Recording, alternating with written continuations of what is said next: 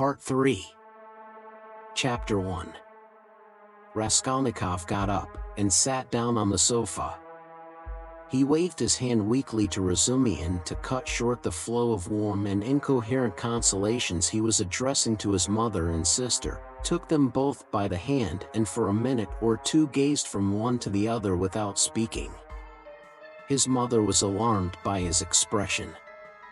It revealed an emotion agonizingly poignant, and at the same time something immovable, almost insane. Pulcheria Alexandrovna began to cry. Avdotya Romanovna was pale, her hand trembled in her brother's. "Go home with him," he said in a broken voice, pointing to Razumihin. "Goodbye till tomorrow, tomorrow everything." "Is it long since you arrived?" "This evening, Rodia," answered Pulcheria Alexandrovna. "The train was awfully late." "But, Rodia, nothing would induce me to leave you now. I will spend the night here, near you." "Don't torture me," he said with a gesture of irritation. "I will stay with him," cried Razumihin. "I won't leave him for a moment. Bother all my visitors. Let them rage to their heart's content. My uncle is presiding there." How can I thank you?" Pulcheria Alexandrovna was beginning, once more pressing Razumihin's hands, but Raskolnikov interrupted her again. "I can't have it. I can't have it," he repeated irritably. "Don't worry me. Enough, go away. I can't stand it." "Come, Mama, come out of the room at least for a minute," Dunya whispered in dismay. "We are distressing him, that's evident." "Mayn't I look at him after 3 years?" wept Pulcheria Alexandrovna. "Stay," he stopped them again. "You keep interrupting me, and my ideas get muddled. Have you seen Luzin?" "No, Rodia, but he knows already of our arrival." "We have heard, Rodia, that Pyotr Petrovitch was so kind as to visit you today," Pulcheria Alexandrovna added somewhat timidly. "Yes, he was so kind. Dunya, I promised Luzin I'd throw him downstairs and told him to go to hell." "Rodia, what are you saying? Surely, you don't mean to tell us," Pulcheria Alexandrovna began in alarm, but she stopped, looking at Dunya. Avdotya Romanovna was looking attentively at her brother, waiting for what would come next. Both of them had heard of the quarrel from Nastasia, so far as she had succeeded in understanding and reporting it, and were in painful perplexity and suspense. "Dunya," Raskolnikov continued with an effort, "I don't want that marriage, so at the first opportunity tomorrow you must refuse Luzin, so that we may never hear his name again." "Good heavens!" cried Pulcheria Alexandrovna. "Brother, think what you are saying." Avdotya Romanovna began impetuously, but immediately checked herself. "You are not fit to talk now, perhaps, you are tired," she added gently. "You think I am delirious?" "No. You are marrying Luzin for my sake. But I won't accept the sacrifice. And so write a letter before tomorrow, to refuse him. Let me read it in the morning and that will be the end of it." "That I can't do," the girl cried, offended. "What right have you?" "Dunya, you are hasty, too. Be quiet, tomorrow." "Don't you see?" the mother interposed in dismay. "Better come away." "He is raving," Razumihin cried tipsily, "or how would he dare? Tomorrow all this nonsense will be over. Today he certainly did drive him away." "That was so. And Luzin got angry, too. He made speeches here, wanted to show off his learning, and he went out crestfallen." "Then it's true?" cried Pulcheria Alexandrovna. "Goodbye till tomorrow, brother," said Dunya compassionately. "Let us go, mother." "Goodbye, Rodia." "Do you hear, sister?" he repeated after them, making a last effort. "I am not delirious. This marriage is an infamy. Let me act like a scoundrel, but you mustn't. One is enough, and though I am a scoundrel, I wouldn't own such a sister." It's me or losing. Go now. But you're out of your mind. Despot, roared Razumihin, but Raskolnikov did not and perhaps could not answer. He lay down on the sofa, and turned to the wall, utterly exhausted. Avdotya Romanovna looked with interest at Razumihin, her black eyes flashed. Razumihin positively started at her glance. Pulcheria Alexandrovna stood overwhelmed. Nothing would induce me to go, she whispered in despair to Razumihin. I will stay somewhere here, escort Dunya home. You'll spoil everything, Razumihin answered in the same whisper, losing patience. Come out onto the stairs, anyway. Nastasia, show a light. I assure you, he went on in a half-whisper on the stairs, that he was almost beating the doctor and me this afternoon. Do you understand? The doctor himself. Even he gave way and left him, so as not to irritate him. I remained downstairs on guard, but he dressed at once and slipped off. And he will slip off again if you irritate him, at this time of night, and will do himself some mischief. What are you saying? And Avdotya Romanovna can't possibly be left in those lodgings without you. Just think where you are staying. That blackguard Pyotr Petrovitch couldn't find you better lodgings. But you know I've had a little to drink, and that's what makes me swear. Don't mind it. But I'll go to the landlady here, Pulcheria Alexandrovna insisted. I'll beseech her to find some corner for Dunya and me for the night. I can't leave him like that, I cannot. This conversation took place on the landing just before the landlady's door. Nastasia lighted them from a step below. Razumihin was in extraordinary excitement. Half an hour earlier, while he was bringing Raskolnikov home, he had indeed talked too freely, but he was aware of it himself, and his head was clear in spite of the vast quantities he had imbibed. Now he was in a state bordering on ecstasy, and all that he had drunk seemed to fly to his head with redoubled effect.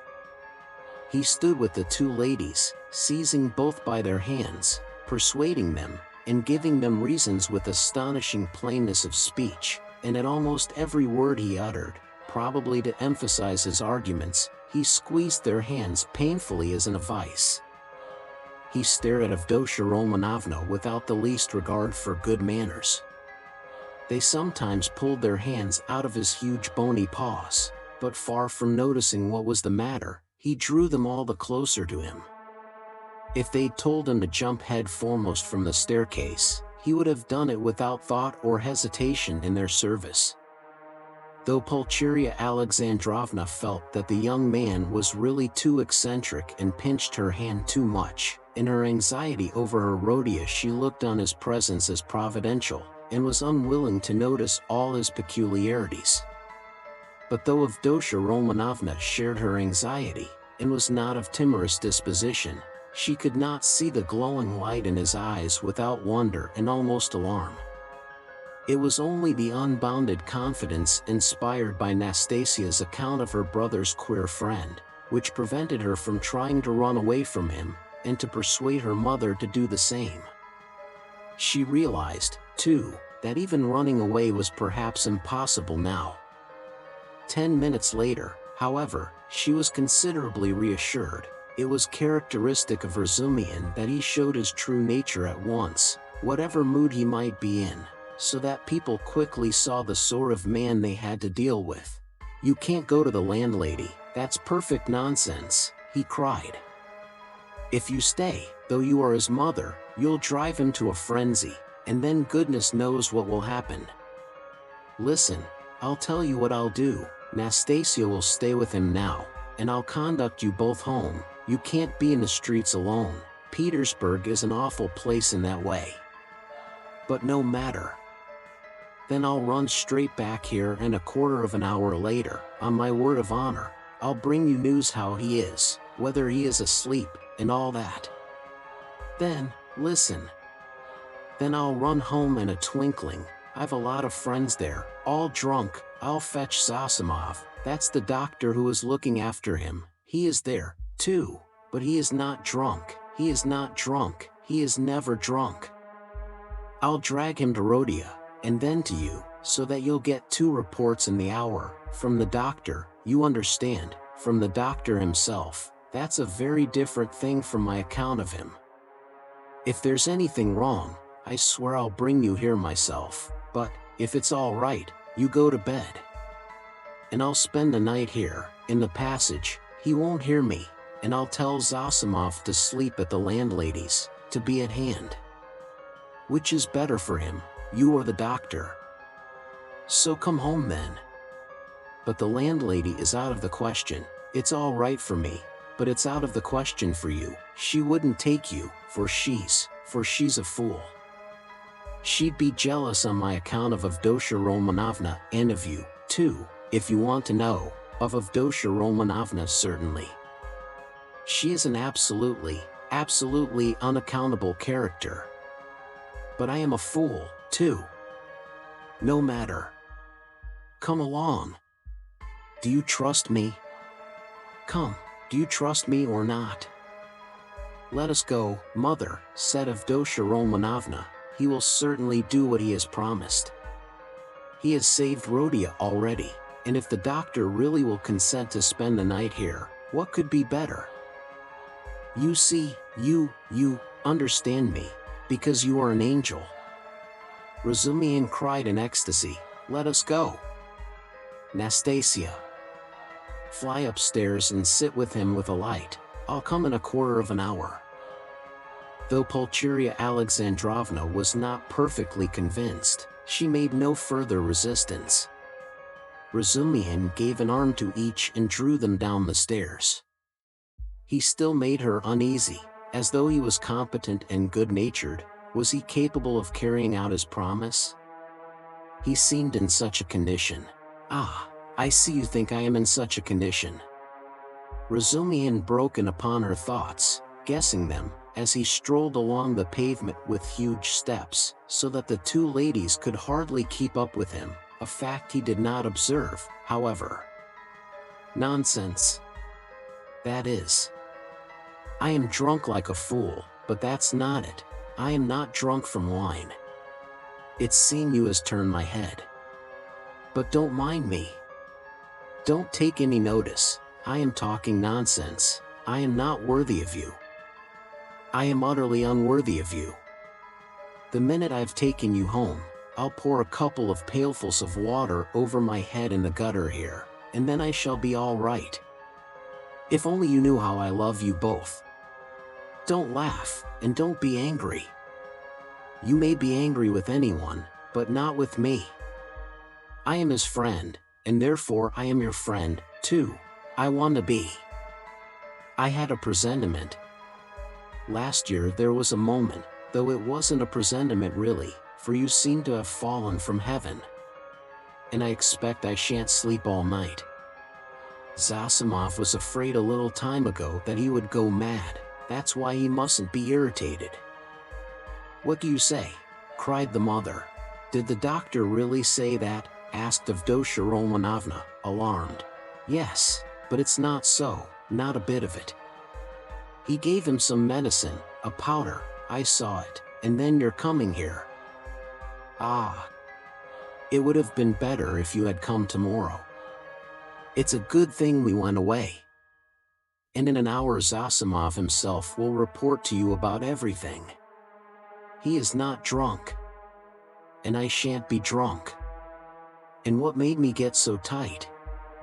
Because they got me into an argument, damn them. I've sworn never to argue. They talk such trash. I almost came to blows. I've left my uncle to preside. Would you believe, they insist on complete absence of individualism, and that's just what they relish. Not to be themselves, to be as unlike themselves as they can. That's what they regard as the highest point of progress. If only their nonsense were their own, but as it is. Listen. Pulcheria Alexandrovna interrupted timidly, but it only added fuel to the flames. What do you think? Shouted Razumihin, louder than ever. You think I am attacking them for talking nonsense? Not a bit. I like them to talk nonsense. That's man's one privilege over all creation. Through error you come to the truth. I am a man because I err. You never reach any truth without making 14 mistakes and very likely 114. And a fine thing, too, in its way, but we can't even make mistakes on our own account. Talk nonsense, but talk your own nonsense, and I'll kiss you for it. To go wrong in one's own way is better than to go right in someone else's. In the first case you are a man, in the second you're no better than a bird. Truth won't escape you, but life can be cramped. There have been examples.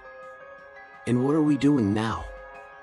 In science, development, thought, invention, ideals, aims, liberalism, judgment, experience and everything, we are still in the preparatory class at school. We prefer to live on other people's ideas, it's what we are used to. Am I right? Am I right? Cried Razumihin, pressing and shaking the two ladies' hands. Oh, mercy, I do not know, cried poor Pulcheria Alexandrovna.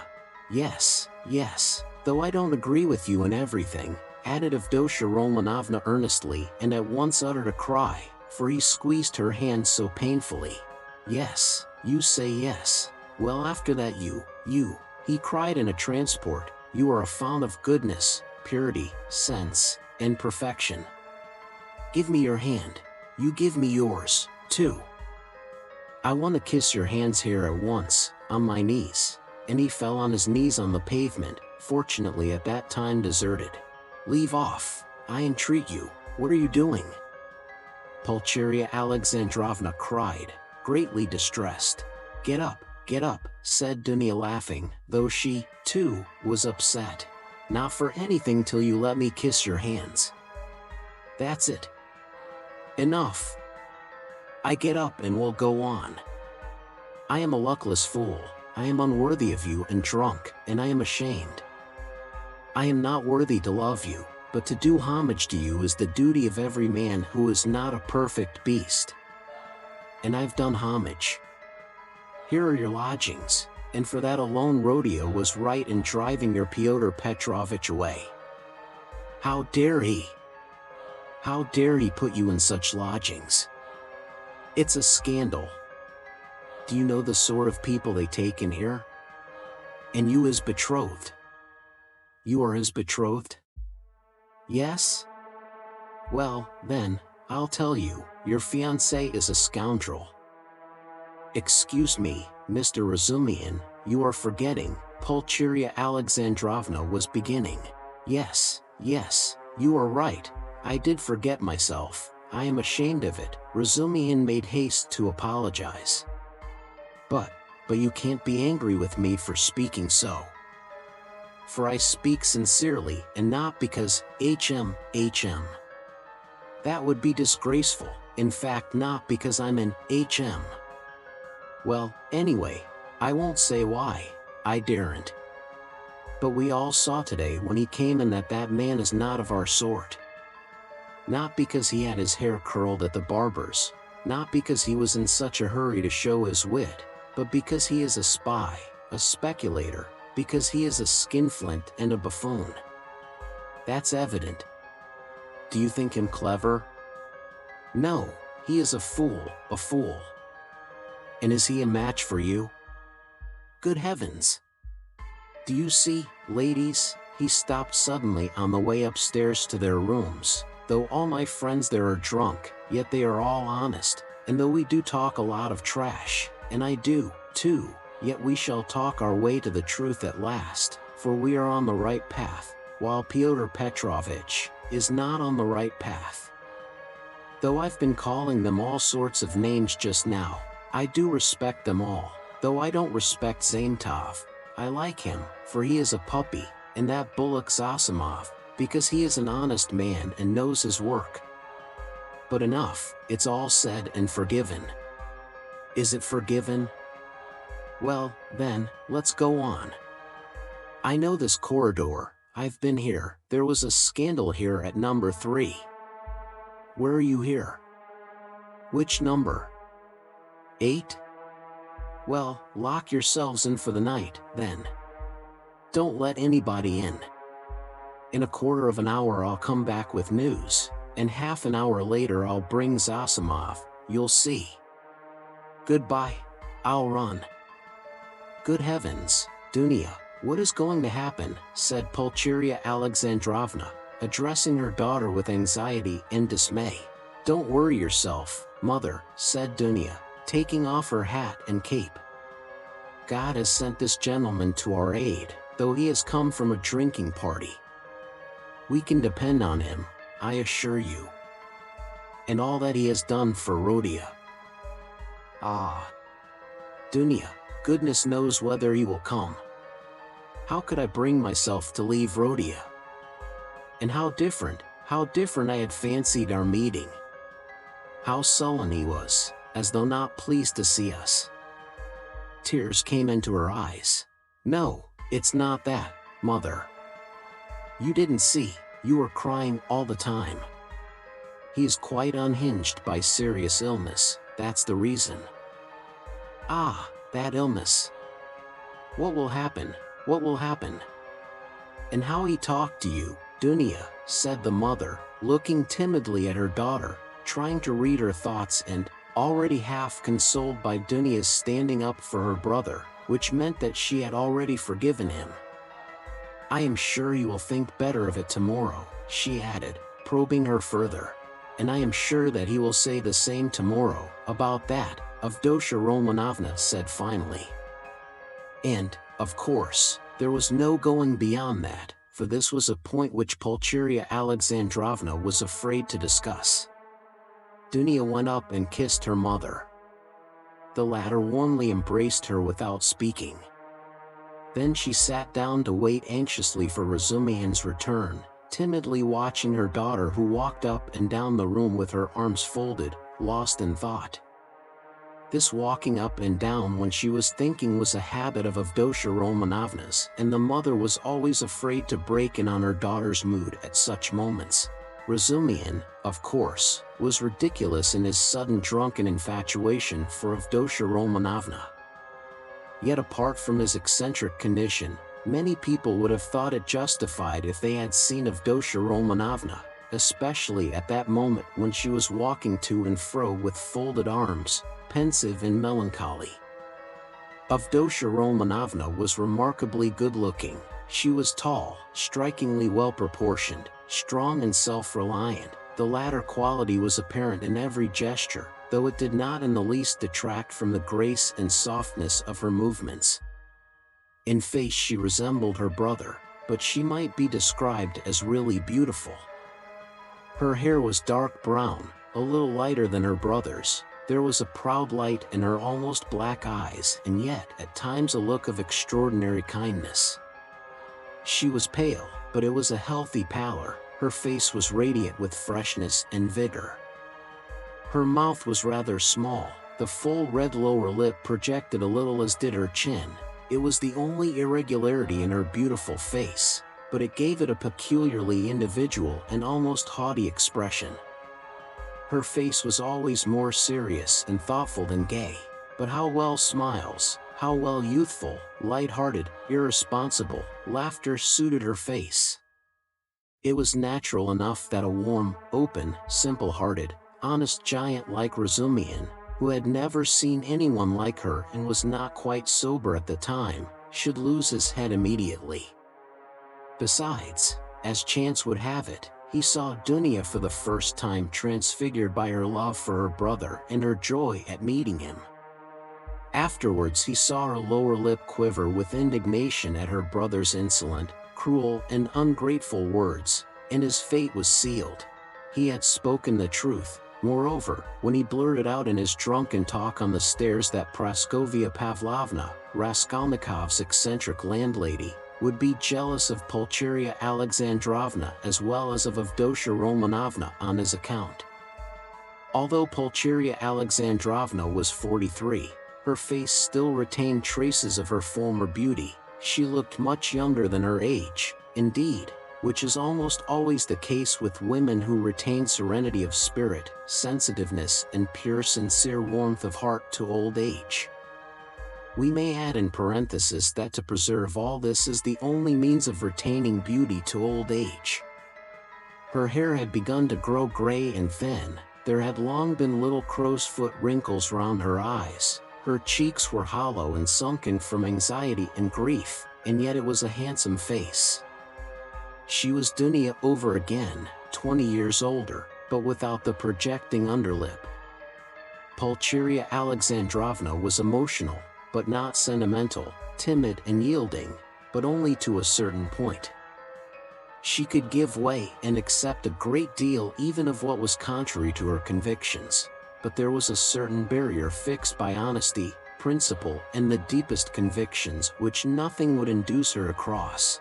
Exactly 20 minutes after Razumian's departure, there came 2 subdued but hurried knocks at the door. He had come back. "I won't come in, I haven't time," he hastened to say when the door was opened. "He sleeps like a top, soundly, quietly, and God grant he may sleep 10 hours. Nastasia's with him. I told her not to leave till I came. Now I am fetching Zosimov. He will report to you and then you'd better turn in. I can see you are too tired to do anything." And he ran off down the corridor. "What a very competent and devoted young man," cried Pulcheria Alexandrovna, exceedingly delighted. "He seems a splendid person." Avdotia Romanovna replied with some warmth, resuming her walk up and down the room. It was nearly an hour later when they heard footsteps in the corridor and another knock at the door. Both women waited this time, completely relying on Razumian's promise. He actually had succeeded in bringing Zosimov. Zosimov had agreed at once to desert the drinking party to go to Raskolnikov's, but he came reluctantly and with the greatest suspicion to see the ladies, mistrusting Razumian in his exhilarated condition. But his vanity was at once reassured and flattered. He saw that they were really expecting him as an oracle. He stayed just 10 minutes and succeeded in completely convincing and comforting Pulcheria Alexandrovna. He spoke with marked sympathy, but with the reserve and extreme seriousness of a young doctor at an important consultation. He did not utter a word on any other subject and did not display the slightest desire to enter into more personal relations with the 2 ladies. Remarking at his first entrance the dazzling beauty of Avdotia Romanovna, he endeavored not to notice her at all during his visit and addressed himself solely to Pulcheria Alexandrovna. All this gave him extraordinary inward satisfaction. He declared that he thought the invalid at this moment going on very satisfactorily. According to his observations, the patient's illness was due partly to his unfortunate material surroundings during the last few months, but it had partly also a moral origin, was, so to speak, the product of several material and moral influences, anxieties, apprehensions, troubles, certain ideas, and so on. Noticing stealthily that Avdotia Romanovna was following his words with close attention, Zosimov allowed himself to enlarge on this theme. On Pulcheria Alexandrovna's anxiously and timidly inquiring as to some suspicion of insanity, he replied with a composed and candid smile that his words had been exaggerated, that certainly the patient had some fixed idea, something approaching a monomania. He, Zosimov, was now particularly studying this interesting branch of medicine, but that it must be recollected that until today the patient had been in delirium and that no doubt the presence of his family would have a favorable effect on his recovery and distract his mind, if only all fresh shocks can be avoided, he added significantly. Then he got up, took leave with an impressive and affable bow, while blessings, warm gratitude, and entreaties were showered upon him, and Avdotia Romanovna spontaneously offered her hand to him. He went out exceedingly pleased with his visit and still more so with himself. "We'll talk tomorrow. Go to bed at once." Razumihin said in conclusion, following Zossimov out. "I'll be with you tomorrow morning as early as possible with my report." "That's a fetching little girl, Avdotya Romanovna," remarked Zossimov, almost licking his lips as they both came out into the street. "Fetching? You said fetching," roared Razumihin, and he flew at Zossimov and seized him by the throat. "If you ever dare. Do you understand? Do you understand?" he shouted, shaking him by the collar and squeezing him against the wall. "Do you hear?" "Let me go, you drunken devil," said Zossimov, struggling, and when he had let him go, he stared at him and went off into a sudden guffaw. Razumihin stood facing him in gloomy and earnest reflection. "Of course, I am an ass," he observed, somber as a storm cloud, "but still, you are another." "No, brother, not at all such another. I am not dreaming of any folly." They walked along in silence, and only when they were close to Raskolnikov's lodgings, Razumihin broke the silence in considerable anxiety. "Listen," he said, "you're a first-rate fellow, but among your other failings, you're a loose fish, that I know, and a dirty one, too. You are a feeble, nervous wretch, and a mass of whims. You're getting fat and lazy and can't deny yourself anything, and I call that dirty because it leads one straight into the dirt. You've let yourself get so slack that I don't know how it is you are still a good, even a devoted doctor. You, a doctor, sleep on a feather bed and get up at night to your patients. In another 3 or 4 years you won't get up for your patients. But hang it all, that's not the point. You are going to spend tonight in the landlady's flat here. Hard work I've had to persuade her. And I'll be in the kitchen. So here's a chance for you to get to know her better. It's not as you think. There's not a trace of anything of the sort, brother. But I don't think. Here you have modesty, brother, silence, bashfulness, a savage virtue, and yet she's sighing and melting like wax, simply melting. Save me from her, by all that's unholy. She's most prepossessing. I'll repay you, I'll do anything." Zossimov laughed more violently than ever. "Well, you are smitten. But what am I to do with her? It won't be much trouble, I assure you. Talk any rot you like to her, as long as you sit by her and talk. You're a doctor, too, try curing her of something. I swear you won't regret it. She has a piano, and you know, I strum a little. I have a song there, a genuine Russian one, I shed hot tears. She likes the genuine article, and well, it all began with that song. Now you're a regular performer, a Matra, or Rubinstein. I assure you, you won't regret it. But have you made her some promise? Something signed? A promise of marriage, perhaps?" "Nothing, nothing, absolutely nothing of the kind. Besides, she is not that sort at all. Chebarov tried that." "Well then, drop her." "But I can't drop her like that." "Why can't you?" "Well, I can't, that's all about it. There's an element of attraction here, brother." "Then why have you fascinated her?" "I haven't fascinated her, perhaps I was fascinated myself in my folly. But she won't care a straw whether it's you or I, so long as somebody sits beside her, sighing. I can't explain the position, brother. Look here, you are good at mathematics, and working at it now. Begin teaching her the integral calculus, upon my soul, I'm not joking, I'm in earnest, it'll be just the same to her. She will gaze at you and sigh for a whole year together.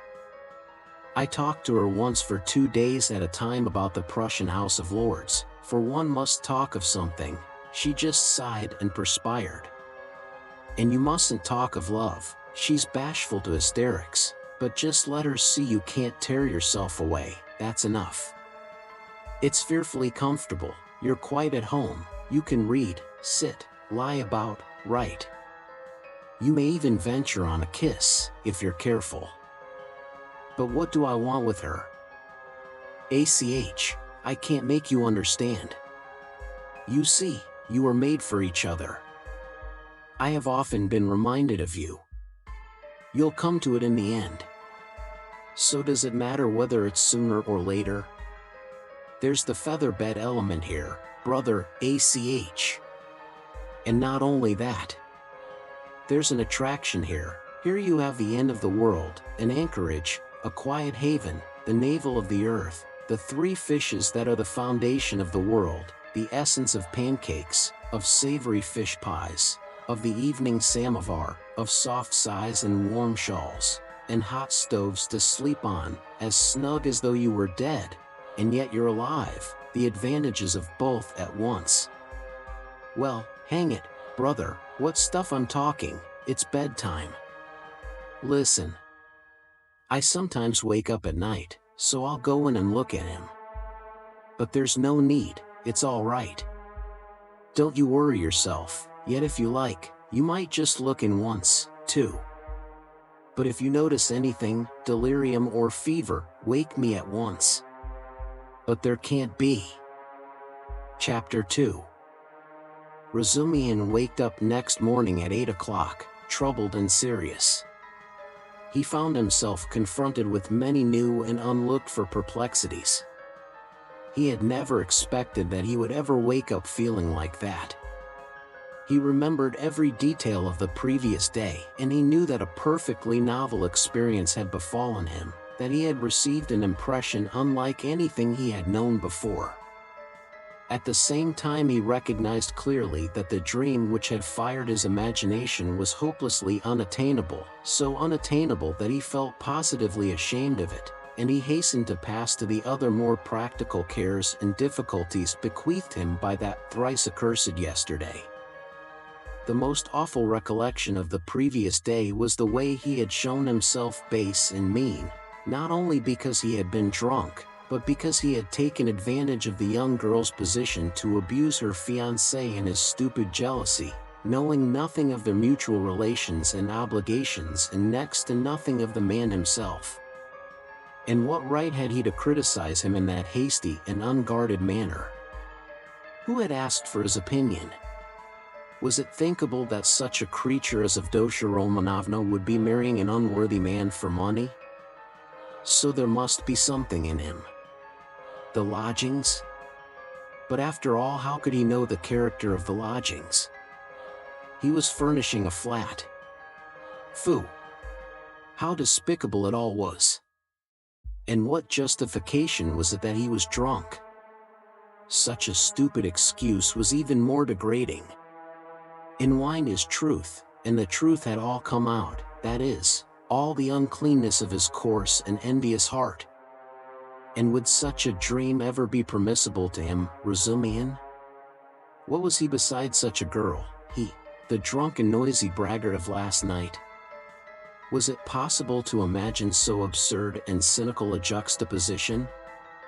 Razumihin blushed desperately at the very idea, and suddenly the recollection forced itself vividly upon him of how he had said last night on the stairs that the landlady would be jealous of Avdotya Romanovna. That was simply intolerable.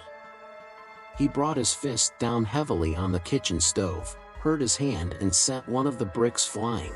Of course, he muttered to himself a minute later with a feeling of self-abasement, of course, all these infamies can never be wiped out or smoothed over, and so it's useless even to think of it, and I must go to them in silence and do my duty, in silence, too, and not ask forgiveness, and say nothing, for all is lost now.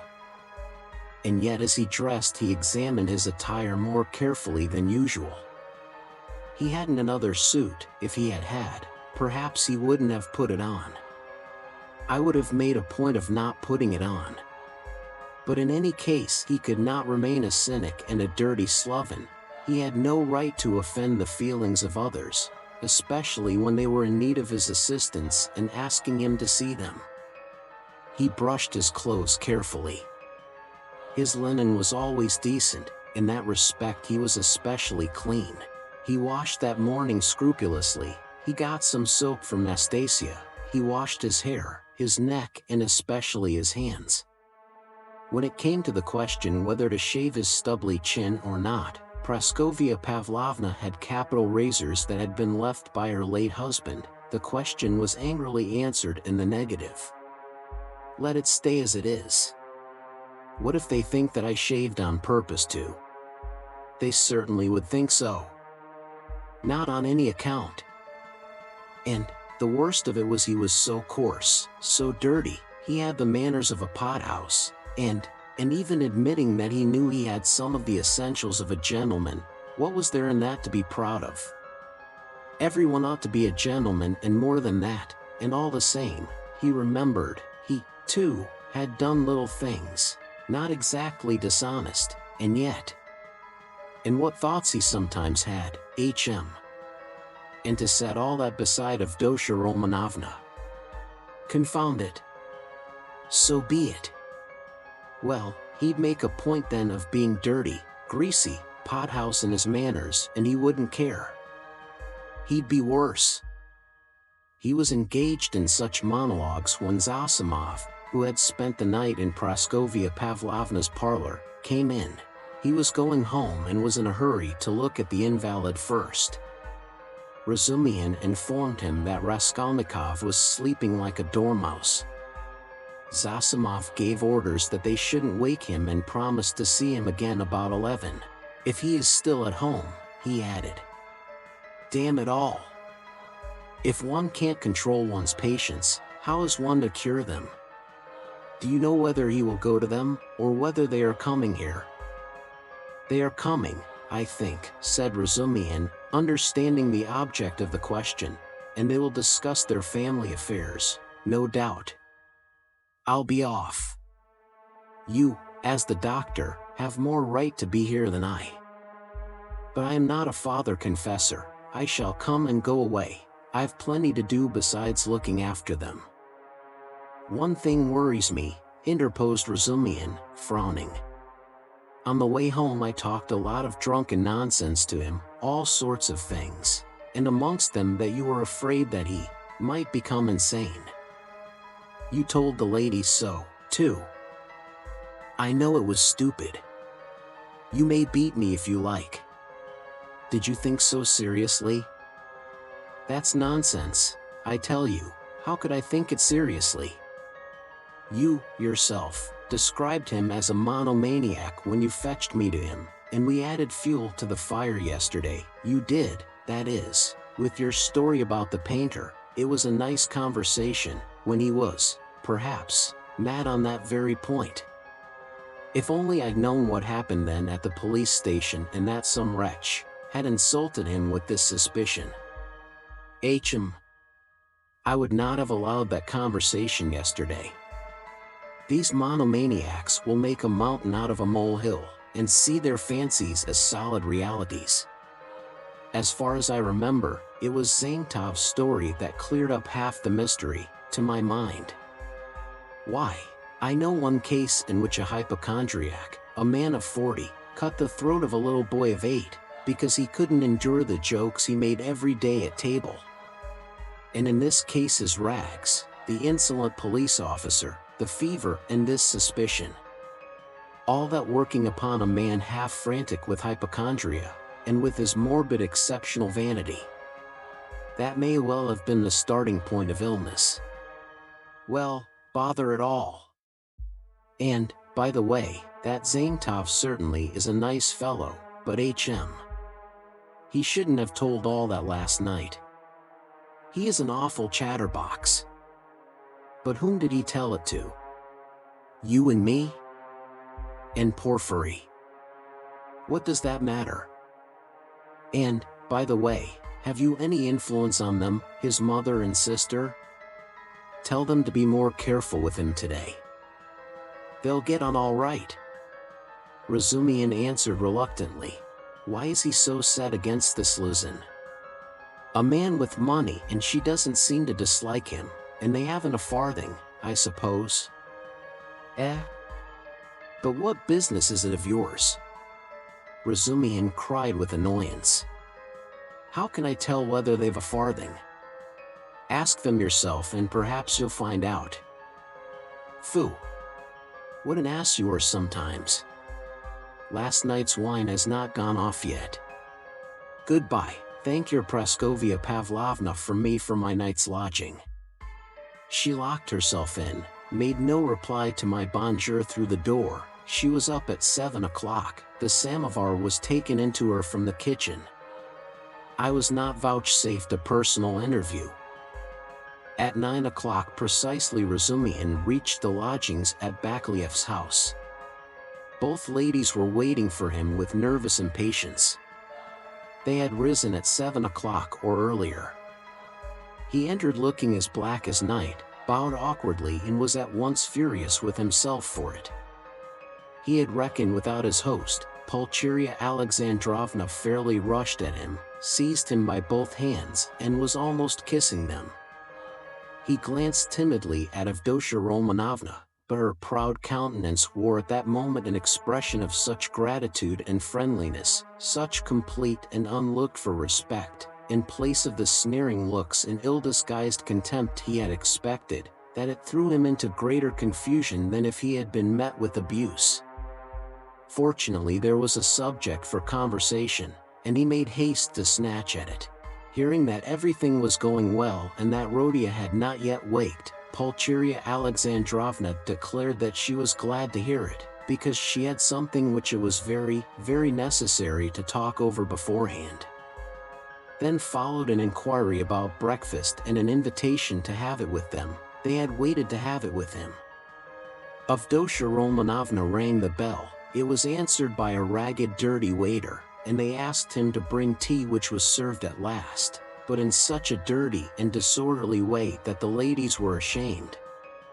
Razumihin vigorously attacked the lodgings, but, remembering Luzin, stopped in embarrassment and was greatly relieved by Pulcheria Alexandrovna's questions, which showered in a continual stream upon him. He talked for 3/4 of an hour, being constantly interrupted by their questions, and succeeded in describing to them all the most important facts he knew of the last year of Raskolnikov's life, concluding with a circumstantial account of his illness. He omitted, however, many things, which were better omitted, including the scene at the police station with all its consequences. They listened eagerly to his story, and, when he thought he had finished and satisfied his listeners, he found that they considered he had hardly begun. Tell me. What do you think? Excuse me, I still don't know your name. Pulcheria Alexandrovna put in hastily. Dmitri Prokofitch. I should like very, very much to know, Dmitri Prokofitch, how he looks, on things in general now, that is. How can I explain, what are his likes and dislikes? Is he always so irritable? Tell me, if you can, what are his hopes and, so to say, his dreams? Under what influences is he now? In a word, I should like. Ah, mother, how can he answer all that at once, observed Dunia. Good heavens, I had not expected to find him in the least like this, Dmitri Prokofitch. Naturally, answered Razumihin. I have no mother, but my uncle comes every year and almost every time he can scarcely recognize me, even in appearance, though he is a clever man, and your 3 years' separation means a great deal. What am I to tell you? I have known Rodion for a year and a half. He is morose, gloomy, proud and haughty, and of late, and perhaps for a long time before, he has been suspicious and fanciful. He has a noble nature and a kind heart. He does not like showing his feelings and would rather do a cruel thing than open his heart freely. Sometimes, though, he is not at all morbid, but simply cold and inhumanly callous. It's as though he were alternating between two characters. Sometimes he is fearfully reserved. He says he is so busy that everything is a hindrance, and yet he lies in bed doing nothing. He doesn't jeer at things, not because he hasn't the wit, but as though he hadn't time to waste on such trifles. He never listens to what is said to him. He is never interested in what interests other people at any given moment. He thinks very highly of himself, and perhaps he is right. Well, what more? I think your arrival will have a most beneficial influence upon him." "God grant it may," cried Pulcheria Alexandrovna, distressed by Razumihin's account of her Rhodia. And Razumihin ventured to look more boldly at Avdotya Romanovna at last. He glanced at her often while he was talking, but only for a moment, and looked away again at once. Avdotya Romanovna sat at the table, listening attentively, then got up again and began walking to and fro with her arms folded and her lips compressed, occasionally putting in a question, without stopping her walk. She had the same habit of not listening to what was said. She was wearing a dress of thin dark stuff, and she had a white transparent scarf round her neck. Razumihin soon detected signs of extreme poverty in their belongings. Had Avdotya Romanovna been dressed like a queen, he felt that he would not be afraid of her, but perhaps just because she was poorly dressed and that he noticed all the misery of her surroundings, his heart was filled with dread, and he began to be afraid of every word he uttered, every gesture he made, which was very trying for a man who already felt diffident. "You've told us a great deal that is interesting about my brother's character, and have told it impartially. I am glad." "I thought that you were too uncritically devoted to him," observed Avdotya Romanovna with a smile. "I think you are right that he needs a woman's care," she added thoughtfully. "I didn't say so, but I dare say you are right, only—" "What?" "He loves no one, and perhaps he never will," Razumihin declared decisively. "You mean he is not capable of love? Do you know, Avdotya Romanovna, you are awfully like your brother, in everything, indeed," he blurted out suddenly to his own surprise, but remembering at once what he had just before said of her brother, he turned as red as a crab and was overcome with confusion. Avdotya Romanovna couldn't help laughing when she looked at him. "You may both be mistaken about Rhodia," Pulcheria Alexandrovna remarked, slightly piqued. "I am not talking of our present difficulty, Dunya. What Pyotr Petrovitch writes in this letter and what you and I have supposed may be mistaken, but you can't imagine, Dmitri Prokofitch, how moody and, so to say, capricious he is. I never could depend on what he would do when he was only 15. And I am sure that he might do something now that nobody else would think of doing. Well, for instance, do you know how a year and a half ago he astounded me and gave me a shock that nearly killed me, when he had the idea of marrying that girl, what was her name, his landlady's daughter?"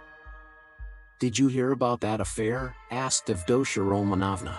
"Do you suppose," Pulcheria Alexandrovna continued warmly, "do you suppose that my tears, my entreaties, my illness, my possible death from grief, our poverty would have made him pause?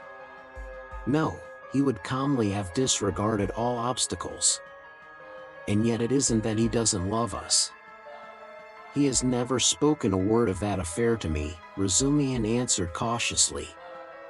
"But I did hear something from Praskovia Pavlovna herself, though she is by no means a gossip. And what I heard certainly was rather strange." "And what did you hear?" both the ladies asked at once. "Well, nothing very special. I only learned that the marriage, which only failed to take place through the girl's death, was not at all to Praskovia Pavlovna's liking. They say, too, the girl was not at all pretty, in fact I am told positively ugly, and such an invalid, and queer. But she seems to have had some good qualities. She must have had some good qualities, or it's quite inexplicable. She had no money either, and he wouldn't have considered her money. But it's always difficult to judge in such matters." "I am sure she was a good girl," Avdotya Romanovna observed briefly. "God forgive me, I simply rejoiced at her death. Though I don't know which of them would have caused most misery to the other, he to her or she to him, Pulcheria Alexandrovna concluded. Then she began tentatively questioning him about the scene on the previous day with Luzin, hesitating and continually glancing at Dunya, obviously to the latter's annoyance. This incident more than all the rest evidently caused her uneasiness, even consternation.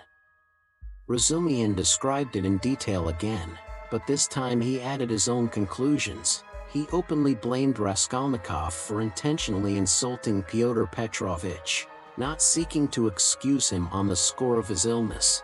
He had planned it before his illness, he added. I think so, too, Pulcheria Alexandrovna agreed with a dejected air.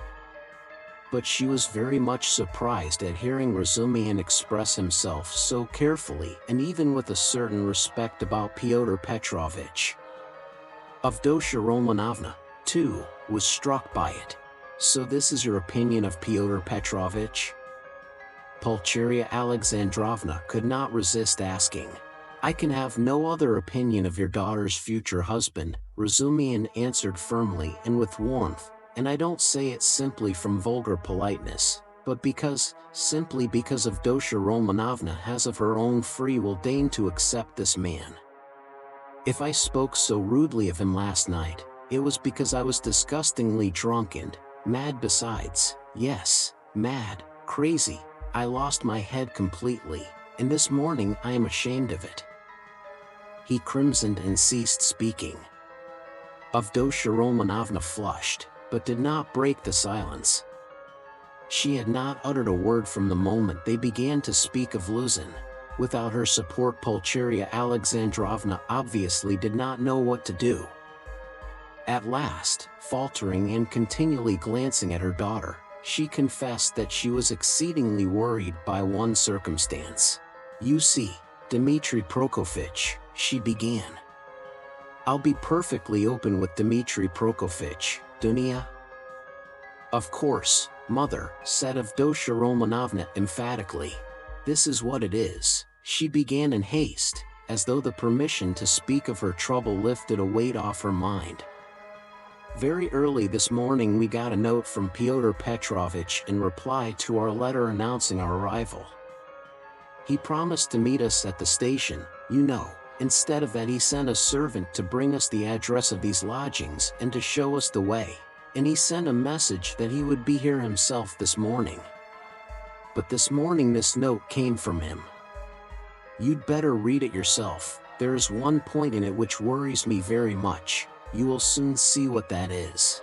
And, tell me your candid opinion, Dmitri Prokofitch. You know Rodia's character better than anyone, and no one can advise us better than you can. Dunya, I must tell you, made her decision at once, but I still don't feel sure how to act, and I've been waiting for your opinion. Razumihin opened the note, which was dated the previous evening, and read as follows. Dear Madam, Pulcheria Alexandrovna, I have the honor to inform you that owing to unforeseen obstacles I was rendered unable to meet you at the railway station. I sent a very competent person with the same object in view. I likewise shall be deprived of the honor of an interview with you tomorrow morning by business in the Senate that does not admit of delay, and also that I may not intrude on your family circle while you are meeting your son, and Avdotya Romanovna her brother. I shall have the honor of visiting you and paying you my respects at your lodgings not later than tomorrow evening at 8 o'clock precisely, and herewith I venture to present my earnest and, I may add, imperative request that Rodion Romanovich may not be present at our interview, as he offered me a gross and unprecedented affront on the occasion of my visit to him in his illness yesterday, and, moreover, since I desire from you personally an indispensable and circumstantial explanation upon a certain point, in regard to which I wish to learn your own interpretation.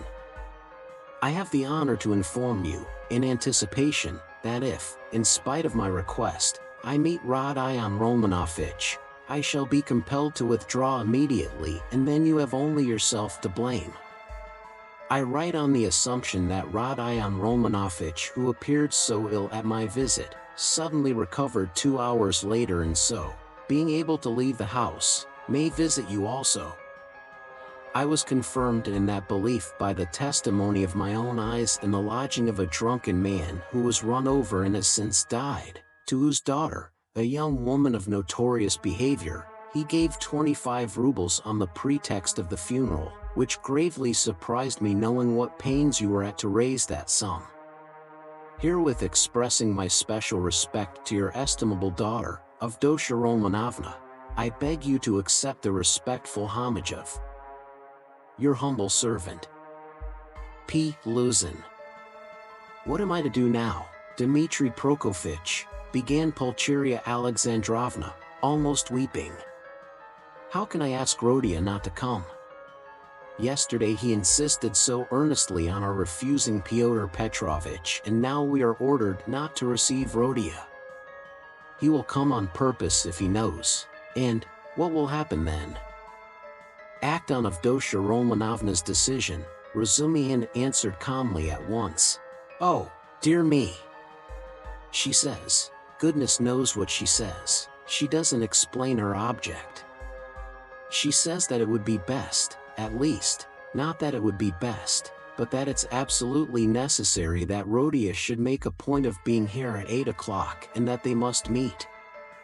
I didn't want even to show him the letter, but to prevent him from coming by some stratagem with your help, because he is so irritable.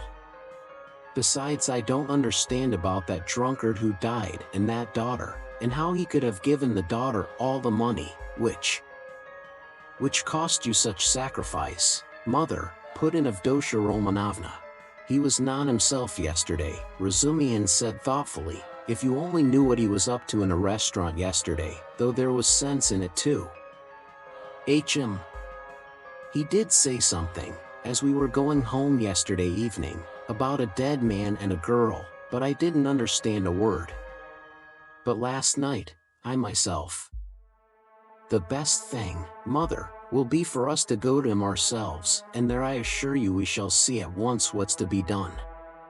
Besides, it's getting late, good heavens, it's past 10, she cried looking at a splendid gold-enameled watch which hung round her neck on a thin Venetian chain, and looked entirely out of keeping with the rest of her dress. A present from her fiancé, thought Razumihin. We must start, Dunya, we must start, her mother cried in a flutter. He will be thinking we are still angry after yesterday, from our coming so late. Merciful heavens! While she said this she was hurriedly putting on her hat and mantle. Dunya, too, put on her things. Her gloves, as Razumihin noticed, were not merely shabby but had holes in them, and yet this evident poverty gave the two ladies an air of special dignity, which is always found in people who know how to wear poor clothes. Razumihin looked reverently at Dunya and felt proud of escorting her. The queen who mended her stockings in prison, he thought, must have looked then every inch a queen, and even more a queen than at sumptuous banquets and levees. My God, exclaimed Pulcheria Alexandrovna, little did I think that I should ever fear seeing my son, my darling, darling Rodion.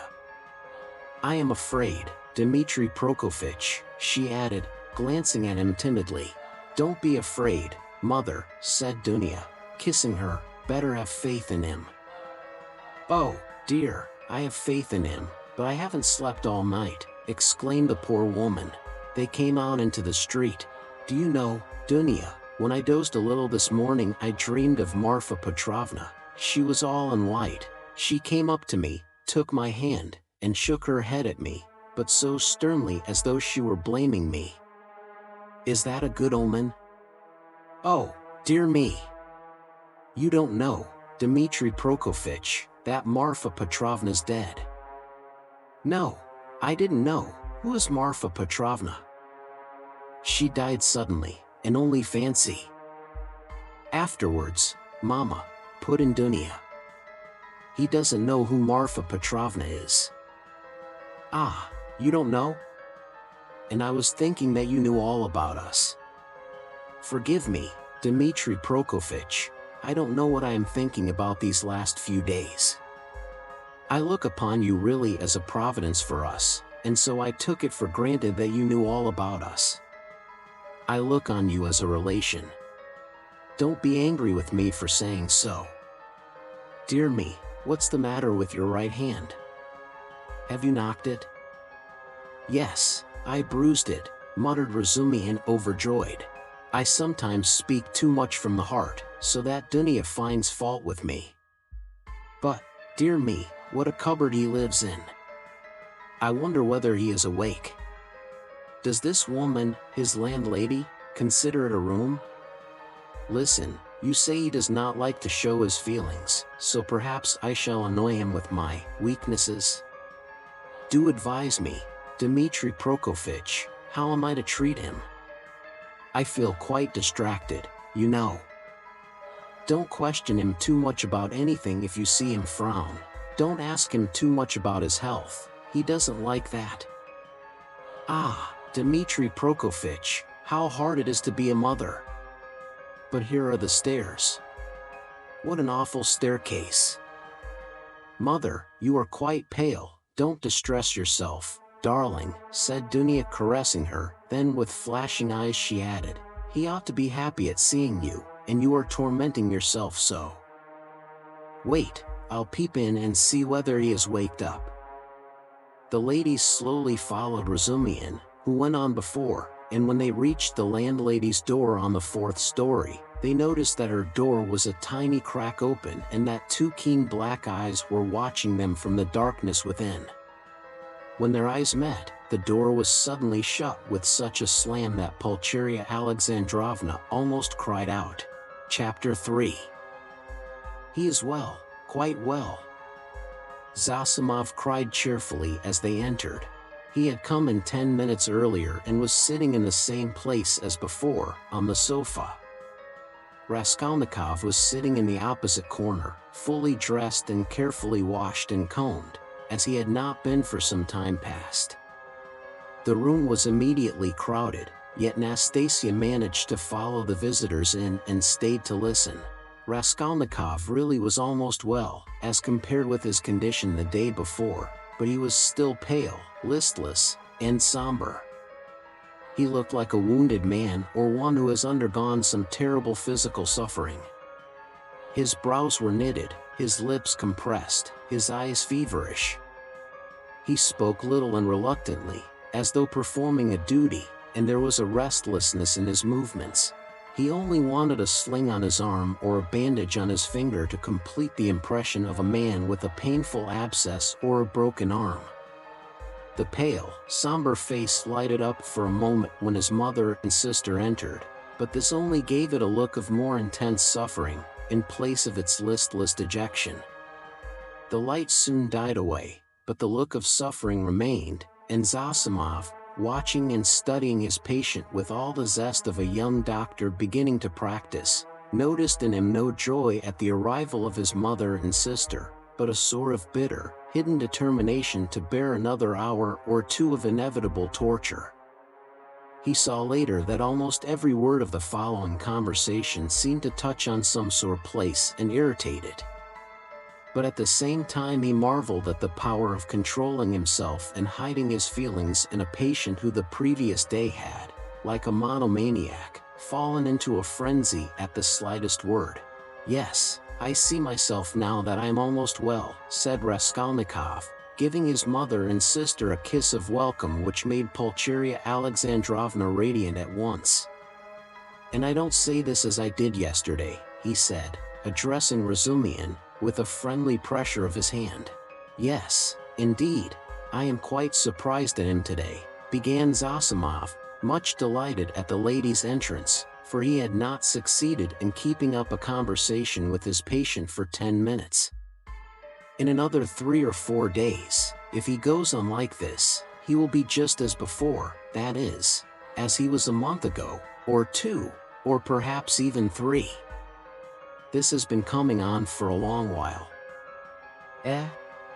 Confess, now, that it has been perhaps your own fault, he added, with a tentative smile, as though still afraid of irritating him. It is very possible, answered Raskolnikov coldly. I should say, too, continued Zosimov with zest, that your complete recovery depends solely on yourself. Now that one can talk to you, I should like to impress upon you that it is essential to avoid the elementary, so to speak, fundamental causes tending to produce your morbid condition. In that case you will be cured; if not, it will go from bad to worse. These fundamental causes I don't know, but they must be known to you. You are an intelligent man, and must have observed yourself, of course. I fancy the first stage of your derangement coincides with your leaving the university. You must not be left without occupation, and so, work in a definite aim set before you might, I fancy, be very beneficial. Yes, you are perfectly right. I will make haste and return to the university, and then everything will go smoothly. Zossimov, who had begun his sage advice partly to make an effect before the ladies, was certainly somewhat mystified, when, glancing at his patient, he observed unmistakable mockery on his face. This lasted an instant, however. Pulcheria Alexandrovna began at once thanking Zossimov, especially for his visit to their lodging the previous night. "What? He saw you last night?" Raskolnikov asked, as though startled. "Then you have not slept either after your journey?" Rodia, that was only till 2 o'clock. Dunya and I never go to bed before 2 at home. I don't know how to thank him either," Raskolnikov went on, suddenly frowning and looking down. Setting aside the question of payment, forgive me for referring to it, he turned to Zossimov. "I really don't know what I have done to deserve such special attention from you. I simply don't understand it, and it weighs upon me, indeed, because I don't understand it. I tell you so candidly. Don't be irritated." Zossimov forced himself to laugh. "Assume that you are my first patient. Well, we fellows just beginning to practice love our first patients as if they were our children, and some almost fall in love with them. And, of course, I am not rich in patience. I say nothing about him," added Raskolnikov, pointing to Razumihin, "though he has had nothing from me either but insult and trouble. What nonsense he is talking." "Why, you are in a sentimental mood today, are you?" shouted Razumihin.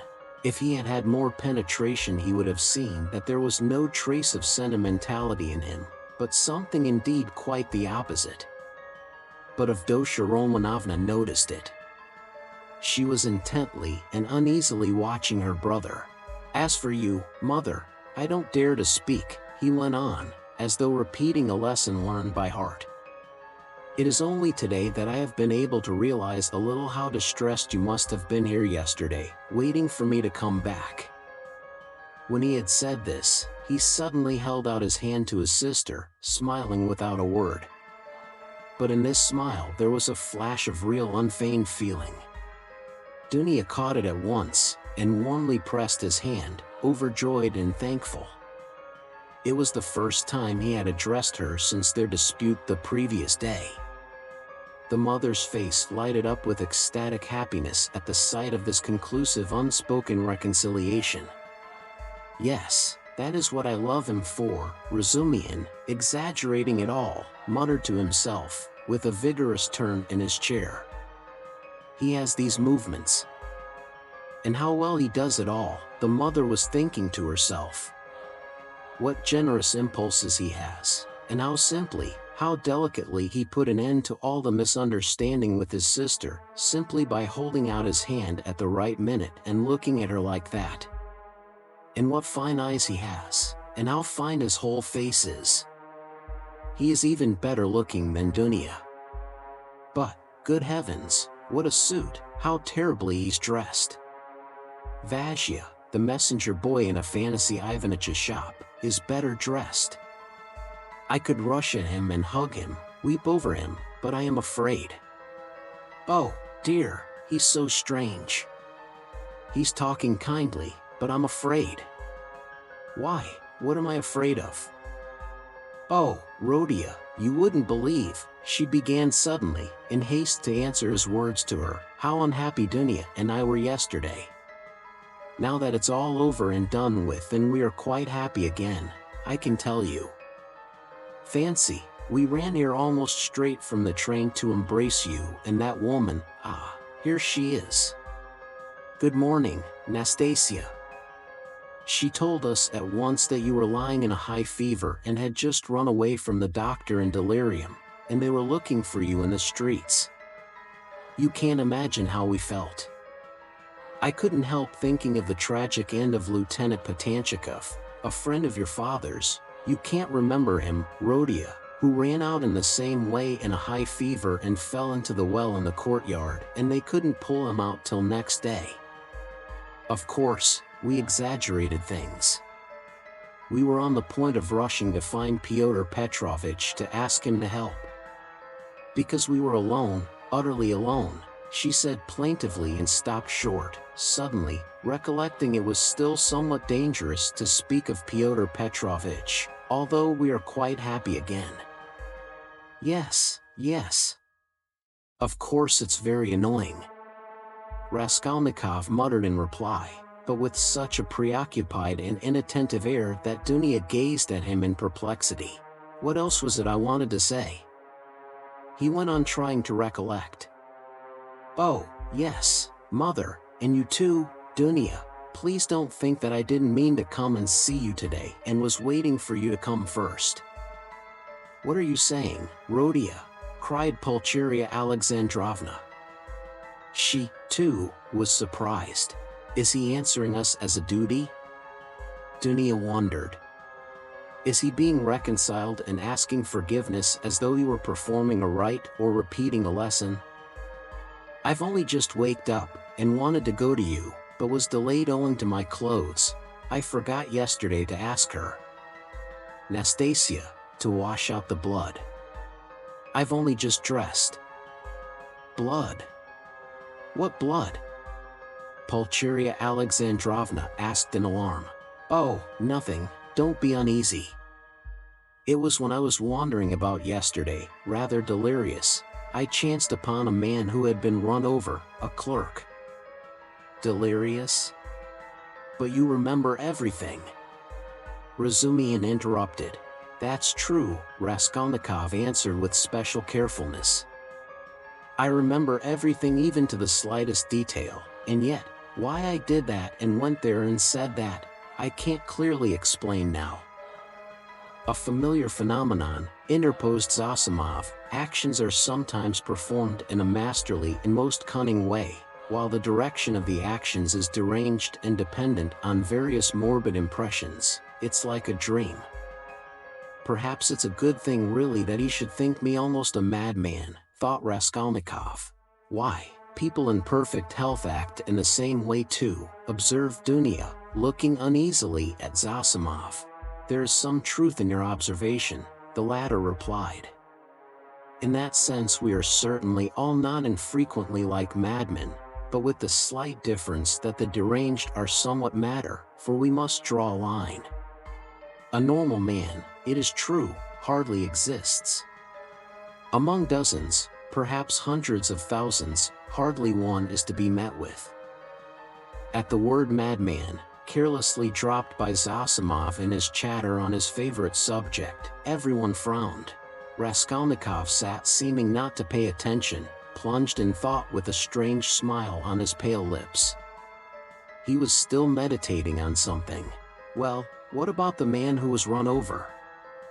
I interrupted you. Razumihin cried hastily. What?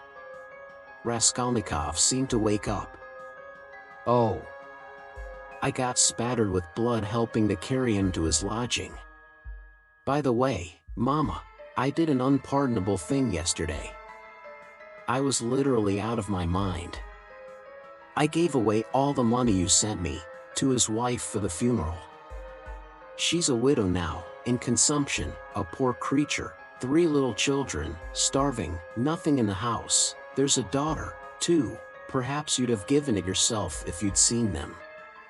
But I had no right to do it, I admit, especially as I knew how you needed the money yourself. To help others one must have the right to do it, or else creves, chiens, si vous en êtes pas contents. He laughed. That's right, isn't it, Dunya? No, it's not, answered Dunya firmly. Bah!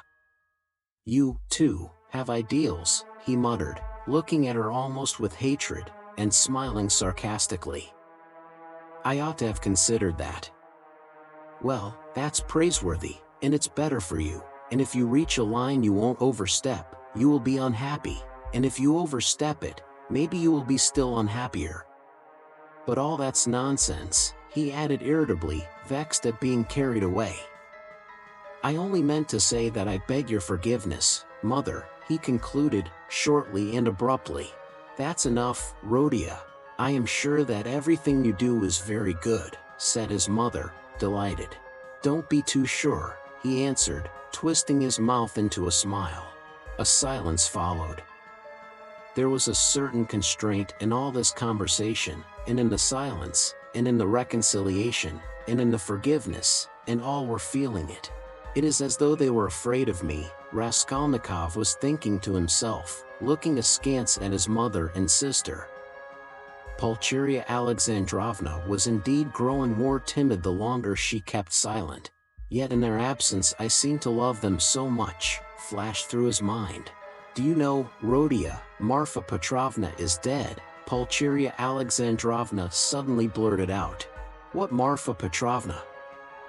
Oh, mercy on us, Marfa Petrovna Svidrigailov. I wrote you so much about her. A.H. Yes, I remember. So she's dead. Oh, really? He roused himself suddenly, as if waking up. What did she die of? Only imagine, quite suddenly, Pulcheria Alexandrovna answered hurriedly, encouraged by his curiosity. On the very day I was sending you that letter. Would you believe it, that awful man seems to have been the cause of her death. They say he beat her dreadfully. Why, were they on such bad terms, he asked, addressing his sister. Not at all. Quite the contrary indeed. With her, he was always very patient, considerate even. In fact, all those 7 years of their married life he gave way to her, too much so indeed, in many cases. All of a sudden he seems to have lost patience. Then he could not have been so awful if he controlled himself for 7 years? You seem to be defending him, Dunya. No, he's an awful man. I can imagine nothing more awful. Dunya answered, almost with a shudder, knitting her brows, and sinking into thought. That had happened in the morning, Pulcheria Alexandrovna went on hurriedly. And directly afterwards she ordered the horses to be harnessed to drive to the town immediately after dinner. She always used to drive to the town in such cases. She ate a very good dinner, I am told. After the beating? That was always her habit, and immediately after dinner, so as not to be late in starting, she went to the bathhouse. You see, she was undergoing some treatment with baths. They have a cold spring there, and she used to bathe in it regularly every day, and no sooner had she got into the water when she suddenly had a stroke. I should think so, said Zosimov. And did he beat her badly? What does that matter, put in Dunya. But I don't know why you want to tell us such gossip, mother, said Raskolnikov irritably, as it were in spite of himself. Ah, my dear, I don't know what to talk about, broke from Pulcheria Alexandrovna. Why, are you all afraid of me? He asked, with a constrained smile.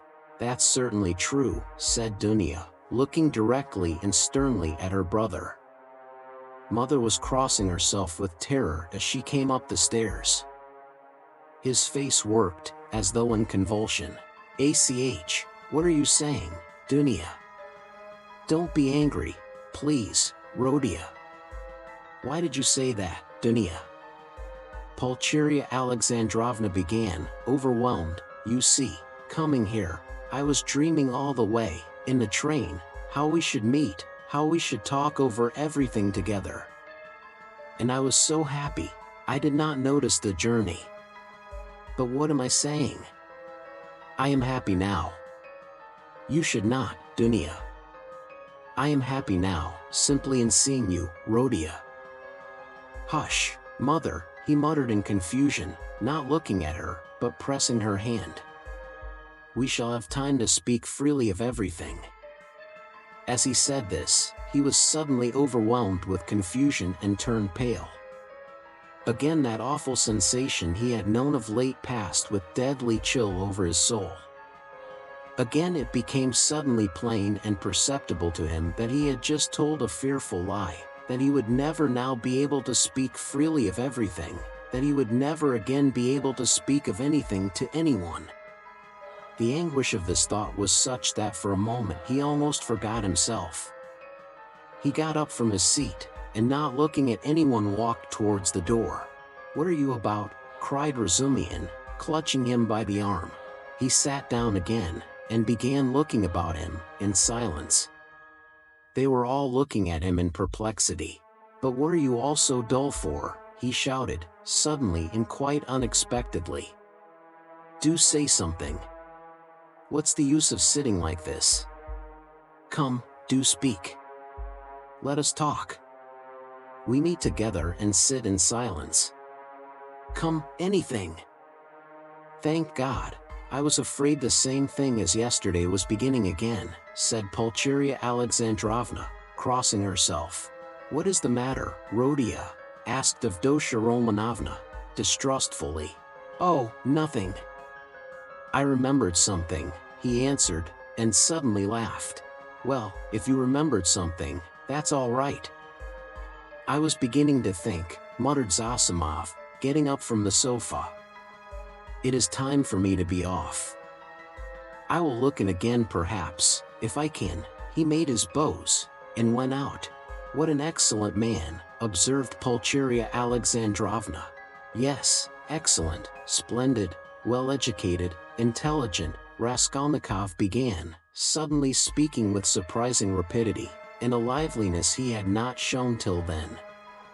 "I can't remember where I met him before my illness. I believe I have met him somewhere. And this is a good man, too," he nodded at Razumihin. "Do you like him, Dunya?" he asked her, and suddenly, for some unknown reason, laughed. "Very much," answered Dunya.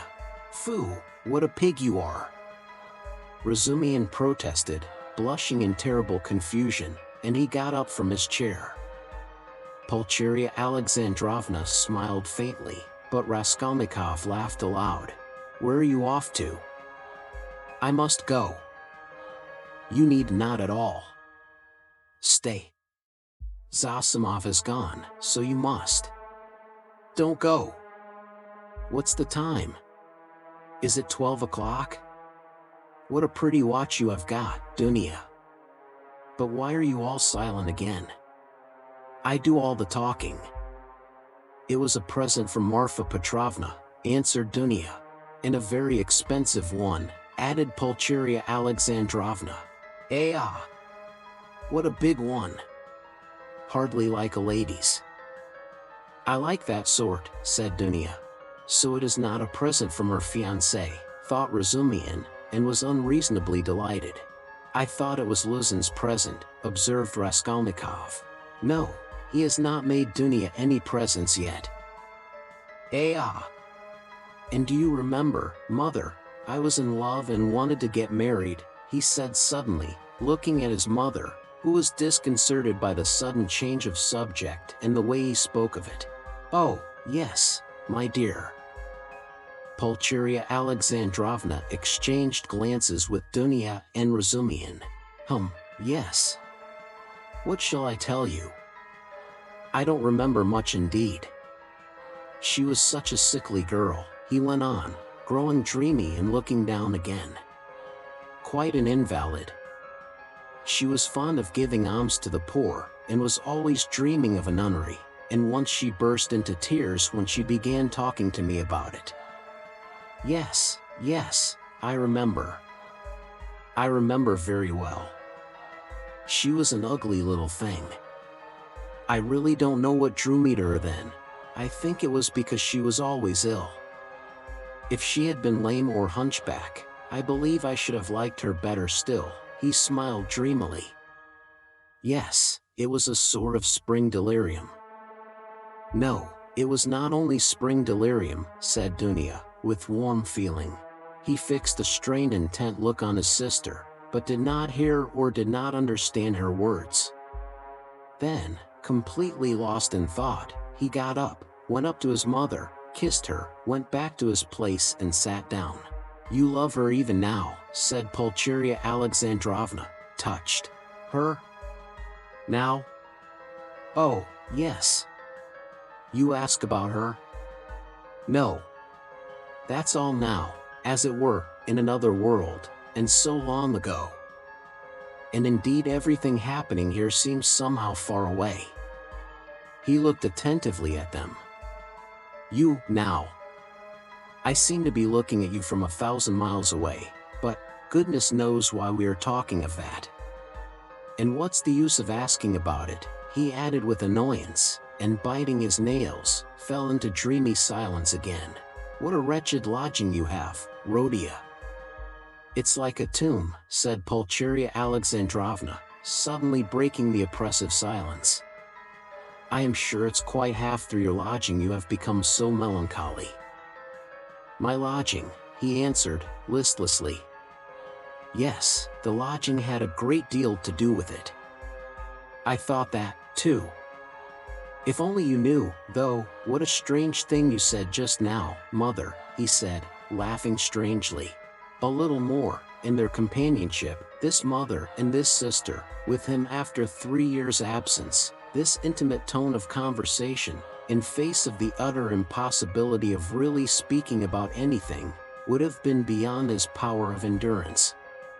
But there was one urgent matter which must be settled one way or the other that day, so he had decided when he woke. Now he was glad to remember it, as a means of escape. Listen, Dunya, he began, gravely and drily, of course I beg your pardon for yesterday, but I consider it my duty to tell you again that I do not withdraw from my chief point. It is me or Luzin. If I am a scoundrel, you must not be. One is enough. If you marry Luzin, I cease at once to look on you as a sister.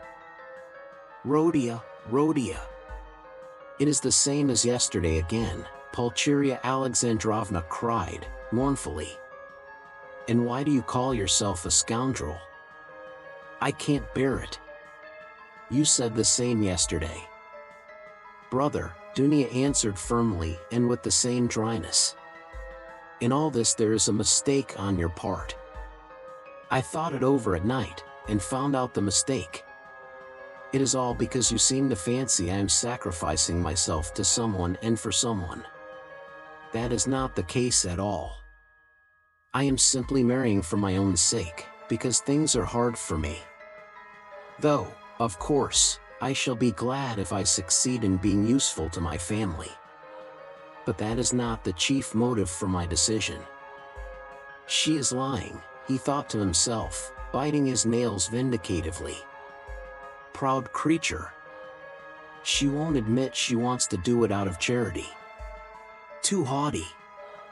Oh, base characters. They even love as though they hate.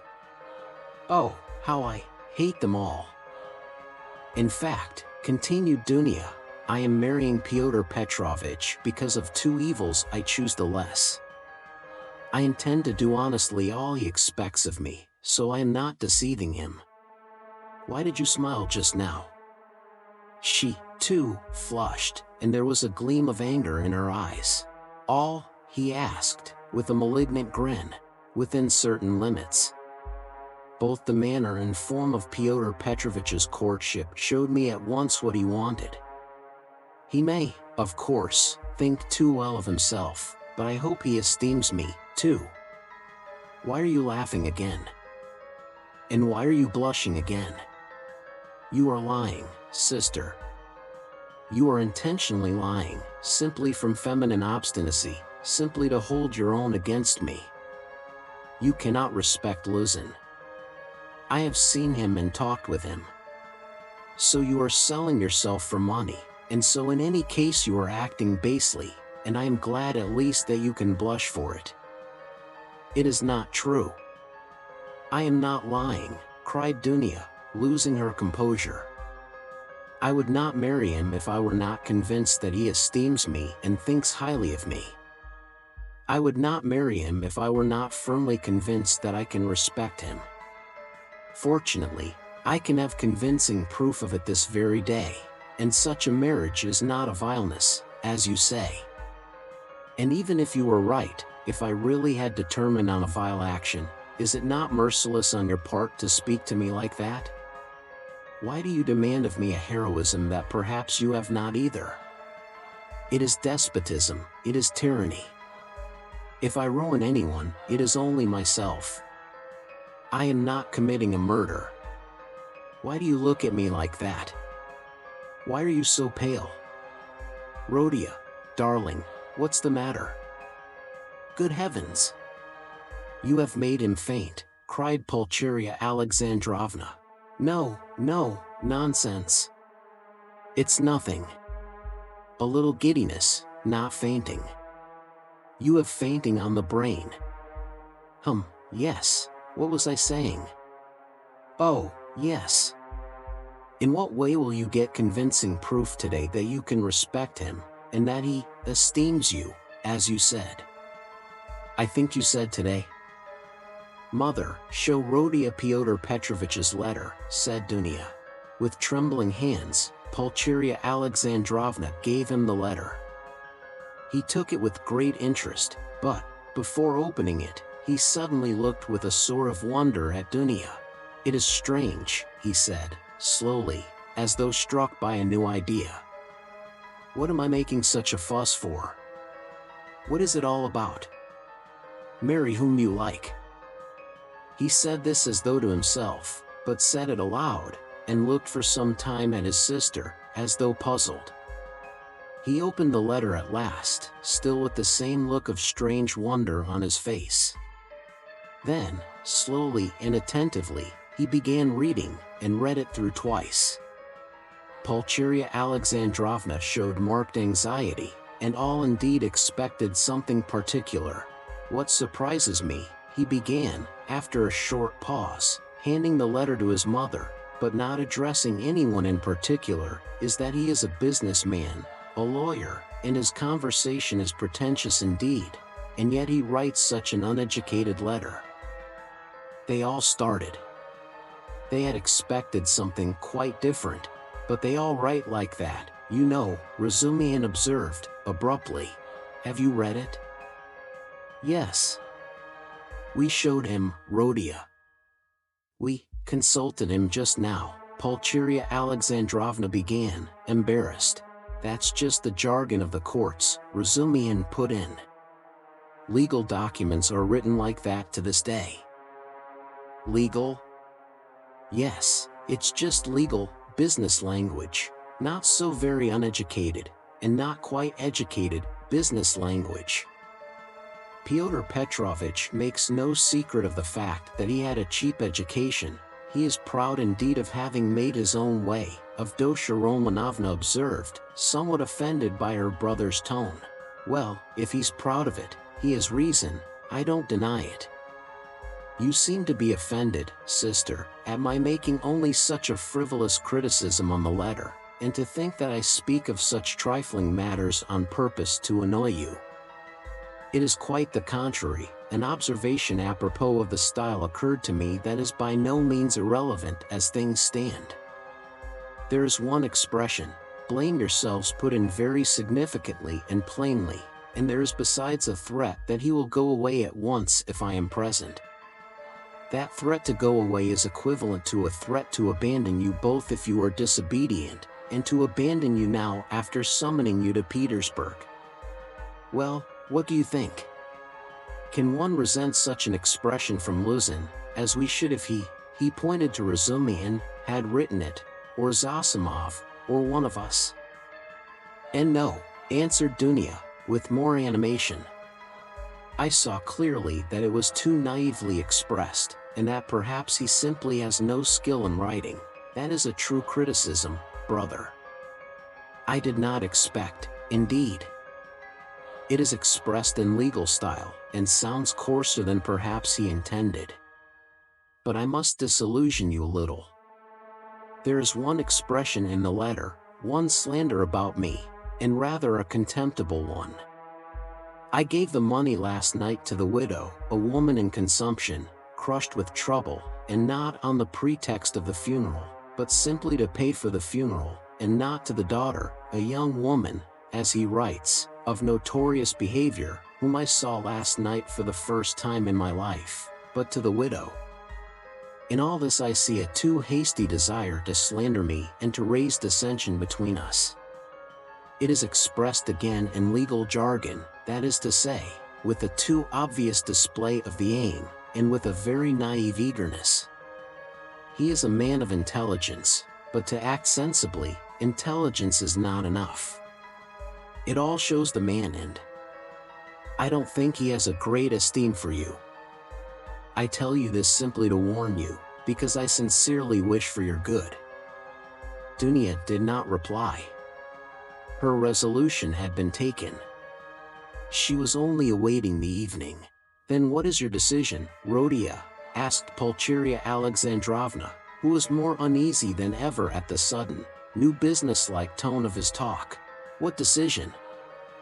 You see, Pyotr Petrovitch writes that you are not to be with us this evening, and that he will go away if you come. So will you come? That, of course, is not for me to decide, but for you first, if you are not offended by such a request, and secondly, by Dunya, if she, too, is not offended. I will do what you think best, he added, drily. Dunya has already decided, and I fully agree with her, Pulcheria Alexandrovna hastened to declare.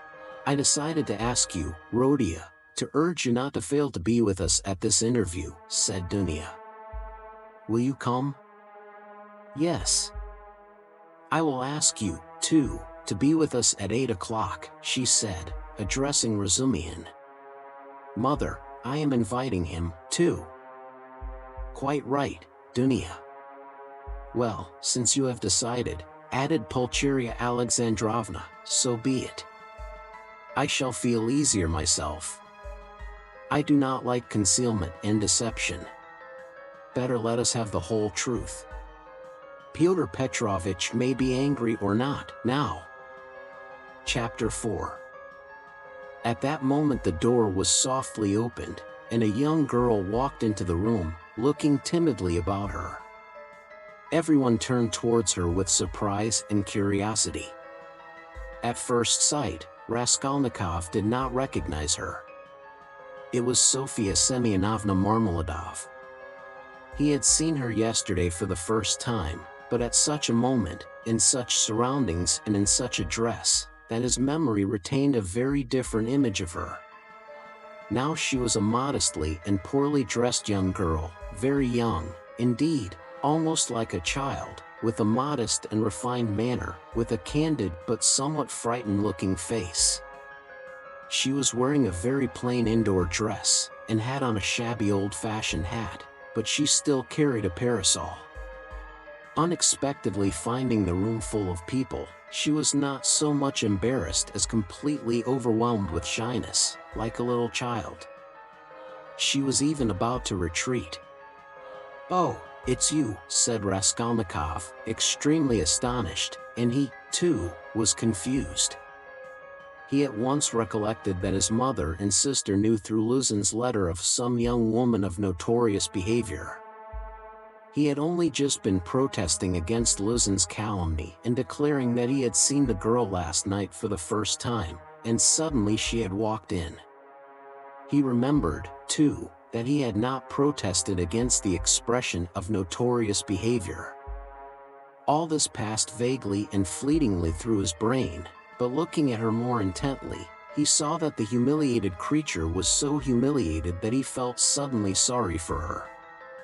When she made a movement to retreat in terror, it sent a pang to his heart. "I did not expect you," he said, hurriedly, with a look that made her stop. "Please sit down. You come, no doubt, from Katerina Ivanovna." Allow me, not there. Sit here. At Sonia's entrance, Razumihin, who had been sitting on one of Raskolnikov's 3 chairs, close to the door, got up to allow her to enter. Raskolnikov had at first shown her the place on the sofa where Zosimov had been sitting, but feeling that the sofa which served him as a bed was too familiar a place, he hurriedly motioned her to Razumihin's chair. "You sit here," he said to Razumihin, putting him on the sofa. Sonia sat down, almost shaking with terror, and looked timidly at the 2 ladies. It was evidently almost inconceivable to herself that she could sit down beside them. At the thought of it, she was so frightened that she hurriedly got up again, and in utter confusion addressed Raskolnikov. I have come for 1 minute. Forgive me for disturbing you," she began falteringly. "I come from Katerina Ivanovna, and she had no one to send. Katerina Ivanovna told me to beg you to be at the service in the morning at Mitrofanivsky, and then, to her, to do her the honor, she told me to beg you." Sonia stammered and ceased speaking. "I will try, certainly, most certainly," answered Raskolnikov. He, too, stood up, and he, too, faltered and could not finish his sentence. "Please sit down," he said, suddenly. "I want to talk to you. You are perhaps in a hurry, but please, be so kind, spare me 2 minutes," and he drew up a chair for her. Sonia sat down again, and again timidly she took a hurried, frightened look at the 2 ladies, and dropped her eyes. Raskolnikov's pale face flushed, a shudder passed over him, his eyes glowed. "Mother," he said, firmly and insistently, "this is Sofia Semyonovna Marmeladov, the daughter of that unfortunate Mr. Marmeladov, who was run over yesterday before my eyes, and of whom I was just telling you." Pulcheria Alexandrovna glanced at Sonia, and slightly screwed up her eyes. In spite of her embarrassment before Rodion's urgent and challenging look, she could not deny herself that satisfaction. Dunya gazed gravely and intently into the poor girl's face, and scrutinized her with perplexity. Sonia, hearing herself introduced, tried to raise her eyes again, but was more embarrassed than ever. "I wanted to ask you," said Raskolnikov, hastily, "how things were arranged yesterday. You were not worried by the police, for instance?" "No, that was all right. It was too evident, the cause of death. They did not worry us, only the lodgers are angry." "Why?" "At the body's remaining so long. You see it is hot now. So that, today, they will carry it to the cemetery, into the chapel, until tomorrow." At first Katerina Ivanovna was unwilling, but now she sees herself that it's necessary. "Today, then? She begs you to do us the honor to be in the church tomorrow for the service, and then to be present at the funeral lunch." "She is giving a funeral lunch?" "Yes, just a little. She told me to thank you very much for helping us yesterday. But for you, we should have had nothing for the funeral." All at once her lips and chin began trembling, but, with an effort, she controlled herself, looking down again. During the conversation, Raskolnikov watched her carefully. She had a thin, very thin, pale little face, rather irregular and angular, with a sharp little nose and chin. She could not have been called pretty, but her blue eyes were so clear, and when they lighted up, there was such a kindliness and simplicity in her expression that one could not help being attracted. Her face, and her whole figure indeed, had another peculiar characteristic. In spite of her 18 years, she looked almost a little girl, almost a child. And in some of her gestures, this childishness seemed almost absurd. But has Katerina Ivanovna been able to manage with such small means? Does she even mean to have a funeral lunch? Raskolnikov asked, persistently keeping up the conversation. "The coffin will be plain, of course, and everything will be plain, so it won't cost much. Katerina Ivanovna and I have reckoned it all out, so that there will be enough left, and Katerina Ivanovna was very anxious it should be so. You know one can't, it's a comfort to her, she is like that, you know. I understand, of course, why do you look at my room like that? My mother has just said it is like a tomb. You gave us everything yesterday, Sonia said suddenly, in reply, in a loud rapid whisper, and again she looked down in confusion. Her lips and chin were trembling once more. She had been struck at once by Raskolnikov's poor surroundings, and now these words broke out spontaneously. A silence followed. There was a light in Dunia's eyes, and even Pulcheria Alexandrovna looked kindly at Sonia. Rodia, she said, getting up, we shall have dinner together, of course. Come, Dunia. And you, Rodia, had better go for a little walk, and then rest and lie down before you come to see us.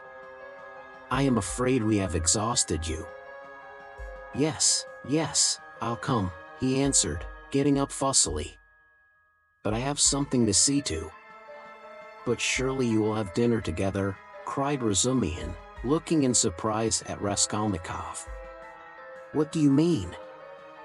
Yes, I am coming, of course. And you stay a minute. You do not want him just now, do you, mother? Or perhaps I am taking him from you. Oh, no. And will you, Dmitri Prokofitch, do us the favor of dining with us? Please do, added Dunia. Razumihin bowed, positively radiant. For one moment, they were all strangely embarrassed. Goodbye, Rodia, that is till we meet. I do not like saying goodbye. Goodbye, Nastasia. Ah, I have said goodbye again. Pulcheria Alexandrovna meant to greet Sonia, too, but it somehow failed to come off, and she went in a flutter out of the room. But Avdotya Romanovna seemed to await her turn, and following her mother out, gave Sonia an attentive, courteous bow. Sonia, in confusion, gave a hurried, frightened curtsy. There was a look of poignant discomfort in her face, as though Avdotya Romanovna's courtesy and attention were oppressive and painful to her. Dunia, goodbye, called Raskolnikov, in the passage. Give me your hand. Why, I did give it to you. Have you forgotten, said Dunia, turning warmly and awkwardly to him. Never mind, give it to me again. And he squeezed her fingers warmly. Dunia smiled, flushed, pulled her hand away, and went off quite happy. Come, that's capital, he said to Sonia, going back and looking brightly at her. God give peace to the dead, the living have still to live. That is right, isn't it? Sonia looked surprised at the sudden brightness of his face. He looked at her for some moments in silence. The whole history of the dead father floated before his memory in those moments. Heavens, Dunia, Pulcheria Alexandrovna began, as soon as they were in the street. I really feel relieved myself at coming away, more at ease. How little did I think yesterday in the train that I could ever be glad of that. I tell you again, mother, he is still very ill. Don't you see it? Perhaps worrying about us upset him. We must be patient, and much can be forgiven. Well, you were not very patient. Pulcheria Alexandrovna caught her up, hotly and jealously. Do you know, Dunia, I was looking at you too. You are the very portrait of him, and not so much in face as in soul. You are both melancholy, both morose and hot-tempered, both haughty and both generous. Surely he can't be an egoist, Dunia. When I think of what is in store for us this evening, my heart sinks. Don't be uneasy, mother. What must be, will be. Dunia, only think what a position we are in. What if Pyotr Petrovitch breaks it off? Poor Pulcheria Alexandrovna blurted out, incautiously. He won't be worth much if he does, answered Dunya, sharply and contemptuously. We did well to come away, Pulcheria Alexandrovna hurriedly broke in. He was in a hurry about some business or other. If he gets out and has a breath of air, it is fearfully close in his room. But where's one to get a breath of air here? The very streets here feel like shut-up rooms. Good heavens! What a town! Stay, this side, they will crush you, carrying something. Why, it is a piano they have got, I declare, how they push! I am very much afraid of that young woman, too. What young woman, mother?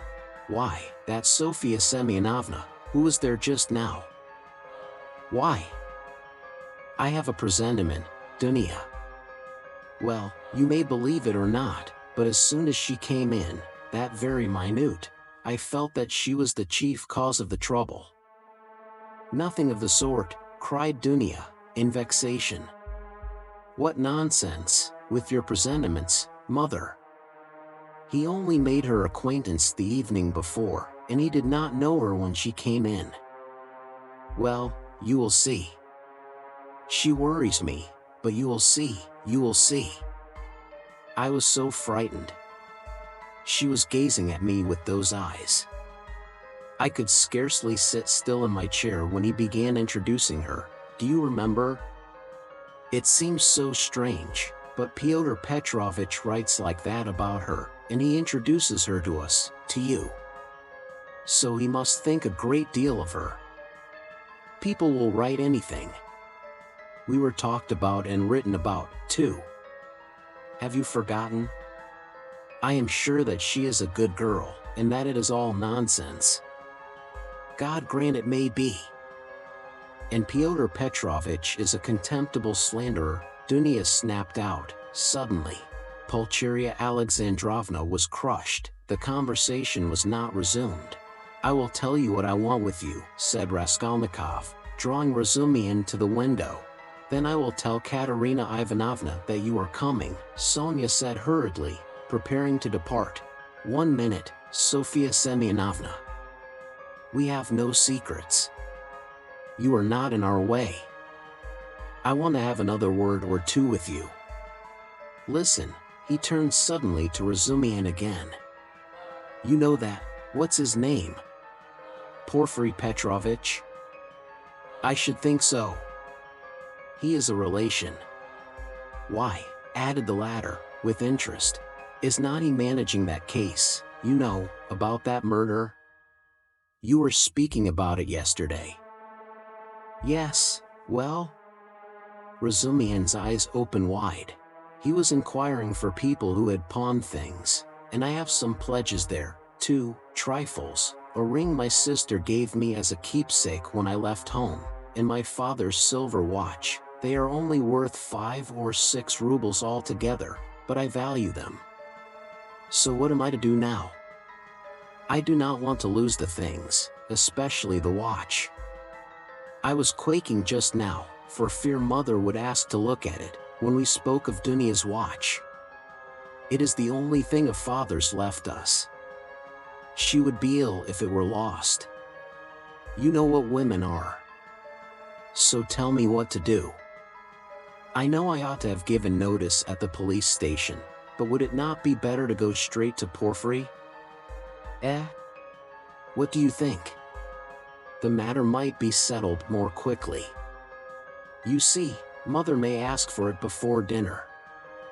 Certainly not to the police station. Certainly to Porfiry, Razumihin shouted in extraordinary excitement.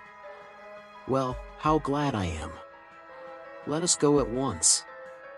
It is a couple of steps. We shall be sure to find him. Very well, let us go. And he will be very, very glad to make your acquaintance. I have often talked to him of you at different times. I was speaking of you yesterday. Let us go. So you knew the old woman? So that's it. It is all turning out splendidly. Oh, yes, Sofia Ivanovna. Sofia Semyonovna, corrected Raskolnikov. Sofia Semyonovna, this is my friend Razumihin, and he is a good man. If you have to go now, Sonya was beginning, not looking at Razumihin at all, and still more embarrassed. Let us go, decided Raskolnikov. I will come to you today, Sofia Semyonovna. Only tell me where you live. He was not exactly ill at ease, but seemed hurried, and avoided her eyes.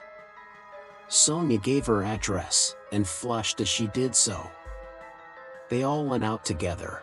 Don't you lock up? Asked Razumihin, following him onto the stairs. Never, answered Raskolnikov. I have been meaning to buy a lock for these 2 years. People are happy who have no need of locks, he said, laughing, to Sonya. They stood still in the gateway. Do you go to the right, Sofia Semyonovna? How did you find me, by the way, he added, as though he wanted to say something quite different. He wanted to look at her soft clear eyes, but this was not easy. Why, you gave your address to Polenka yesterday. Polenka? Oh, yes, Polenka, that is the little girl. She's your sister? Did I give her the address? Why, had you forgotten? No, I remember. I had heard my father speak of you, only I did not know your name, and he did not know it.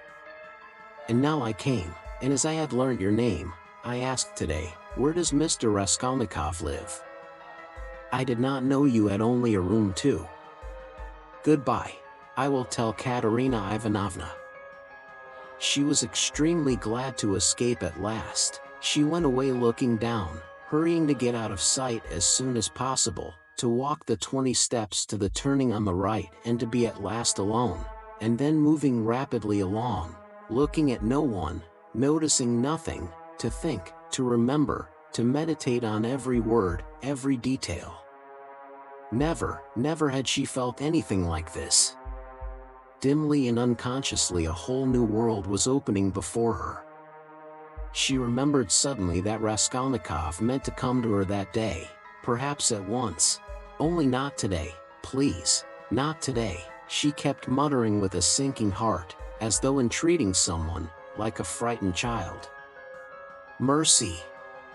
To me, to that room, he will see, oh, dear! She was not capable at that instant of noticing an unknown gentleman who was watching her and following at her heels. He had accompanied her from the gateway. At the moment when Razumihin, Raskolnikov, and she stood still at parting on the pavement, this gentleman, who was just passing, started on hearing Sonia's words, and I asked where Mr. Raskolnikov lived. He turned a rapid but attentive look upon all three, especially upon Raskolnikov, to whom Sonia was speaking, then looked back and noted the house. All this was done in an instant as he passed, and trying not to betray his interest, he walked on more slowly as though waiting for something. He was waiting for Sonia. He saw that they were parting, and that Sonia was going home. Home? Where? I've seen that face somewhere, he thought. I must find out. At the turning he crossed over, looked round, and saw Sonia coming the same way, noticing nothing. She turned the corner. He followed her on the other side. After about 50 paces he crossed over again, overtook her and kept 2 or 3 yards behind her. He was a man about 50, rather tall and thickly set, with broad high shoulders which made him look as though he stooped a little. He wore good and fashionable clothes, and looked like a gentleman of position. He carried a handsome cane, which he tapped on the pavement at each step. His gloves were spotless. He had a broad, rather pleasant face with high cheekbones and a fresh color, not often seen in Petersburg. His flaxen hair was still abundant, and only touched here and there with gray, and his thick square beard was even lighter than his hair. His eyes were blue and had a cold and thoughtful look, his lips were crimson. He was a remarkably well-preserved man and looked much younger than his years. When Sonia came out on the canal bank, they were the only two persons on the pavement. He observed her dreaminess and preoccupation. On reaching the house where she lodged, Sonia turned in at the gate. He followed her, seeming rather surprised. In the courtyard she turned to the right corner. "Bah," muttered the unknown gentleman, and mounted the stairs behind her. Only then Sonia noticed him. She reached the third story, turned down the passage, and rang at number 9. On the door was inscribed in chalk, "Karamazov, Tailor."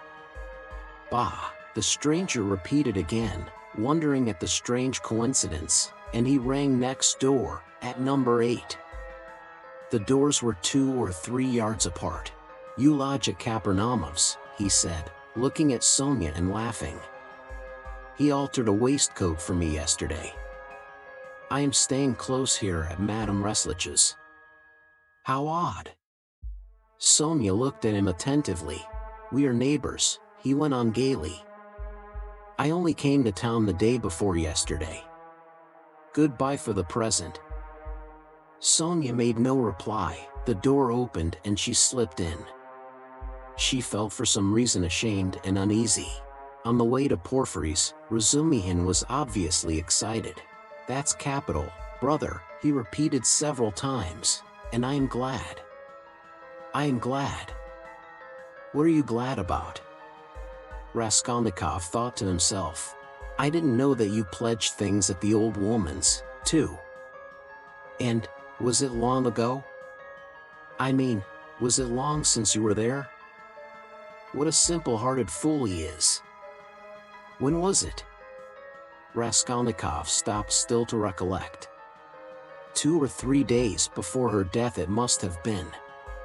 "But I am not going to redeem the things now," he put in with a sort of hurried and conspicuous solicitude about the things. "I've not more than a silver ruble left, after last night's accursed delirium." He laid special emphasis on the delirium. "Yes, yes," Razumihin hastened to agree, with what was not clear. "Then that's why you were stuck, partly. You know, in your delirium you were continually mentioning some rings or chains." "Yes, yes, that's clear, it's all clear now. Hello! How that idea must have got about among them. Here this man will go to the stake for me, and I find him delighted at having it cleared up why I spoke of rings in my delirium. What a hold the idea must have on all of them. Shall we find him?" he asked suddenly. "Oh, yes," Razumihin answered quickly. "He is a nice fellow, you will see, brother. Rather clumsy, that is to say, he is a man of polished manners, but I mean clumsy in a different sense. He is an intelligent fellow, very much so indeed, but he has his own range of ideas. He is incredulous, skeptical, cynical. He likes to impose on people, or rather to make fun of them. His is the old, circumstantial method. But he understands his work thoroughly. Last year he cleared up a case of murder in which the police had hardly a clue. He is very, very anxious to make your acquaintance." "On what grounds is he so anxious?" "Oh, it's not exactly, you see, since you've been ill I happen to have mentioned you several times. So, when he heard about you, about your being a law student and not able to finish your studies, he said, 'What a pity.' And so I concluded, from everything together, not only that, yesterday Zaintov, you know, Rodion, I talked some nonsense on the way home to you yesterday, when I was drunk. I am afraid, brother, of your exaggerating it, you see." "What? That they think I am a madman?" "Maybe they are right," he said with a constrained smile. "Yes, yes. That is, pooh, no. But all that I said, and there was something else too, it was all nonsense, drunken nonsense." "But why are you apologizing?" I am so sick of it all," Raskolnikov cried with exaggerated irritability. It was partly assumed, however. I know, I understand. Believe me, I understand. One's ashamed to speak of it. If you are ashamed, then don't speak of it." Both were silent.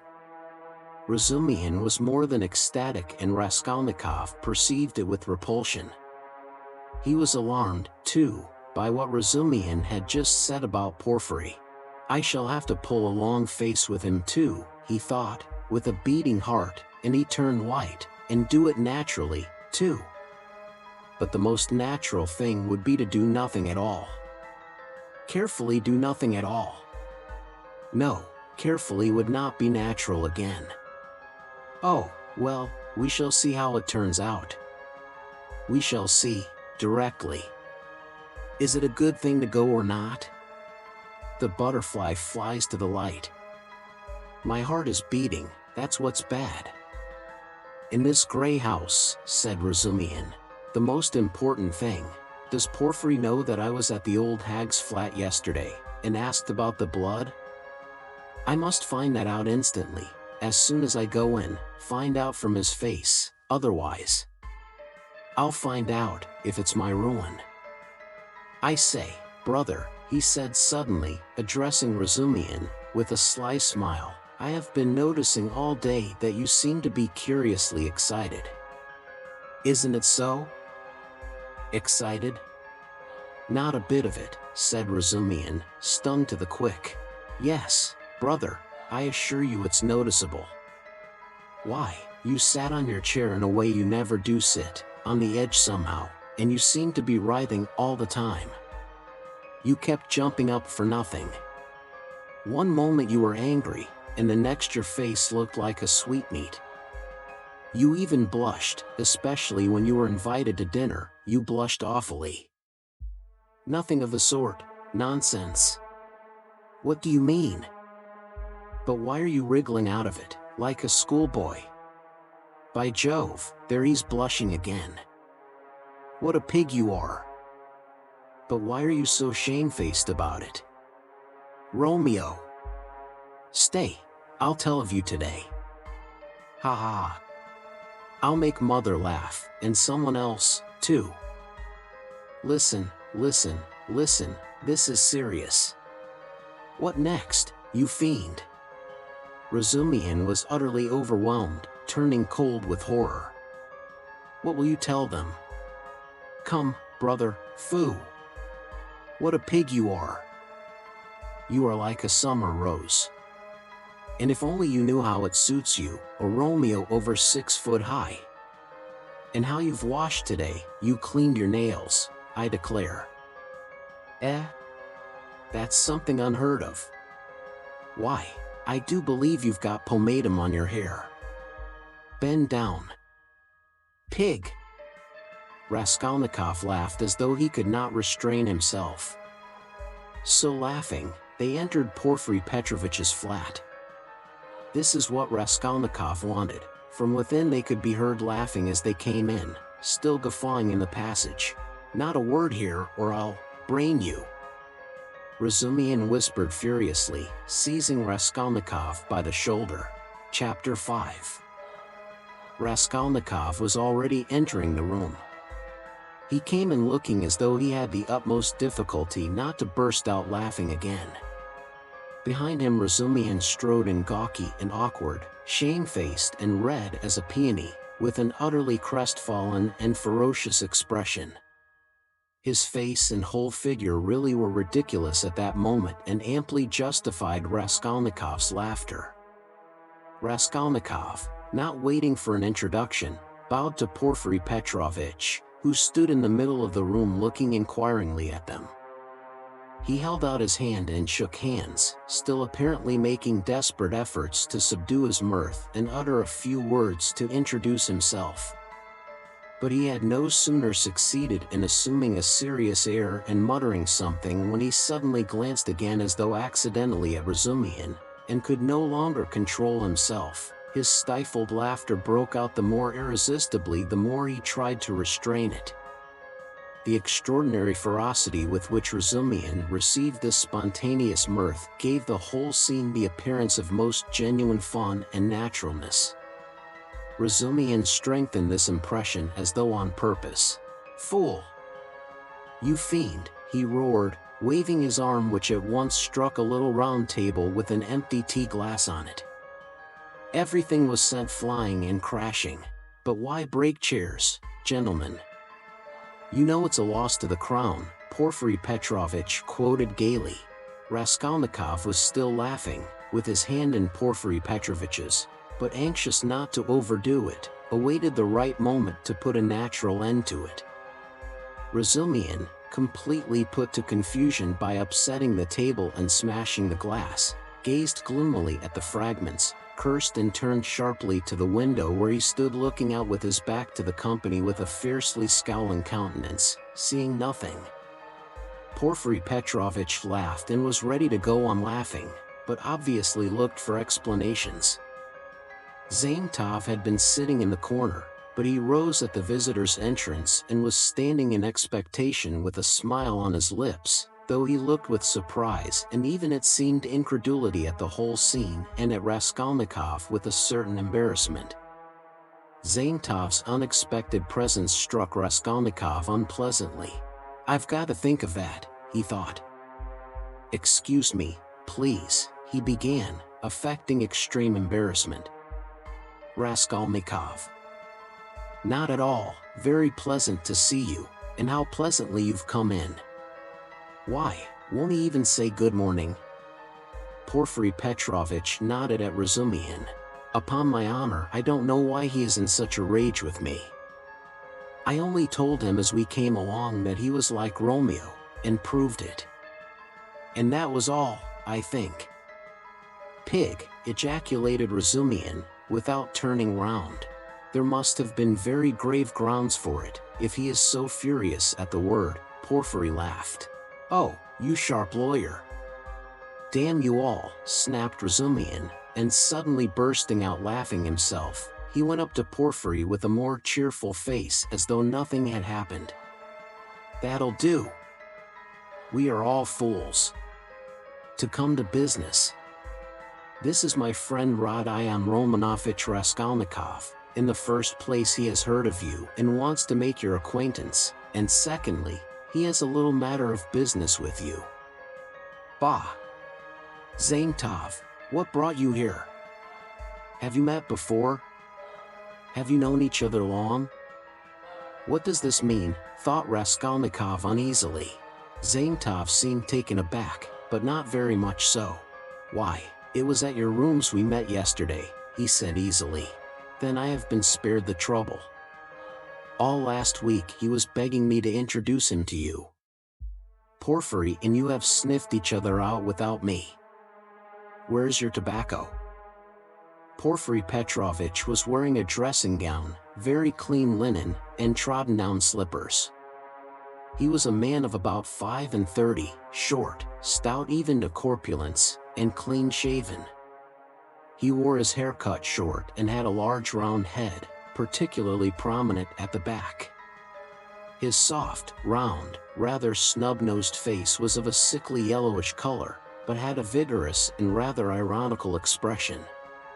It would have been good-natured except for a look in the eyes, which shone with a watery, mawkish light under almost white, blinking eyelashes.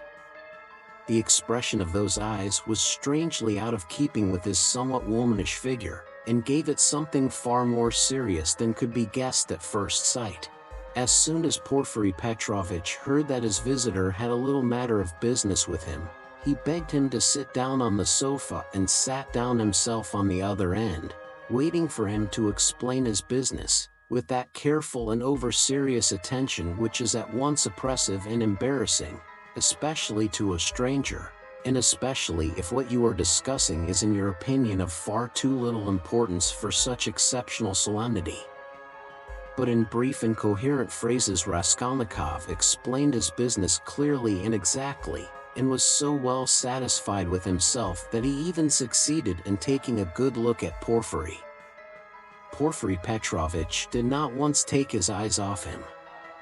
Razumihin, sitting opposite at the same table, listened warmly and impatiently, looking from one to the other every moment with rather excessive interest. "Fool," Raskolnikov swore to himself.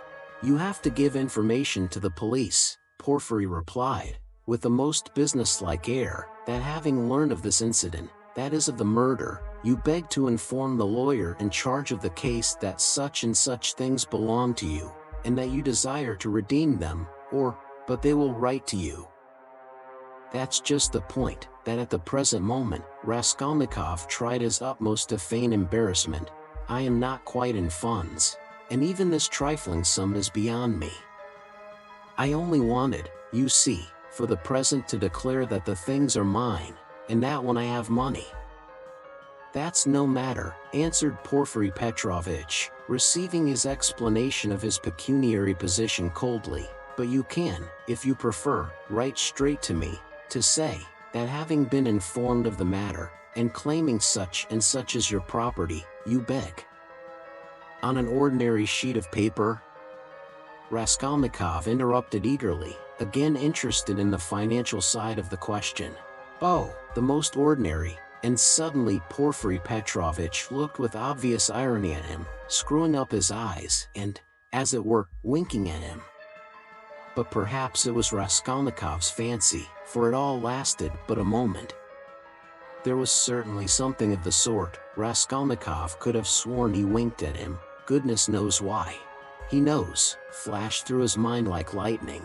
"Forgive my troubling you about such trifles," he went on, a little disconcerted. "The things are only worth 5 rubles, but I prize them particularly for the sake of those from whom they came to me, and I must confess that I was alarmed when I heard. That's why you were so much struck when I mentioned to Zosimov that Porfiry was inquiring for everyone who had pledges." Razumihin put in with obvious intention. This was really unbearable.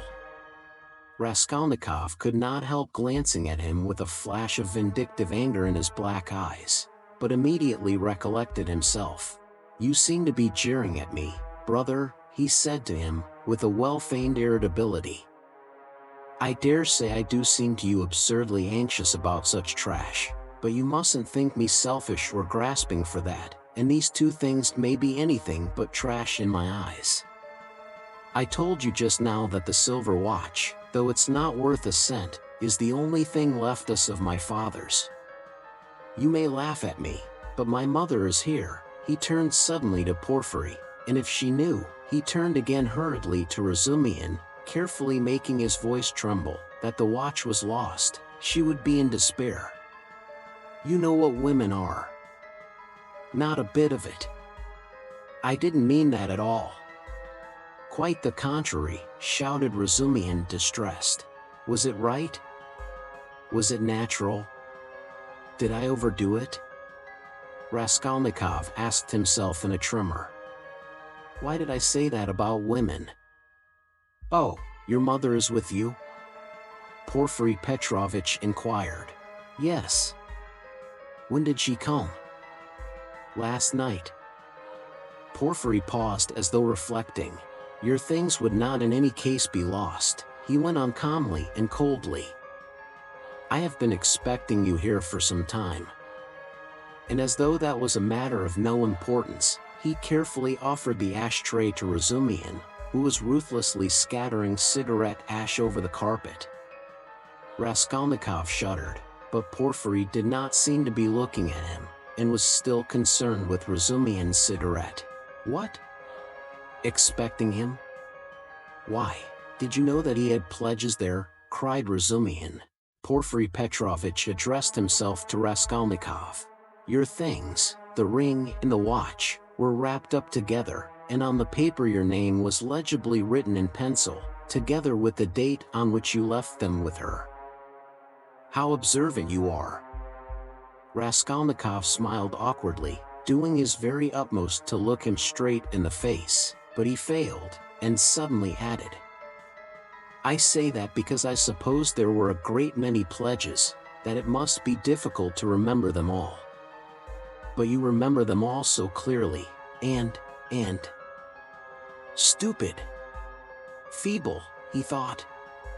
Why did I add that? But we know all who had pledges, and you are the only one who hasn't come forward, Porfiry answered with hardly perceptible irony. I haven't been quite well. I heard that too. I heard, indeed, that you were in great distress about something. You look pale still. I am not pale at all. No, I am quite well, Raskolnikov snapped out rudely and angrily, completely changing his tone. His anger was mounting, he could not repress it. And in my anger I shall betray myself, flashed through his mind again. Why are they torturing me? Not quite well. Razumihin caught him up. What next? He was unconscious and delirious all yesterday. Would you believe, Porfiry, as soon as our backs were turned, he dressed, though he could hardly stand, and gave us the slip and went off on a spree somewhere till midnight, delirious all the time. Would you believe it? Extraordinary. Really delirious? You don't say so. Porfiry shook his head in a womanish way. Nonsense. Don't you believe it? But you don't believe it anyway, Raskolnikov let slip in his anger. But Porfiry Petrovitch did not seem to catch those strange words. But how could you have gone out if you hadn't been delirious? Razumihin got hot suddenly. What did you go out for? What was the object of it? And why on the sly? Were you in your senses when you did it? Now that all danger is over I can speak plainly. I was awfully sick of them yesterday. Raskolnikov addressed Porfiry suddenly with a smile of insolent defiance. I ran away from them to take lodgings where they wouldn't find me, and took a lot of money with me. Mr. Zaintov there saw it. I say, Mr. Zaintov, was I sensible or delirious yesterday? Settle our dispute. He could have strangled Zaintov at that moment, so hateful were his expression and his silence to him.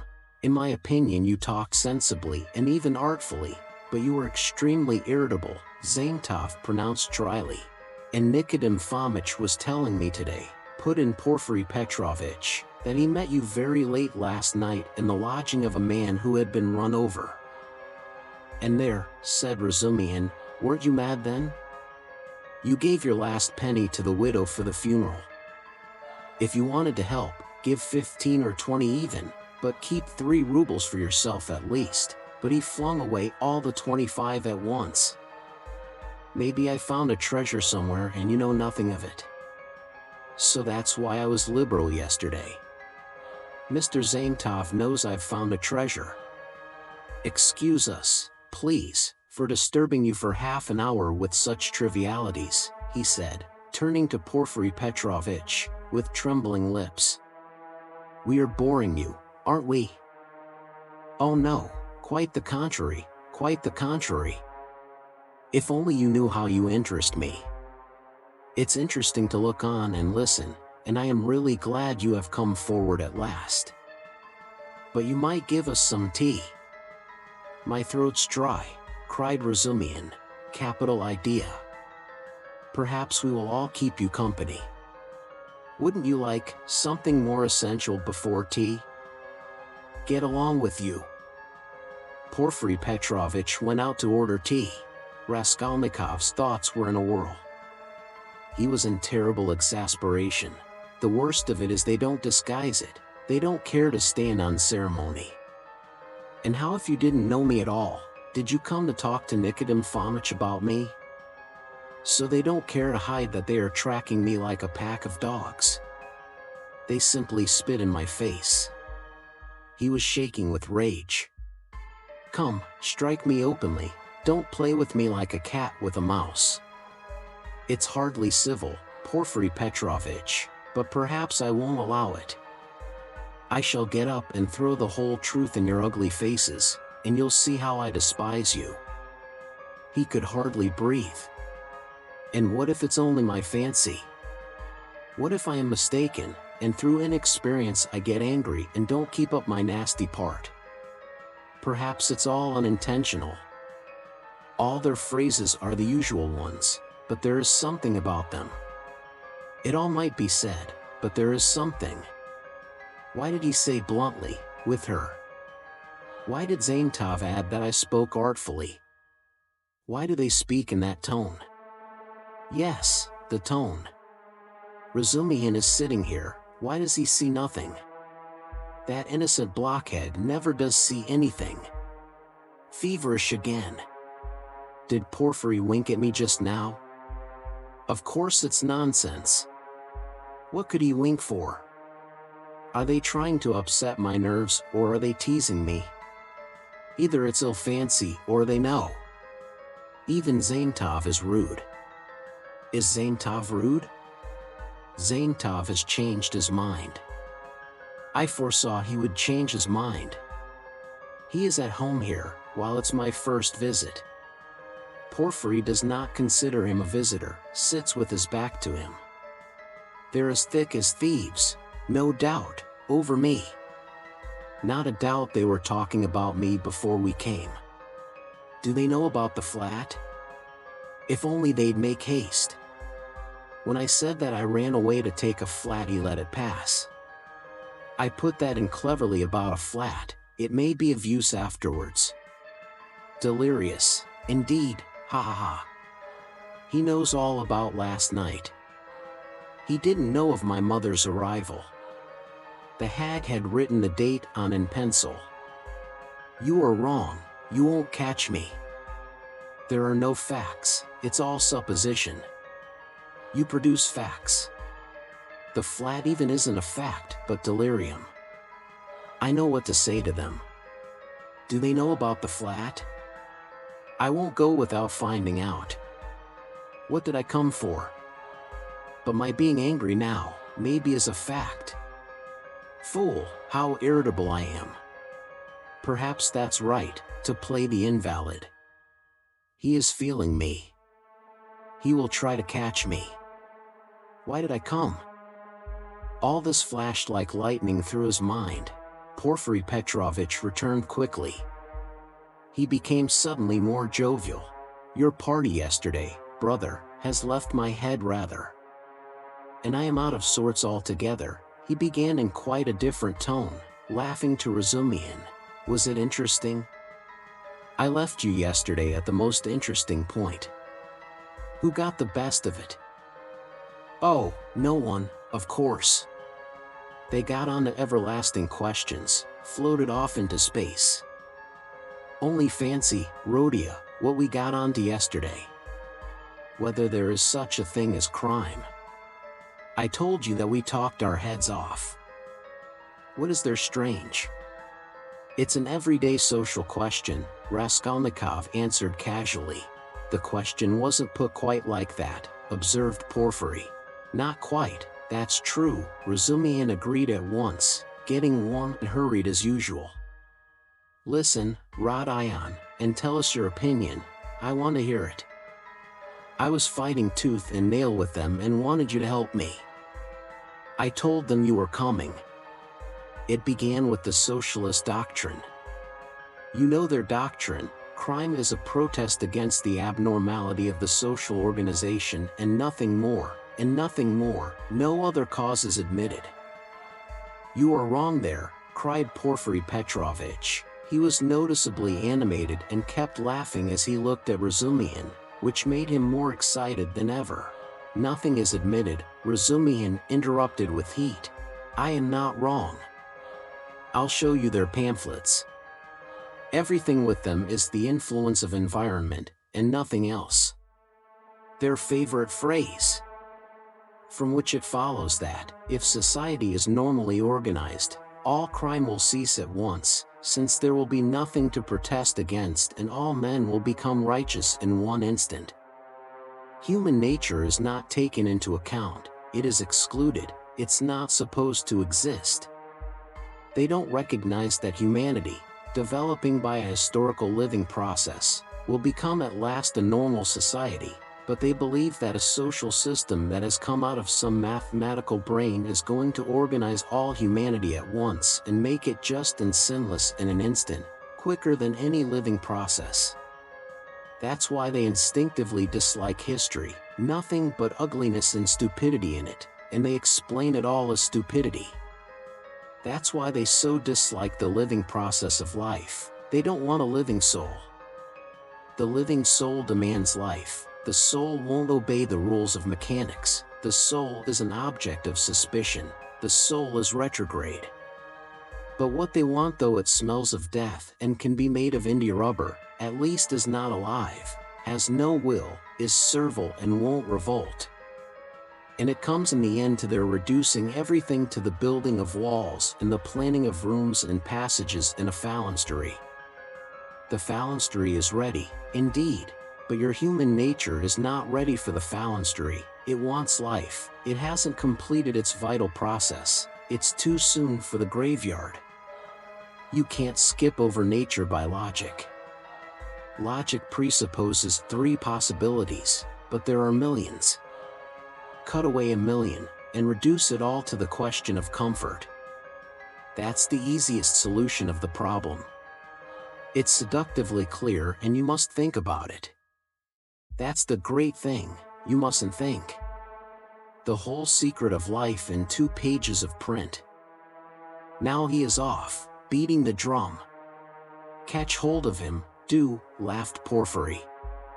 Can you imagine? He turned to Raskolnikov, 6 people holding forth like that last night, in one room, with punch as a preliminary. No, brother, you are wrong. Environment accounts for a great deal in crime, I can assure you of that. Oh, I know it does, but just tell me, a man of 40 violates a child of 10, was it environment drove him to it? Well, strictly speaking, it did, Porfiry observed with noteworthy gravity. A crime of that nature may be very well ascribed to the influence of environment. Razumihin was almost in a frenzy. Oh, if you like, he roared. I'll prove to you that your white eyelashes may very well be ascribed to the Church of Ivan the Great's being 250 feet high, and I will prove it clearly, exactly, progressively, and even with a liberal tendency. I undertake to. Will you bet on it? Done. Let's hear, please, how he will prove it. He is always humbugging, confound him, cried Razumihin, jumping up and gesticulating. What's the use of talking to you? He does all that on purpose. You don't know him, Rodion. He took their side yesterday, simply to make fools of them. And the things he said yesterday. And they were delighted.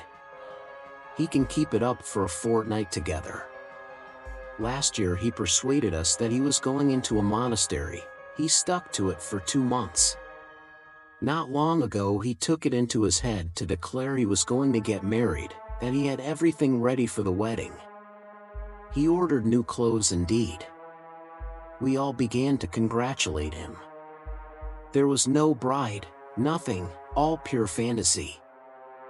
Ah, you are wrong. I got the clothes before.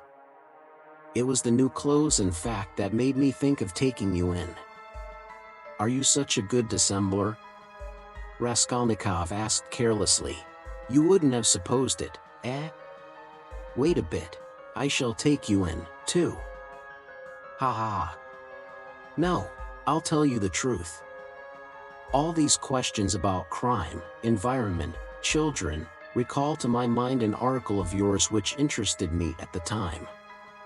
On crime, or something of the sort, I forget the title. I read it with pleasure 2 months ago in the Periodical Review. My article? In the Periodical Review?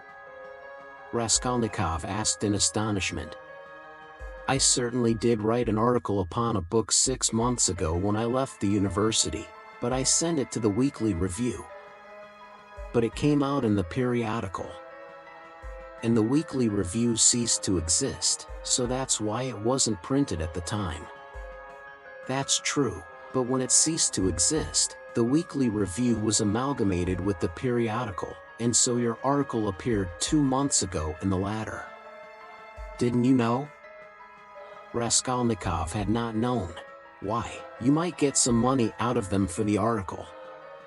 What a strange person you are.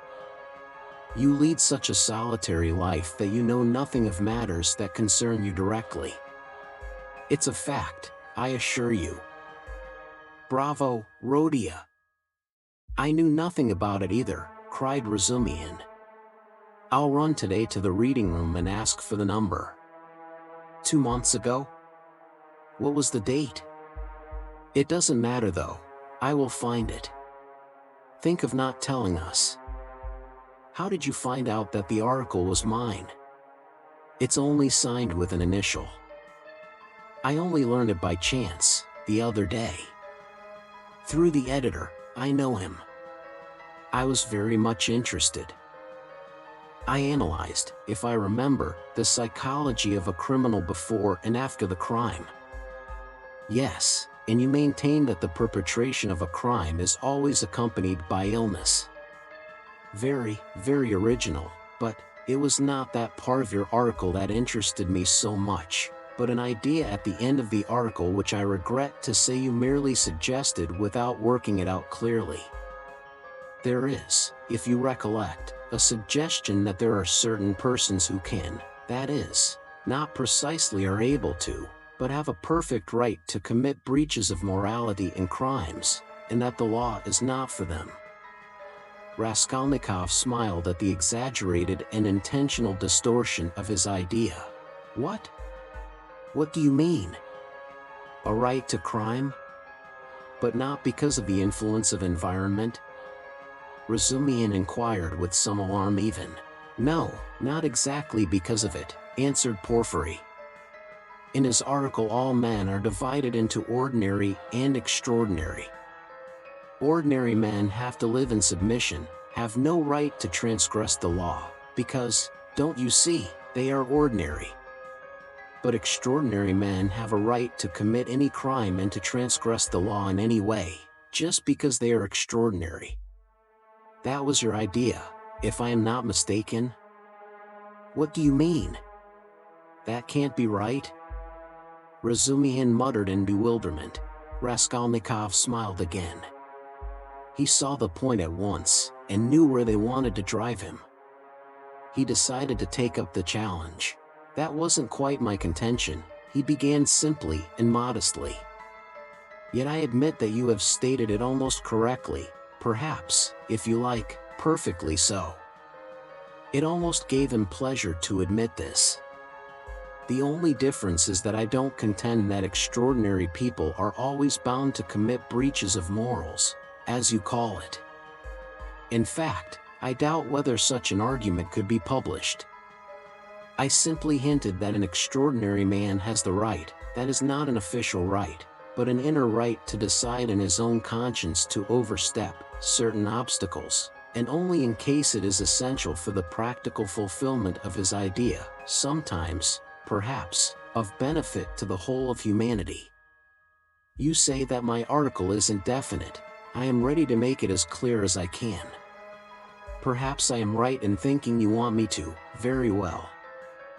I maintain that if the discoveries of Kepler and Newton could not have been made known except by sacrificing the lives of 1, a dozen, 100, or more men, Newton would have had the right, would indeed have been in duty bound, to eliminate the dozen or the 100 men for the sake of making his discoveries known to the whole of humanity. But it does not follow from that Newton had a right to murder people right and left and to steal every day in the market. Then, I remember, I maintain in my article that all, legislators and leaders of men, such as Lycurgus, Solon, Muhammad, Napoleon, and so on, were all without exception criminals, from the very fact that, making a new law, they transgressed the ancient one, handed down from their ancestors and held sacred by the people, and they did not stop short at bloodshed either, if that bloodshed, often of innocent persons fighting bravely in defense of ancient law, were of use to their cause. It's remarkable, in fact, that the majority, indeed, of these benefactors and leaders of humanity were guilty of terrible carnage. In short, I maintain that all great men, or even men a little out of the common, that is to say capable of giving some new word, must from their very nature be criminals, more or less, of course. Otherwise it's hard for them to get out of the common rut, and to remain in the common rut is what they can't submit to, from their very nature again, and to my mind they ought not, indeed, to submit to it. You see that there is nothing particularly new in all that. The same thing has been printed and read 1,000 times before. As for my division of people into ordinary and extraordinary, I acknowledge that it's somewhat arbitrary, but I don't insist upon exact numbers. I only believe in my leading idea that men are in general divided by a law of nature into two categories: inferior, ordinary, that is, so to say, material that serves only to reproduce its kind, and men who have the gift or the talent to utter a new word. There are, of course, innumerable subdivisions, but the distinguishing features of both categories are fairly well marked. The first category, generally speaking, are men conservative in temperament and law-abiding. They live under control and love to be controlled. To my thinking it is their duty to be controlled, because that's their vocation, and there is nothing humiliating in it for them. The second category all transgress the law. They are destroyers or disposed to destruction according to their capacities. The crimes of these men are of course relative and varied. For the most part they seek in very varied ways the destruction of the present for the sake of the better. But if such a one is forced for the sake of his idea to step over a corpse or wade through blood, he can, I maintain, find within himself, in his conscience, a sanction for wading through blood, that depends on the idea and its dimensions. Note that. It's only in that sense I speak of their right to crime in my article. You remember it began with the legal question. There's no need for such anxiety, however, the masses will scarcely ever admit this right. They punish them or hang them, more or less, and in doing so fulfill quite justly their conservative vocation. But the same masses set these criminals on a pedestal in the next generation and worship them, more or less. The first category is always the man of the present, the second the man of the future. The first preserve the world and people it, the second move the world and lead it to its goal. Each class has an equal right to exist. In fact, all have equal rights with me, and vive la guerre éternelle, till the New Jerusalem, of course. Then you believe in the New Jerusalem, do you? I do, Raskolnikov answered firmly. As he said these words and during the whole preceding tirade he kept his eyes on one spot on the carpet. And do you believe in God? Excuse my curiosity. I do, repeated Raskolnikov, raising his eyes to Porfiry. And do you believe in Lazarus rising from the dead? I do. Why do you ask all this? You believe it literally? Literally. You don't say so. I asked from curiosity. Excuse me. But let us go back to the question. They are not always executed. Some, on the contrary, triumph in their lifetime. Oh, yes, some attain their ends in this life, and then they begin executing other people. If it's necessary, indeed, for the most part they do. Your remark is very witty. Thank you. But tell me this, how do you distinguish those extraordinary people from the ordinary ones? Are there signs at their birth? I feel there ought to be more exactitude, more external definition. Excuse the natural anxiety of a practical law-abiding citizen, but couldn't they adopt a special uniform, for instance? Couldn't they wear something, be branded in some way? For you know, if confusion arises and a member of one category imagines that he belongs to the other, begins to eliminate obstacles as you so happily expressed it, then... Oh, that very often happens. That remark is wittier than the other. Thank you. No reason to, but take note that the mistake can only arise in the first category, that is among the ordinary people, as I perhaps unfortunately called them. In spite of their predisposition to obedience, very many of them, through a playfulness of nature, sometimes vouchsafed even to the cow, like to imagine themselves advanced people, destroyers, and to push themselves into the new movement, and this quite sincerely. Meanwhile, the really new people are very often unobserved by them, or even despised as reactionaries of groveling tendencies. But I don't think there is any considerable danger here, and you really need not be uneasy, for they never go very far. Of course, they might have a thrashing sometimes for letting their fancy run away with them and to teach them their place, but no more. In fact, even this isn't necessary, as they castigate themselves, for they are very conscientious. Some perform this service for one another, and others chastise themselves with their own hands. They will impose various public acts of penitence upon themselves with a beautiful and edifying effect. In fact, you've nothing to be uneasy about. It's a law of nature. Well, you have certainly set my mind more at rest on that score, but there's another thing worries me. Tell me, please, are there many people who have the right to kill others, these extraordinary people? I am ready to bow down to them, of course, but you must admit it's alarming if there are a great many of them, eh?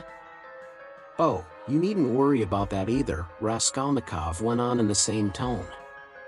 People with new ideas, people with the faintest capacity for saying something new, are extremely few in number, extraordinarily so in fact. One thing only is clear, that the appearance of all these grades and subdivisions of men must follow with unfailing regularity some law of nature. That law, of course, is unknown at present, but I am convinced that it exists, and one day may become known. The vast mass of mankind is mere material, and only exists in order by some great effort, by some mysterious process, by means of some crossing of races and stocks, to bring into the world at last perhaps one man out of 1,000 with a spark of independence. 1 in 10,000 perhaps, I speak roughly, approximately, is born with some independence, and with still greater independence 1 in 100,000. The man of genius is one of millions, and the great geniuses, the crown of humanity, appear on earth perhaps 1 in many thousand millions. In fact, I have not peeped into the retort in which all this takes place. But there certainly is and must be a definite law. It cannot be a matter of chance. Why, are you both joking? Razumihin cried at last. There you sit, making fun of one another. Are you serious, Rodion? Raskolnikov raised his pale and almost mournful face and made no reply. And the unconcealed, persistent, nervous, and discourteous sarcasm of Porfiry seemed strange to Razumihin beside that quiet and mournful face. Well, brother, if you are really serious. You are right, of course, in saying that it's not new, that it's like what we've read and heard 1,000 times already. But what is really original in all this, and is exclusively your own, to my horror, is that you sanction bloodshed in the name of conscience, and, excuse my saying so, with such fanaticism. That, I take it, is the point of your article. But that sanction of bloodshed by conscience is to my mind more terrible than the official, legal sanction of bloodshed. You are quite right, it is more terrible, Porfiry agreed. Yes, you must have exaggerated. There is some mistake, I shall read it. You can't think that. I shall read it. All that is not in the article, there's only a hint of it, said Raskolnikov. Yes, yes. Porfiry couldn't sit still. Your attitude to crime is pretty clear to me now, but, excuse me for my impertinence, I am really ashamed to be worrying you like this. You see, you've removed my anxiety as to the two grades getting mixed, but there are various practical possibilities that make me uneasy. What if some man or youth imagines that he is a Lycurgus or Muhammad, a future one of course, and suppose he begins to remove all obstacles? He has some great enterprise before him and needs money for it, and tries to get it. Do you see? Zaintov gave a sudden guffaw in his corner. Raskolnikov did not even raise his eyes to him. I must admit, he went on calmly, that such cases certainly must arise. The vain and foolish are particularly apt to fall into that snare, young people especially. Yes, you see. Well then? What then? Raskolnikov smiled in reply, that's not my fault. So it is and so it always will be. He said just now, he nodded at Razumihin, that I sanction bloodshed. Society is too well protected by prisons, banishment, criminal investigators, penal servitude. There's no need to be uneasy. You have but to catch the thief. And what if we do catch him? Then he gets what he deserves. You are certainly logical. But what of his conscience? Why do you care about that? Simply from humanity. If he has a conscience, he will suffer for his mistake. That will be his punishment, as well as the prison. But the real geniuses, asked Razumihin frowning, those who have the right to murder, oughtn't they to suffer at all even for the blood they've shed? Why the word ought? It's not a matter of permission or prohibition. He will suffer if he is sorry for his victim. Pain and suffering are always inevitable for a large intelligence and a deep heart. The really great men must, I think, have great sadness on earth, he added dreamily, not in the tone of the conversation. He raised his eyes, looked earnestly at them all, smiled, and took his cap. He was too quiet by comparison with his manner at his entrance, and he felt this. Everyone got up. Well, you may abuse me, be angry with me if you like, Porfiry Petrovitch began again, but I can't resist. Allow me one little question. I know I'm troubling you. There's just one little notion I want to express, simply that I may not forget it. Very good, tell me your little notion. Raskolnikov stood waiting, pale and grave before him. Well, you see. I really don't know how to express it properly. It's a playful, psychological idea. When you were writing your article, surely you couldn't have helped, hee. Fancying yourself, just a little, an extraordinary man, uttering a new word in your sense. That's so, isn't it? Quite possibly, Raskolnikov answered contemptuously. Razumihin made a movement. And, if so, could you bring yourself in case of worldly difficulties and hardship or for some service to humanity, to overstep obstacles? For instance, to rob and murder? And again he winked with his left eye, and laughed noiselessly just as before. If I did, I certainly should not tell you, Raskolnikov answered with defiant and haughty contempt. No, I was only interested on account of your article, from a literary point of view. Phoo! How obvious and insolent that is. Raskolnikov thought with repulsion. Allow me to observe, he answered dryly, that I don't consider myself a Mohammed or a Napoleon, nor any personage of that kind, and not being one of them I cannot tell you how I should act. Oh, come, don't we all think ourselves Napoleons now in Russia? Porfiry Petrovitch said with alarming familiarity. Something peculiar betrayed itself in the very intonation of his voice. Perhaps it was one of these future Napoleons who did for Alyona Ivanovna last week. Zaintov blurted out from the corner. Raskolnikov did not speak, but looked firmly and intently at Porfiry. Razumihin was scowling gloomily. He seemed before this to be noticing something. He looked angrily around. There was a minute of gloomy silence. Raskolnikov turned to go. Are you going already? Porfiry said amiably, holding out his hand with excessive politeness. Very, very glad of your acquaintance. As for your request, have no uneasiness, write just as I told you, or, better still, come to me there yourself in a day or two, tomorrow, indeed.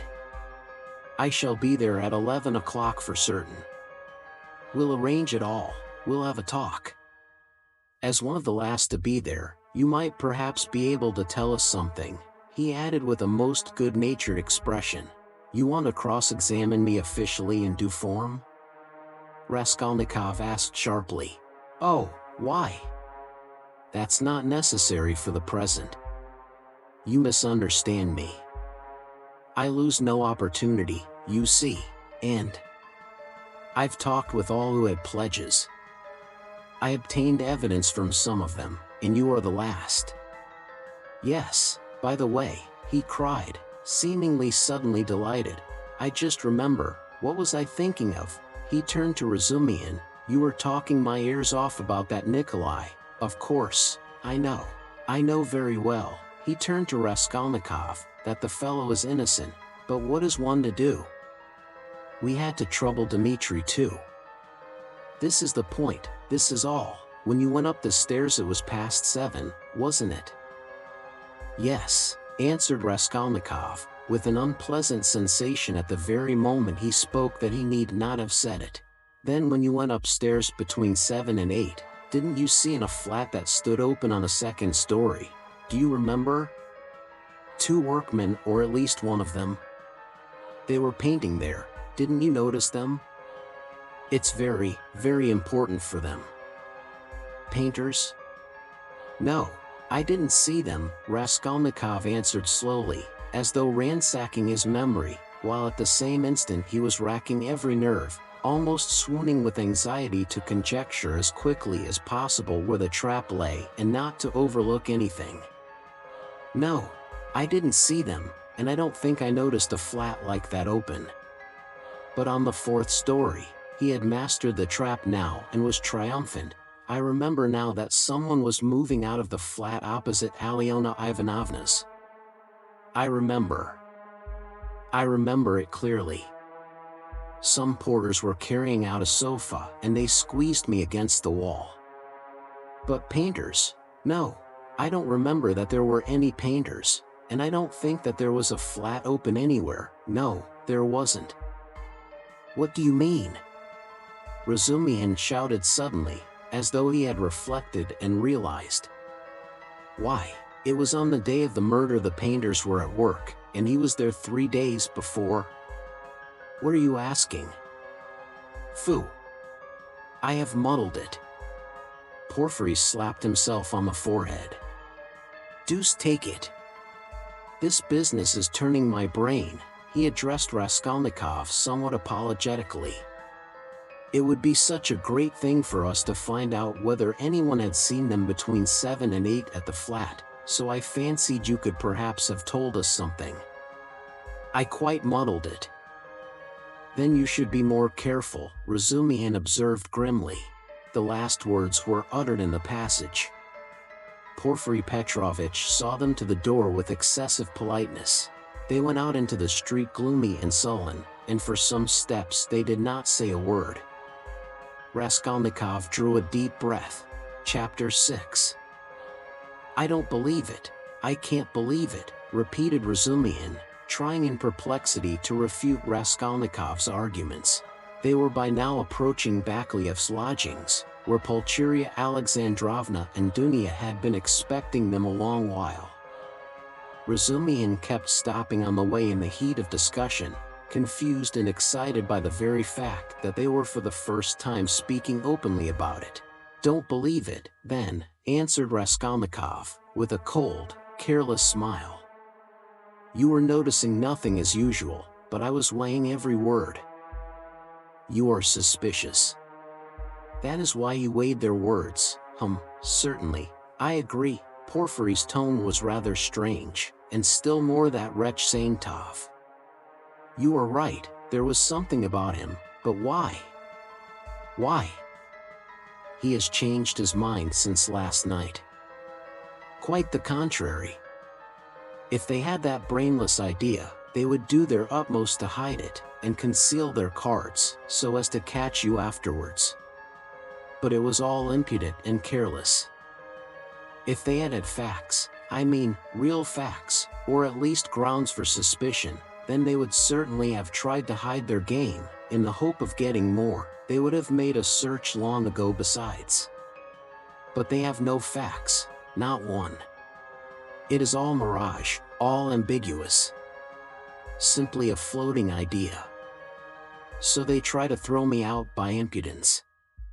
And perhaps he was irritated at having no facts, and blurted it out in his vexation, or perhaps he has some plan. He seems an intelligent man. Perhaps he wanted to frighten me by pretending to know. They have a psychology of their own, brother. But it is loathsome explaining it all. Stop. And it's insulting, insulting. I understand you. But, since we have spoken openly now, and it is an excellent thing that we have at last, I am glad. I will own now frankly that I noticed it in them long ago, this idea. Of course the merest hint only, an insinuation, but why an insinuation even? How dare they? What foundation have they? If only you knew how furious I have been. Think only. Simply because a poor student, unhinged by poverty and hypochondria, on the eve of a severe delirious illness, note that, suspicious, vain, proud, who has not seen a soul to speak to for 6 months, in rags and in boots without soles, has to face some wretched policeman and put up with their insolence, and the unexpected debt thrust under his nose, the IOU presented by Chebarov, the new paint, 30 degrees Romer and a stifling atmosphere, a crowd of people, the talk about the murder of a person where he had been just before, and all that on an empty stomach. He might well have a fainting fit. And that is what they found it all on. Damn them. I understand how annoying it is, but in your place, Rhodia, I would laugh at them, or better still, spit in their ugly faces, and spit a dozen times in all directions. I'd hit out in all directions, neatly too, and so I'd put an end to it. Damn them. Don't be downhearted. It's a shame. He really has put it well, though, Raskolnikov thought. Damn them. But the cross-examination again, tomorrow, he said with bitterness. Must I really enter into explanations with them? I feel vexed as it is, that I condescended to speak to Zaintov yesterday in the restaurant. Damn it. I will go myself to Porfiry. I will squeeze it out of him, as one of the family. He must let me know the ins and outs of it all. And as for Zaintov, at last he sees through him, thought Raskolnikov. Stay, cried Razumihin, seizing him by the shoulder again. Stay. You are wrong. I have thought it out. You are wrong. How is that a trap? You say that the question about the workmen was a trap. But if you had done that, could you have said you had seen them painting the flat, and the workmen? On the contrary, you would have seen nothing, even if you had seen it. Who would own it against himself? If I had done that thing, I should certainly have said that I had seen the workmen and the flat, Raskolnikov answered, with reluctance and obvious disgust. But why speak against yourself? Because only peasants, or the most inexperienced novices, deny everything flatly at examinations. If a man is ever so little developed and experienced, he will certainly try to admit all the external facts that can't be avoided, but will seek other explanations of them, will introduce some special, unexpected turn, that will give them another significance and put them in another light. Porfiry might well reckon that I should be sure to answer so, and say I had seen them to give an air of truth, and then make some explanation. But he would have told you at once that the workmen could not have been there 2 days before, and that therefore you must have been there on the day of the murder at 8 o'clock. And so he would have caught you over a detail. Yes, That is what he was reckoning on, that I should not have time to reflect, and should be in a hurry to make the most likely answer, and so would forget that the workman could not have been there 2 days before. But how could you forget it? Nothing easier. It isn't just such stupid things clever people are most easily caught. The more cunning a man is, the less he suspects that he will be caught in a simple thing. The more cunning a man is, the simpler the trap he must be caught in. Porfiry is not such a fool as you think. He is a knave then, if that is so. Raskolnikov could not help laughing. But at the very moment, he was struck by the strangeness of his own frankness, and the eagerness with which he had made this explanation, though he had kept up all the preceding conversation with gloomy repulsion, obviously with a motive, from necessity. I am getting a relish for certain aspects, he thought to himself. But almost at the same instant he became suddenly uneasy, as though an unexpected and alarming idea had occurred to him. His uneasiness kept on increasing. They had just reached the entrance to Bakliev's. "Go in alone," said Raskolnikov suddenly. "I will be back directly." "Where are you going?" "Why, we are just here." "I can't help it." "I will come in half an hour." "Tell them." "Say what you like, I will come with you." "You, too, want to torture me," he screamed, with such bitter irritation, such despair in his eyes that Razumian's hands dropped. He stood for some time on the steps, looking gloomily at Raskolnikov striding rapidly away in the direction of his lodging. At last, gritting his teeth and clenching his fist, he swore he would squeeze Porfiry like a lemon that very day, and went up the stairs to reassure Pulcheria Alexandrovna, who was by now alarmed at their long absence. When Raskolnikov got home, his hair was soaked with sweat and he was breathing heavily. He went rapidly up the stairs, walked into his unlocked room and at once fastened the latch. Then in senseless terror he rushed to the corner, to that hole under the paper where he had put the things, put his hand in, and for some minutes felt carefully in the hole, in every crack and fold of the paper. Finding nothing, he got up and drew a deep breath. As he was reaching the steps of Bakliev's, he suddenly fancied that something, a chain, a stud or even a bit of paper in which they had been wrapped with the old woman's handwriting on it, might somehow have slipped out and been lost in some crack, and then might suddenly turn up as unexpected, conclusive evidence against him. He stood as though lost in thought, and a strange, humiliated, half-senseless smile strayed on his lips. He took his cap at last and went quietly out of the room. His ideas were all tangled. He went dreamily through the gateway. "Here he is himself," shouted a loud voice. He raised his head. The porter was standing at the door of his little room and was pointing him out to a short man who looked like an artisan, wearing a long coat and a waistcoat, and looking at a distance remarkably like a woman. He stooped, and his head in a greasy cap hung forward. From his wrinkled flabby face he looked over 50, his little eyes were lost in fat and they looked out grimly, sternly and discontentedly. "What is it?" Raskolnikov asked, going up to the porter. The man stole a look at him from under his brows and he looked at him attentively, deliberately. Then he turned slowly and went out of the gate into the street without saying a word. "What is it?" cried Raskolnikov. "Why, he there was asking whether a student lived here, mentioned your name and whom you lodged with. I saw you coming and pointed you out and he went away. It's funny."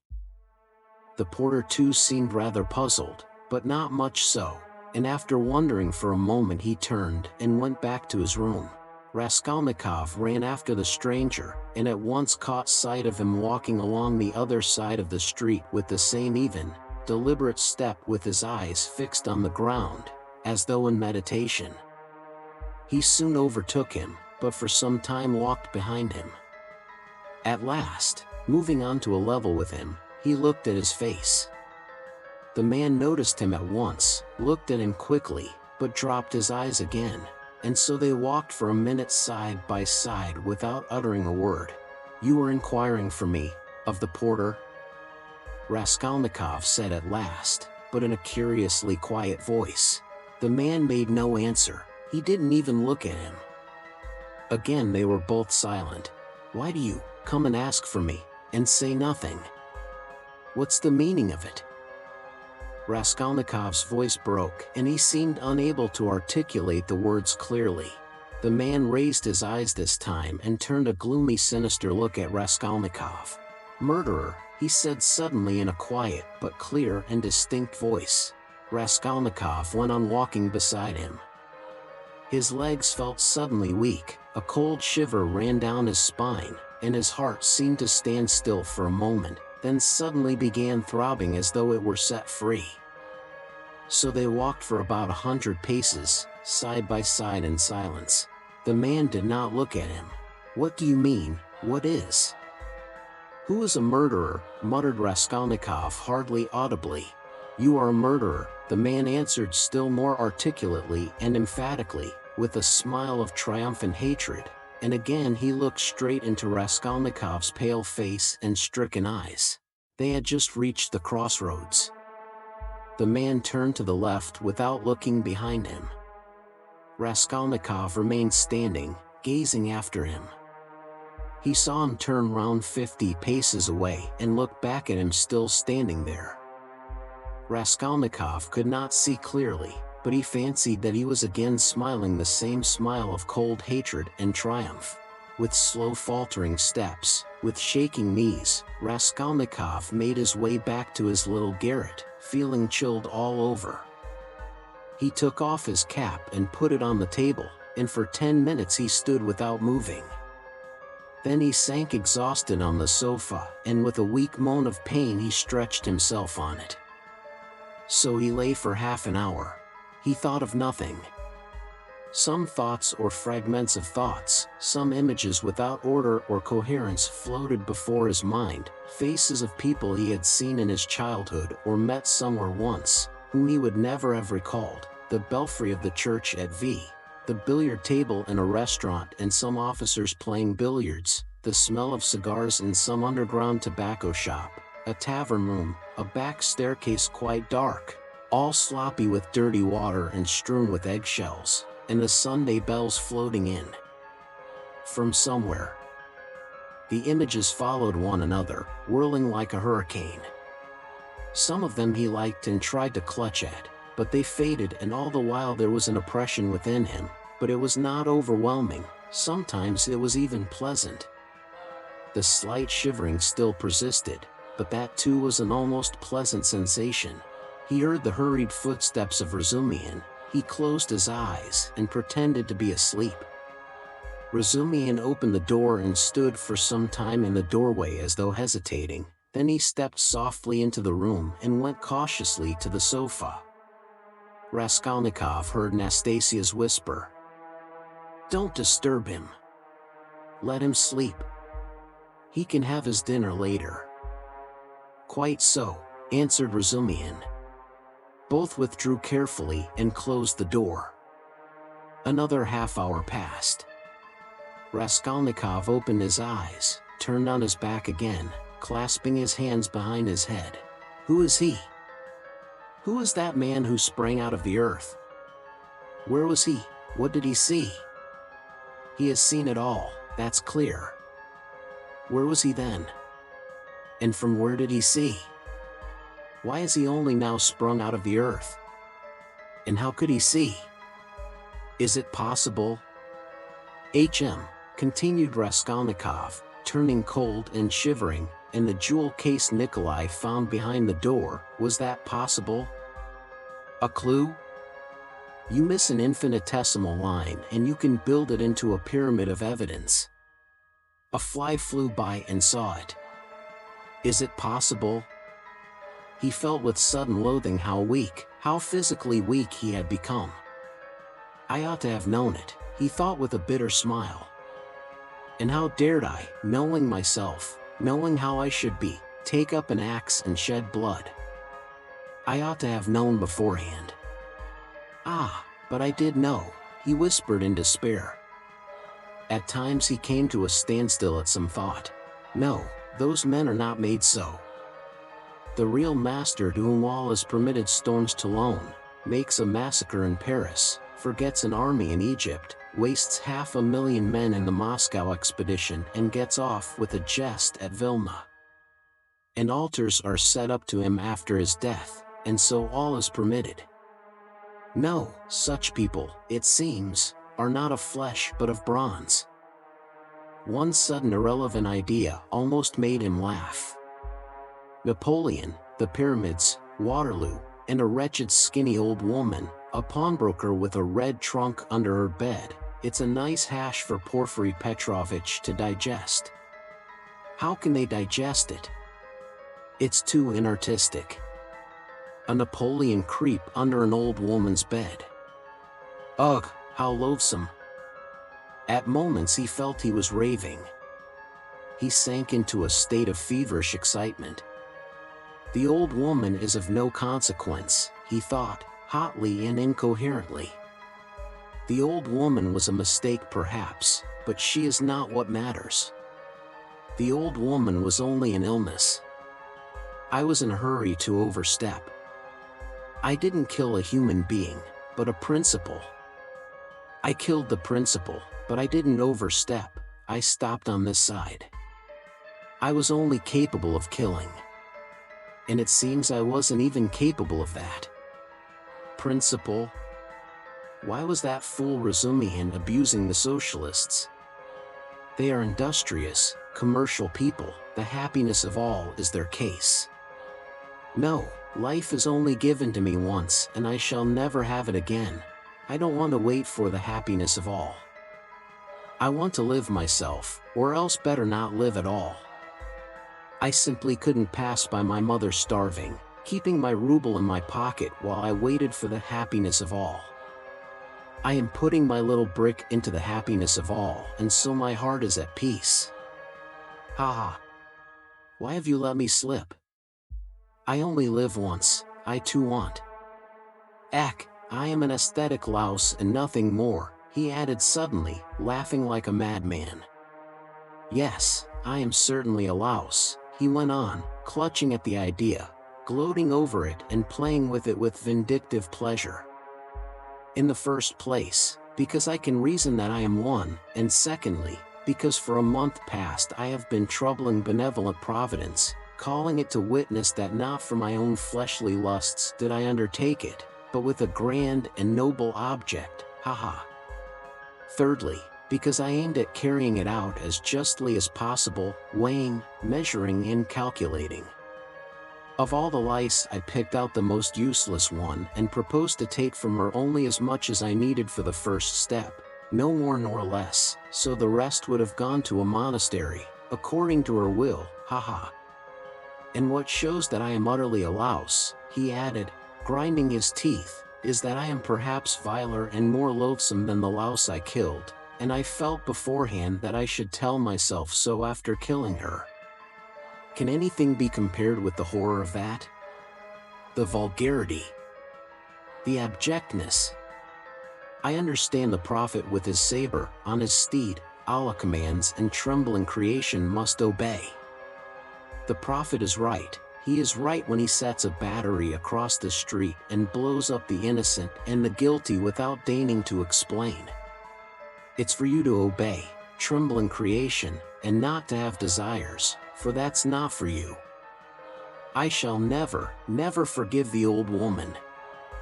His hair was soaked with sweat, his quivering lips were parched, his eyes were fixed on the ceiling. Mother, sister, how I love them. Why do I hate them now? Yes, I hate them, I feel a physical hatred for them, I can't bear them near me. I went up to my mother and kissed her, I remember. To embrace her and think if she only knew, shall I tell her then? That's just what I might do. She must be the same as I am, he added, straining himself to think, as it were struggling with delirium. Ah, how I hate the old woman now. I feel I should kill her again if she came to life. Poor Lizaveta.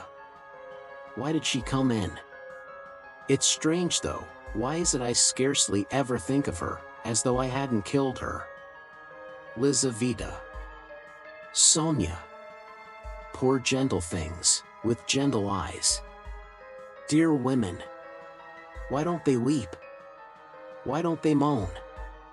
They give up everything, their eyes are soft and gentle. Sonia, Sonia. Gentle Sonia. He lost consciousness. It seemed strange to him that he didn't remember how he got into the street. It was late evening. The twilight had fallen and the full moon was shining more and more brightly, but there was a peculiar breathlessness in the air. There were crowds of people in the street. Workmen and business people were making their way home. Other people had come out for a walk. There was a smell of mortar, dust, and stagnant water. Raskolnikov walked along, mournful and anxious. He was distinctly aware of having come out with a purpose, of having to do something in a hurry, but what it was he had forgotten.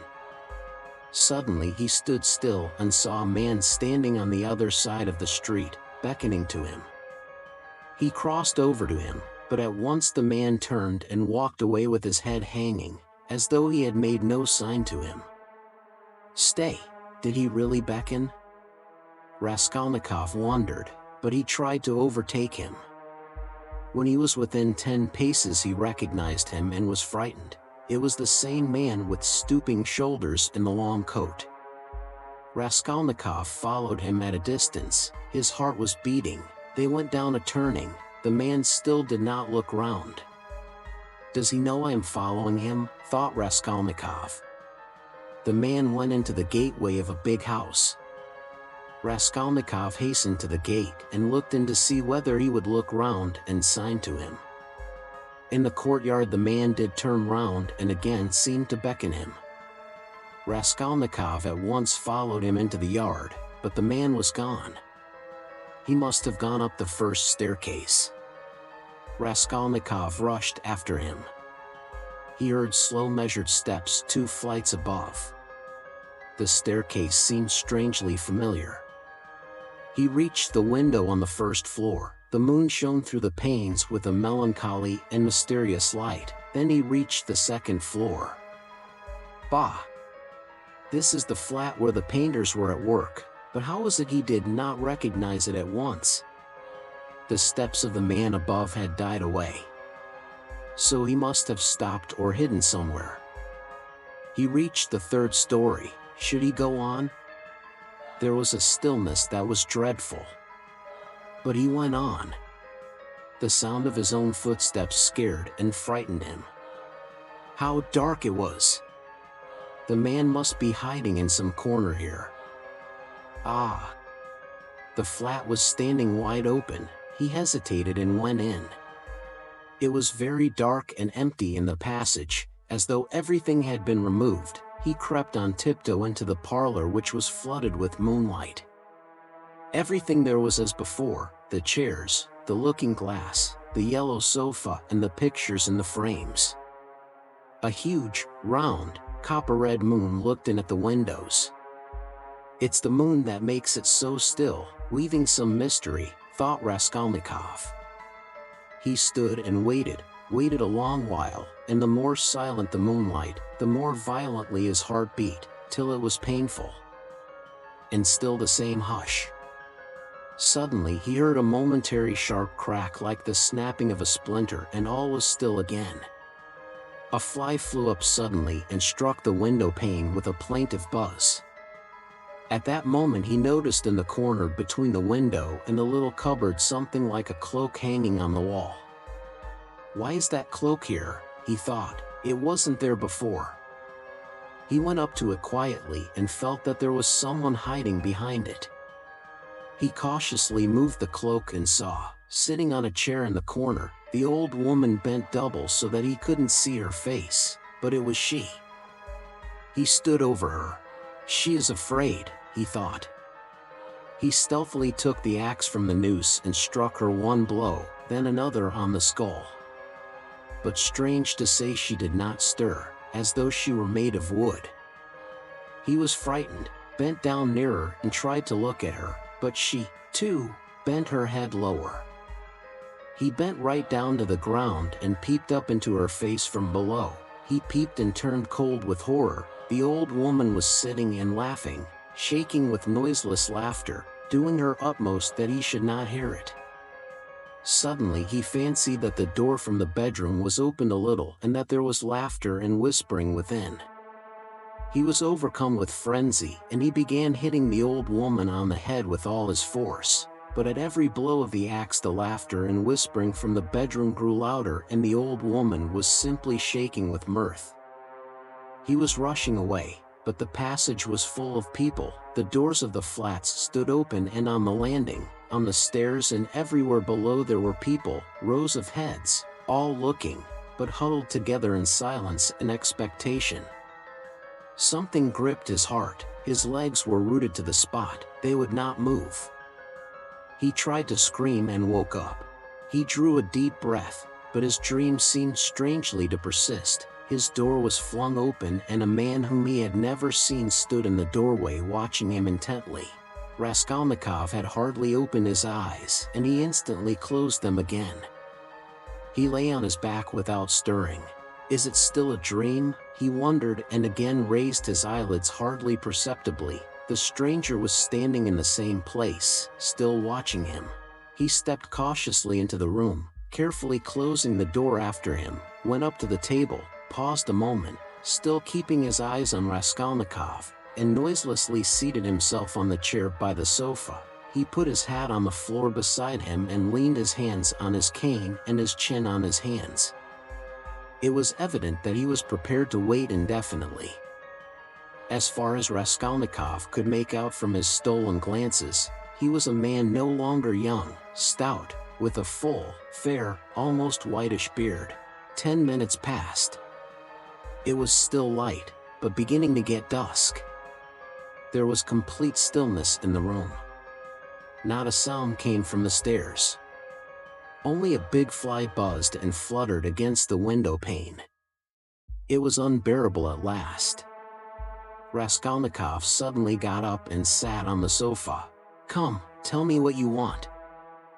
"I knew you were not asleep, but only pretending," the stranger answered oddly, laughing calmly. "Arkady Ivanovich Svidrigailov, allow me to introduce myself." Part 4. Chapter 1. Can this be still a dream? Raskolnikov thought once more.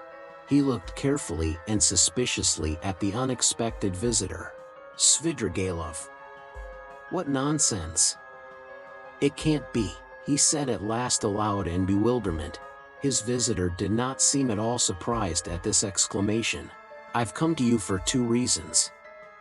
In the first place, I wanted to make your personal acquaintance, as I have already heard a great deal about you that is interesting and flattering. Secondly, I cherish the hope that you may not refuse to assist me in a matter directly concerning the welfare of your sister, Avdotya Romanovna. For without your support she might not let me come near her now, for she is prejudiced against me, but with your assistance I reckon on." "You reckon wrongly," interrupted Raskolnikov. "They only arrived yesterday. May I ask you?" Raskolnikov made no reply. "It was yesterday, I know. I only arrived myself the day before." "Well, let me tell you this, Rodion Romanovich. I don't consider it necessary to justify myself, but kindly tell me what was there particularly criminal on my part in all this business, speaking without prejudice, with common sense." Raskolnikov continued to look at him in silence. "That in my own house I persecuted a defenseless girl and insulted her with my infamous proposals, is that it? I am anticipating you.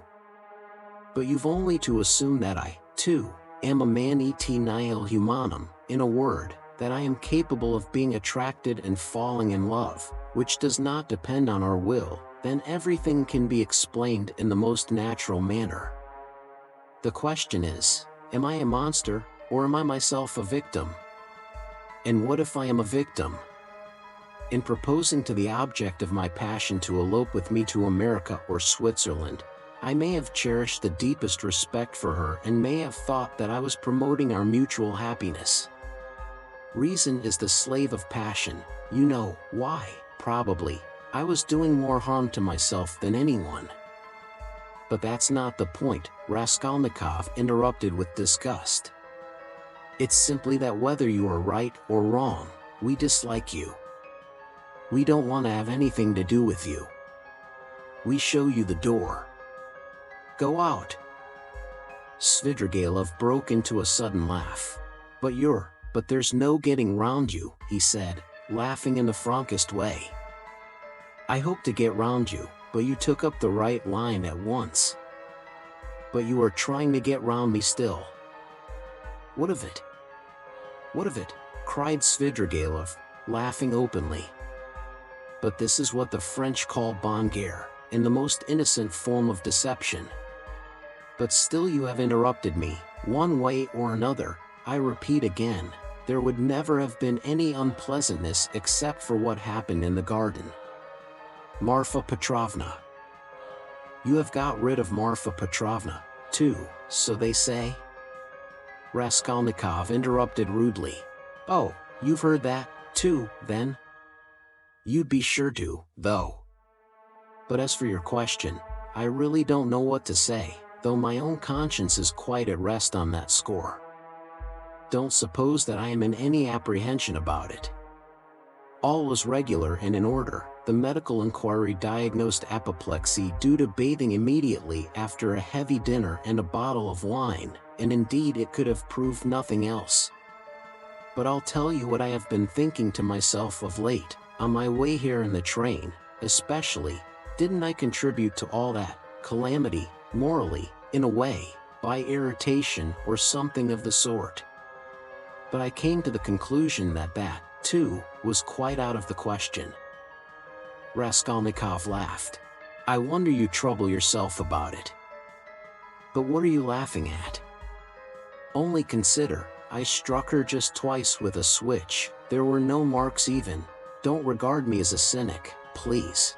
I am perfectly aware how atrocious it was of me and all that, but I know for certain, too, that Marfa Petrovna was very likely pleased at my, so to say, warmth. The story of your sister had been wrung out to the last drop. For the last 3 days Marfa Petrovna had been forced to sit at home. She had nothing to show herself with in the town.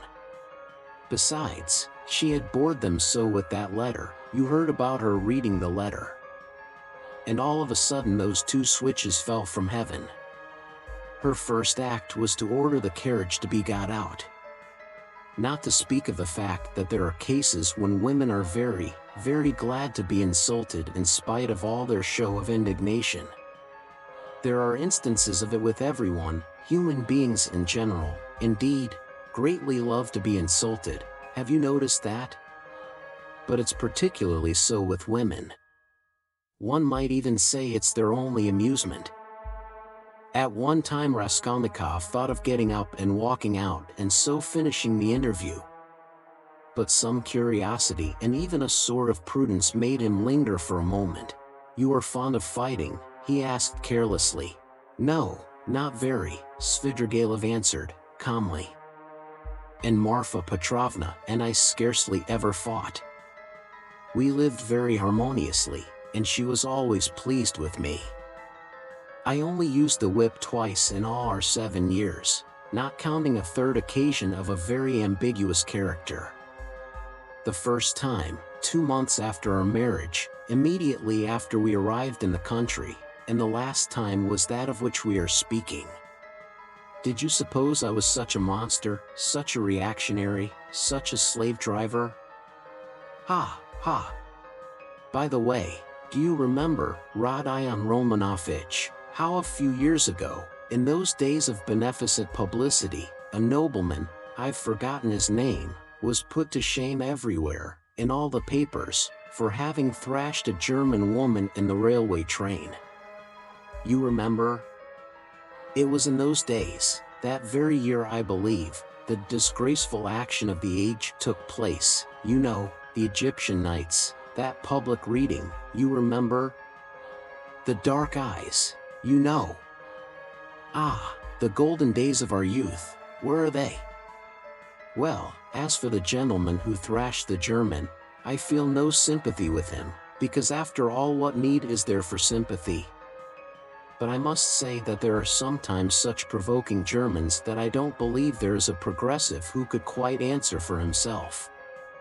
No one looked at the subject from that point of view then, but that's the truly humane point of view, I assure you. After saying this, Svidrigailov broke into a sudden laugh again.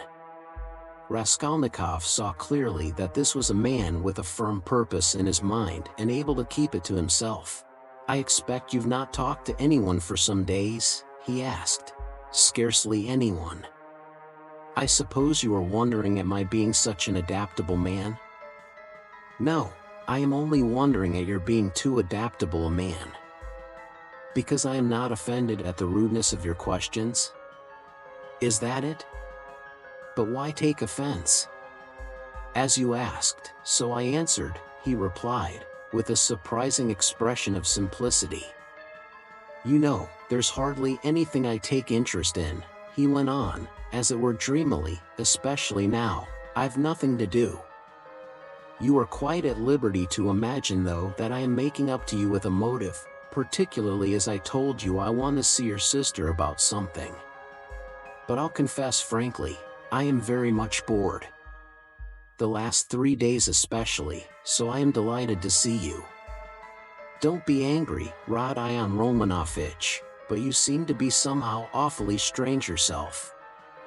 Say what you like, there's something wrong with you, and now, too, not this very minute, I mean, but now, generally." Well, I won't, don't scowl. I am not such a bear, you know, as you think." Raskolnikov looked gloomily at him. "You are not a bear, perhaps, at all," he said. "I fancy indeed that you are a man of very good breeding, or at least know how on occasion to behave like one." "I am not particularly interested in anyone's opinion," Svidrigailov answered, dryly and even with a shade of haughtiness, "and therefore why not be vulgar at times when vulgarity is such a convenient cloak for our climate, and especially if one has a natural propensity that way," he added, laughing again. "But I've heard you have many friends here. You are, as they say, not without connections. What can you want with me, then, unless you've some special object?" "That's true that I have friends here," Svidrigailov admitted, not replying to the chief point. "I've met some already.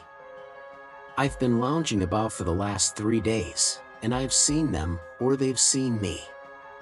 That's a matter of course. I am well dressed and reckon not a poor man. The emancipation of the serfs hasn't affected me.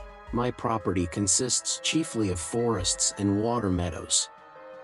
The revenue has not fallen off, but I am not going to see them. I was sick of them long ago. I've been here 3 days and have called on no one. What a town it is! How has it come into existence among us? Tell me that. A town of officials and students of all sorts. Yes, there's a great deal I didn't notice when I was here 8 years ago, kicking up my heels. My only hope now is an anatomy. By Jove, it is. Anatomy? But as for these clubs, dusauts, parades, or progress, indeed, maybe, well, all that can go on without me," he went on, again without noticing the question. "Besides, who wants to be a card sharper?" "Why, have you been a card sharper then?" "How could I help being?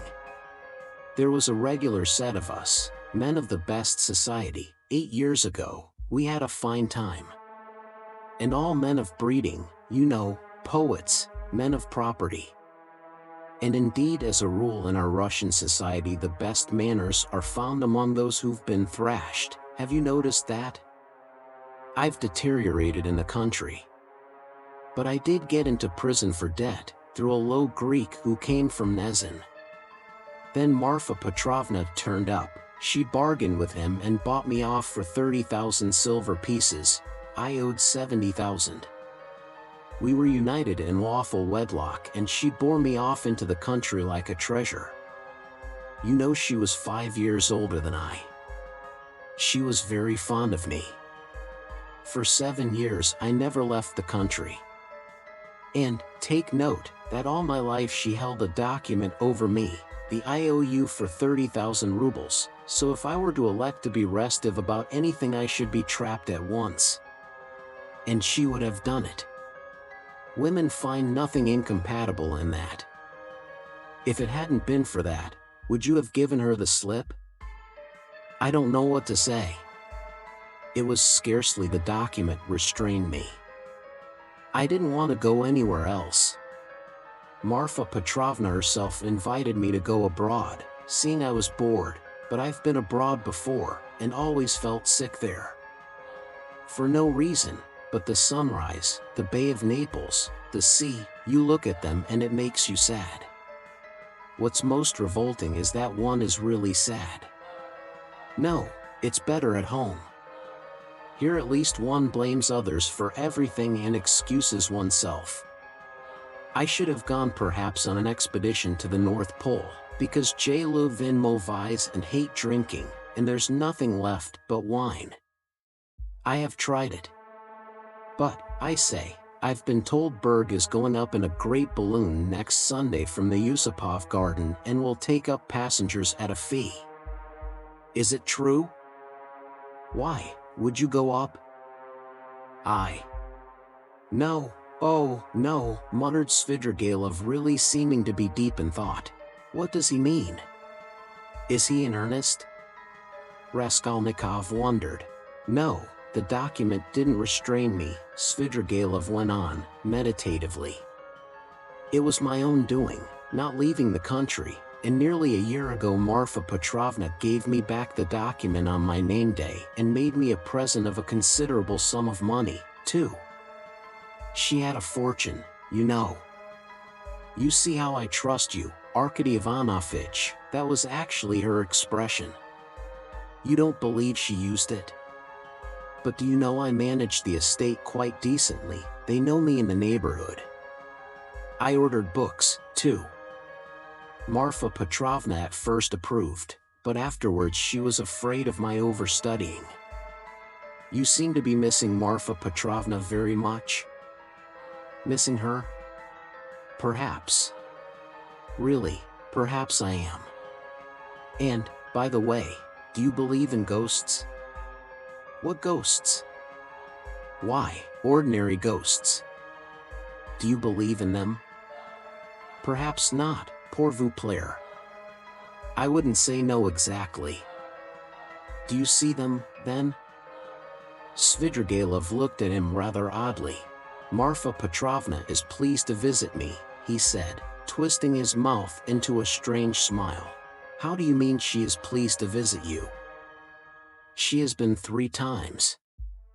I saw her first on the very day of the funeral, an hour after she was buried. It was the day before I left to come here. The second time was the day before yesterday, at daybreak, on the journey at the station of Malaya Vishera, and the third time was 2 hours ago in the room where I am staying. I was alone. Were you awake? Quite awake. I was wide awake every time. She comes, speaks to me for a minute and goes out at the door, always at the door. I can almost hear her. What made me think that something of the sort must be happening to you? Raskolnikov said suddenly. At the same moment he was surprised at having said it. He was much excited. What? Did you think so? Svidrigailov asked in astonishment. Did you really? Didn't I say that there was something in common between us, eh? You never said so.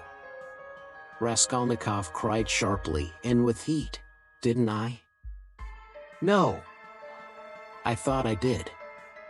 When I came in and saw you lying with your eyes shut, pretending, I said to myself at once, here's the man. What do you mean by the man? "What are you talking about?" cried Raskolnikov. "What do I mean? I really don't know," Svidrigailov muttered ingenuously, as though he, too, were puzzled. For a minute they were silent. They stared in each other's faces. "That's all nonsense," Raskolnikov shouted with vexation. "What does she say when she comes to you?" "She? Would you believe it? She talks of the silliest trifles, and man is a strange creature, it makes me angry. The first time she came in, I was tired, you know, the funeral service, the funeral ceremony, the lunch afterwards. At last I was left alone in my study. I lighted a cigar and began to think. She came in at the door. "You've been so busy today, Arkady Ivanovitch, you have forgotten to wind the dining room clock," she said. "All those 7 years I've wound that clock every week, and if I forgot it she would always remind me." The next day I set off on my way here. I got out at the station at daybreak. I'd been asleep, tired out, with my eyes half open. I was drinking some coffee. I looked up and there was suddenly Marfa Petrovna sitting beside me with a pack of cards in her hands. "Shall I tell your fortune for the journey, Arkady Ivanovitch?" She was a great hand at telling fortunes. I shall never forgive myself for not asking her to. I ran away in a fright, and, besides, the bell rang. I was sitting today, feeling very heavy after a miserable dinner from a cook shop. I was sitting smoking, all of a sudden Marfa Petrovna again. She came in very smart in a new green silk dress with a long train. "Good day, Arkady Ivanovitch. How do you like my dress? Aniska can't make like this." Aniska was a dressmaker in the country, one of our former serf girls who had been trained in Moscow, a pretty wench. She stood turning round before me. I looked at the dress, and then I looked carefully, very carefully, at her face. "I wonder you trouble to come to me about such trifles, Marfa Petrovna. Good gracious, you won't let one disturb you about anything." To tease her I said, "I want to get married, Marfa Petrovna." "That's just like you, Arkady Ivanovitch. It does you very little credit to come looking for a bride when you've hardly buried your wife. And if you could make a good choice, at least, but I know it won't be for your happiness or hers, you will only be a laughing-stock to all good people." Then she went out and her train seemed to rustle. "Isn't it nonsense, eh? But perhaps you are telling lies?" Raskolnikov put in. "I rarely lie," answered Svidrigailov thoughtfully, apparently not noticing the rudeness of the question. "And in the past, have you ever seen ghosts before?" "Why yes, I have seen them, but only once in my life, 6 years ago. I had a serf, Filka. Just after his burial I called out forgetting Filka, my pipe. He came in and went to the cupboard where my pipes were. I sat still and thought he is doing it out of revenge, because we had a violent quarrel just before his death. 'How dare you come in with a hole in your elbow?' I said. 'Go away, you scamp.' He turned and went out, and never came again. I didn't tell Marfa Petrovna at the time. I wanted to have a service sung for him, but I was ashamed. You should go to a doctor. I know I am not well, without your telling me, though I don't know what's wrong. I believe I am 5 times as strong as you are. I didn't ask you whether you believe that ghosts are seen, but whether you believe that they exist." "No, I won't believe it," Raskolnikov cried, with positive anger. "What do people generally say?" muttered Svidrigailov, as though speaking to himself, looking aside and bowing his head. "They say, you are ill, so what appears to you is only unreal fantasy. But that's not strictly logical. I agree that ghosts only appear to the sick, but that only proves that they are unable to appear except to the sick, not that they don't exist. Nothing of the sort, Raskolnikov insisted irritably. No? You don't think so? Svidrigailov went on, looking at him deliberately. But what do you say to this argument? Help me with it. Ghosts are, as it were, shreds and fragments of other worlds, the beginning of them. A man in health has, of course, no reason to see them, because he is above all a man of this earth and is bound for the sake of completeness in order to live only in this life.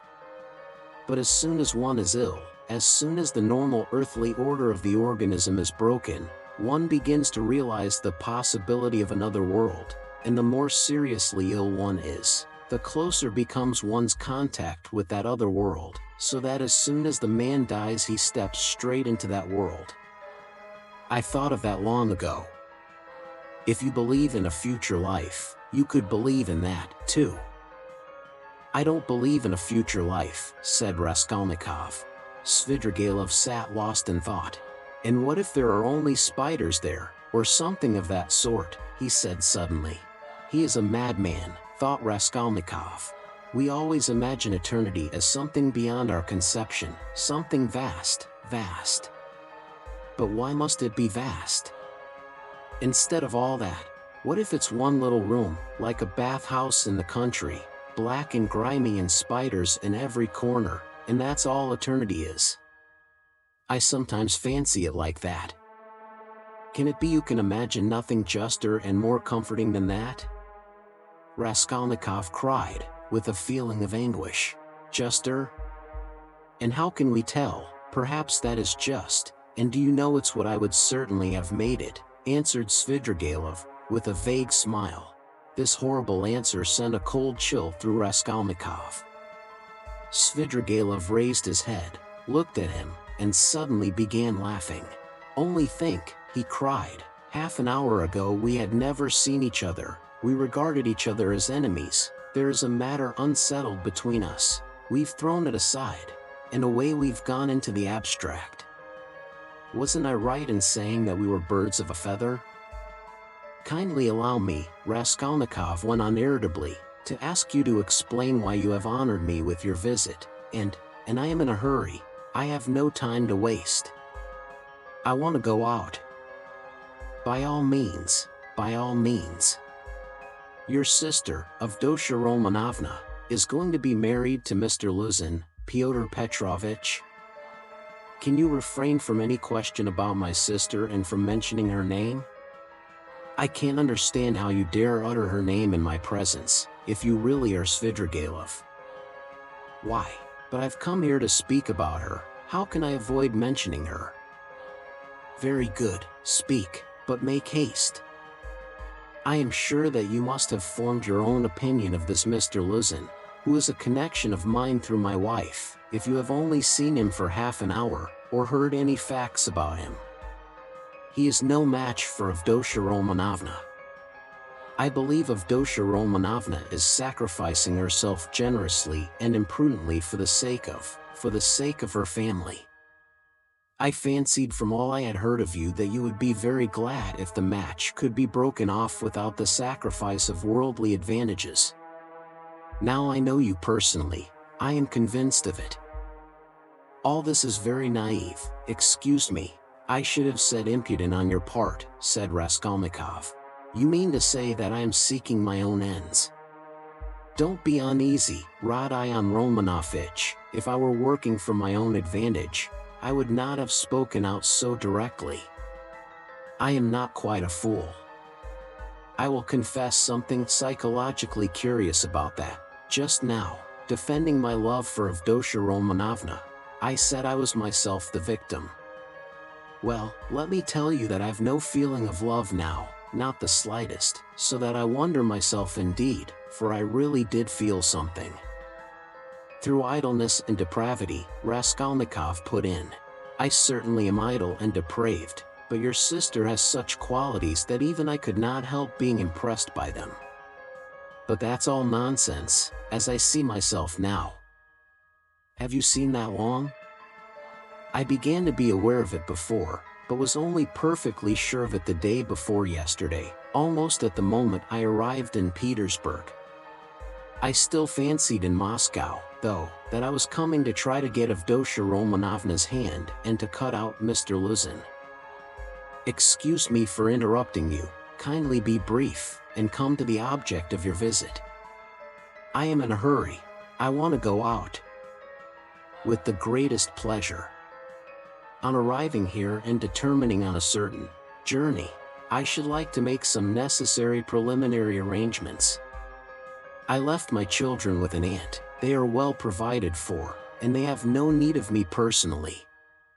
And a nice father I should make, too. I have taken nothing but what Marfa Petrovna gave me a year ago. That's enough for me.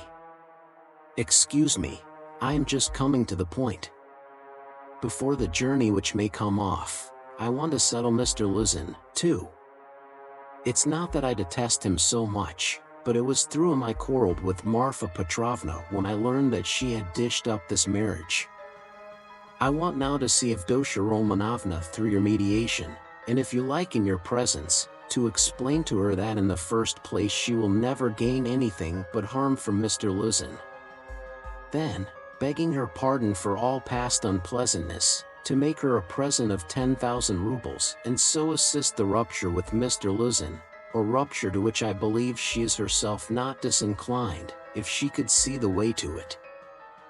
You are certainly mad, cried Raskolnikov, not so much angered as astonished. How dare you talk like that? I knew you would scream at me, but in the first place, though I am not rich, this 10,000 rubles is perfectly free. I have absolutely no need for it. If Avdotya Romanovna does not accept it, I shall waste it in some more foolish way. That's the first thing. Secondly, my conscience is perfectly easy. I make the offer with no ulterior motive.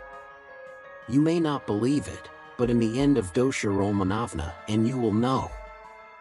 The point is, that I did actually cause your sister, whom I greatly respect, some trouble and unpleasantness, and so, sincerely regretting it, I want, not to compensate, not to repay her for the unpleasantness, but simply to do something to her advantage, to show that I am not, after all, privileged to do nothing but harm. If there were a millionth fraction of self-interest in my offer, I should not have made it so openly, and I should not have offered her 10,000 only, when 5 weeks ago I offered her more. Besides, I may, perhaps, very soon marry a young lady, and that alone ought to prevent suspicion of any design on Avdotya Romanovna. In conclusion, let me say that in marrying Mr. Luzin, she is taking money just the same, only from another man. Don't be angry, Rodion Romanovich. Think it over coolly and quietly. Svidrigailov himself was exceedingly cool and quiet as he was saying this. I beg you to say no more, said Raskolnikov. In any case, this is unpardonable impertinence. Not in the least. Then a man may do nothing but harm to his neighbor in this world, and is prevented from doing the tiniest bit of good by trivial conventional formalities. That's absurd. If I died, for instance, and left that sum to your sister in my will, surely she wouldn't refuse it. Very likely she would. Oh, no, indeed. However, if you refuse it, so be it, though 10,000 rubles is a capital thing to have on occasion. In any case, I beg you to repeat what I have said to Avdotya Romanovna. No, I won't. In that case, Rodion Romanovich, I shall be obliged to try and see her myself and worry her by doing so. And if I do tell her, will you not try to see her? I don't know really what to say. I should like very much to see her once more. Don't hope for it. I'm sorry. But you don't know me. Perhaps we may become better friends. You think we may become friends? And why not? Svidrigailov said, smiling. He stood up and took his hat. I didn't quite intend to disturb you, and I came here without reckoning on it, though I was very much struck by your face this morning. Where did you see me this morning? Raskolnikov asked uneasily. I saw you by chance. I kept fancying there is something about you like me. But don't be uneasy. I am not intrusive.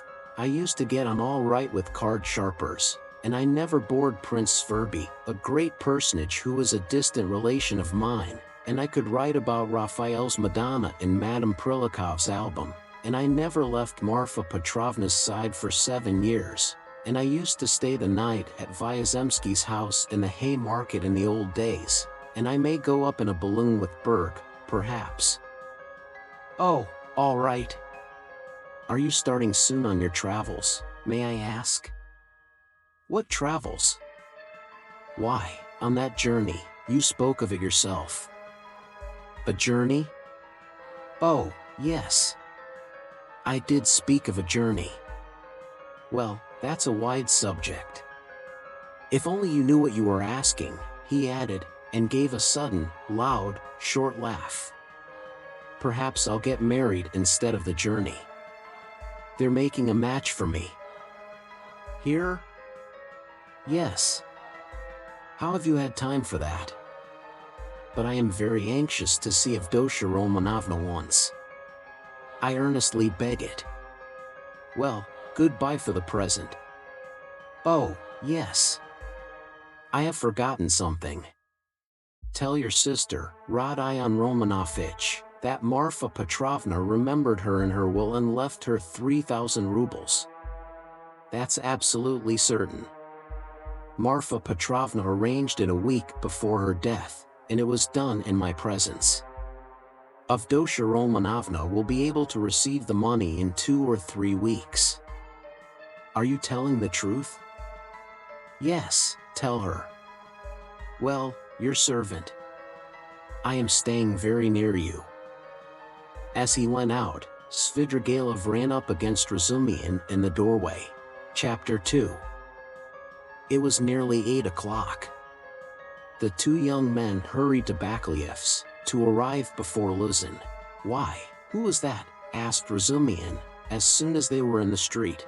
It was Svidrigailov, that landowner in whose house my sister was insulted when she was their governess. Through his persecuting her with his attentions, she was turned out by his wife, Marfa Petrovna. This Marfa Petrovna begged Dunia's forgiveness afterwards, and she's just died suddenly. It was of her we were talking this morning. I don't know why I'm afraid of that man. He came here at once after his wife's funeral. He is very strange, and is determined on doing something. We must guard Dunia from him, that's what I wanted to tell you, do you hear? Guard her. What can he do to harm Avdotya Romanovna?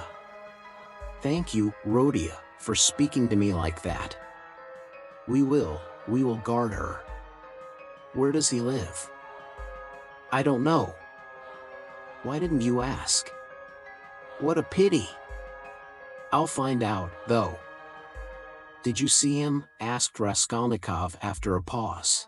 Yes, I noticed him well. You did really see him? You saw him clearly? Raskolnikov insisted. Yes, I remember him perfectly. I should know him in 1,000. I have a good memory for faces. They were silent again. H.M. That's all right, muttered Raskolnikov. Do you know, I fancied. I keep thinking that it may have been an hallucination. What do you mean? I don't understand you. Well, you all say, Raskolnikov went on, twisting his mouth into a smile, that I am mad. I thought just now that perhaps I really am mad, and have only seen a phantom. What do you mean? Why, who can tell? Perhaps I am really mad, and perhaps everything that happened all these days may be only imagination. ACH, Rodia, you have been upset again. But what did he say? What did he come for? Raskolnikov did not answer. Razumihin thought a minute.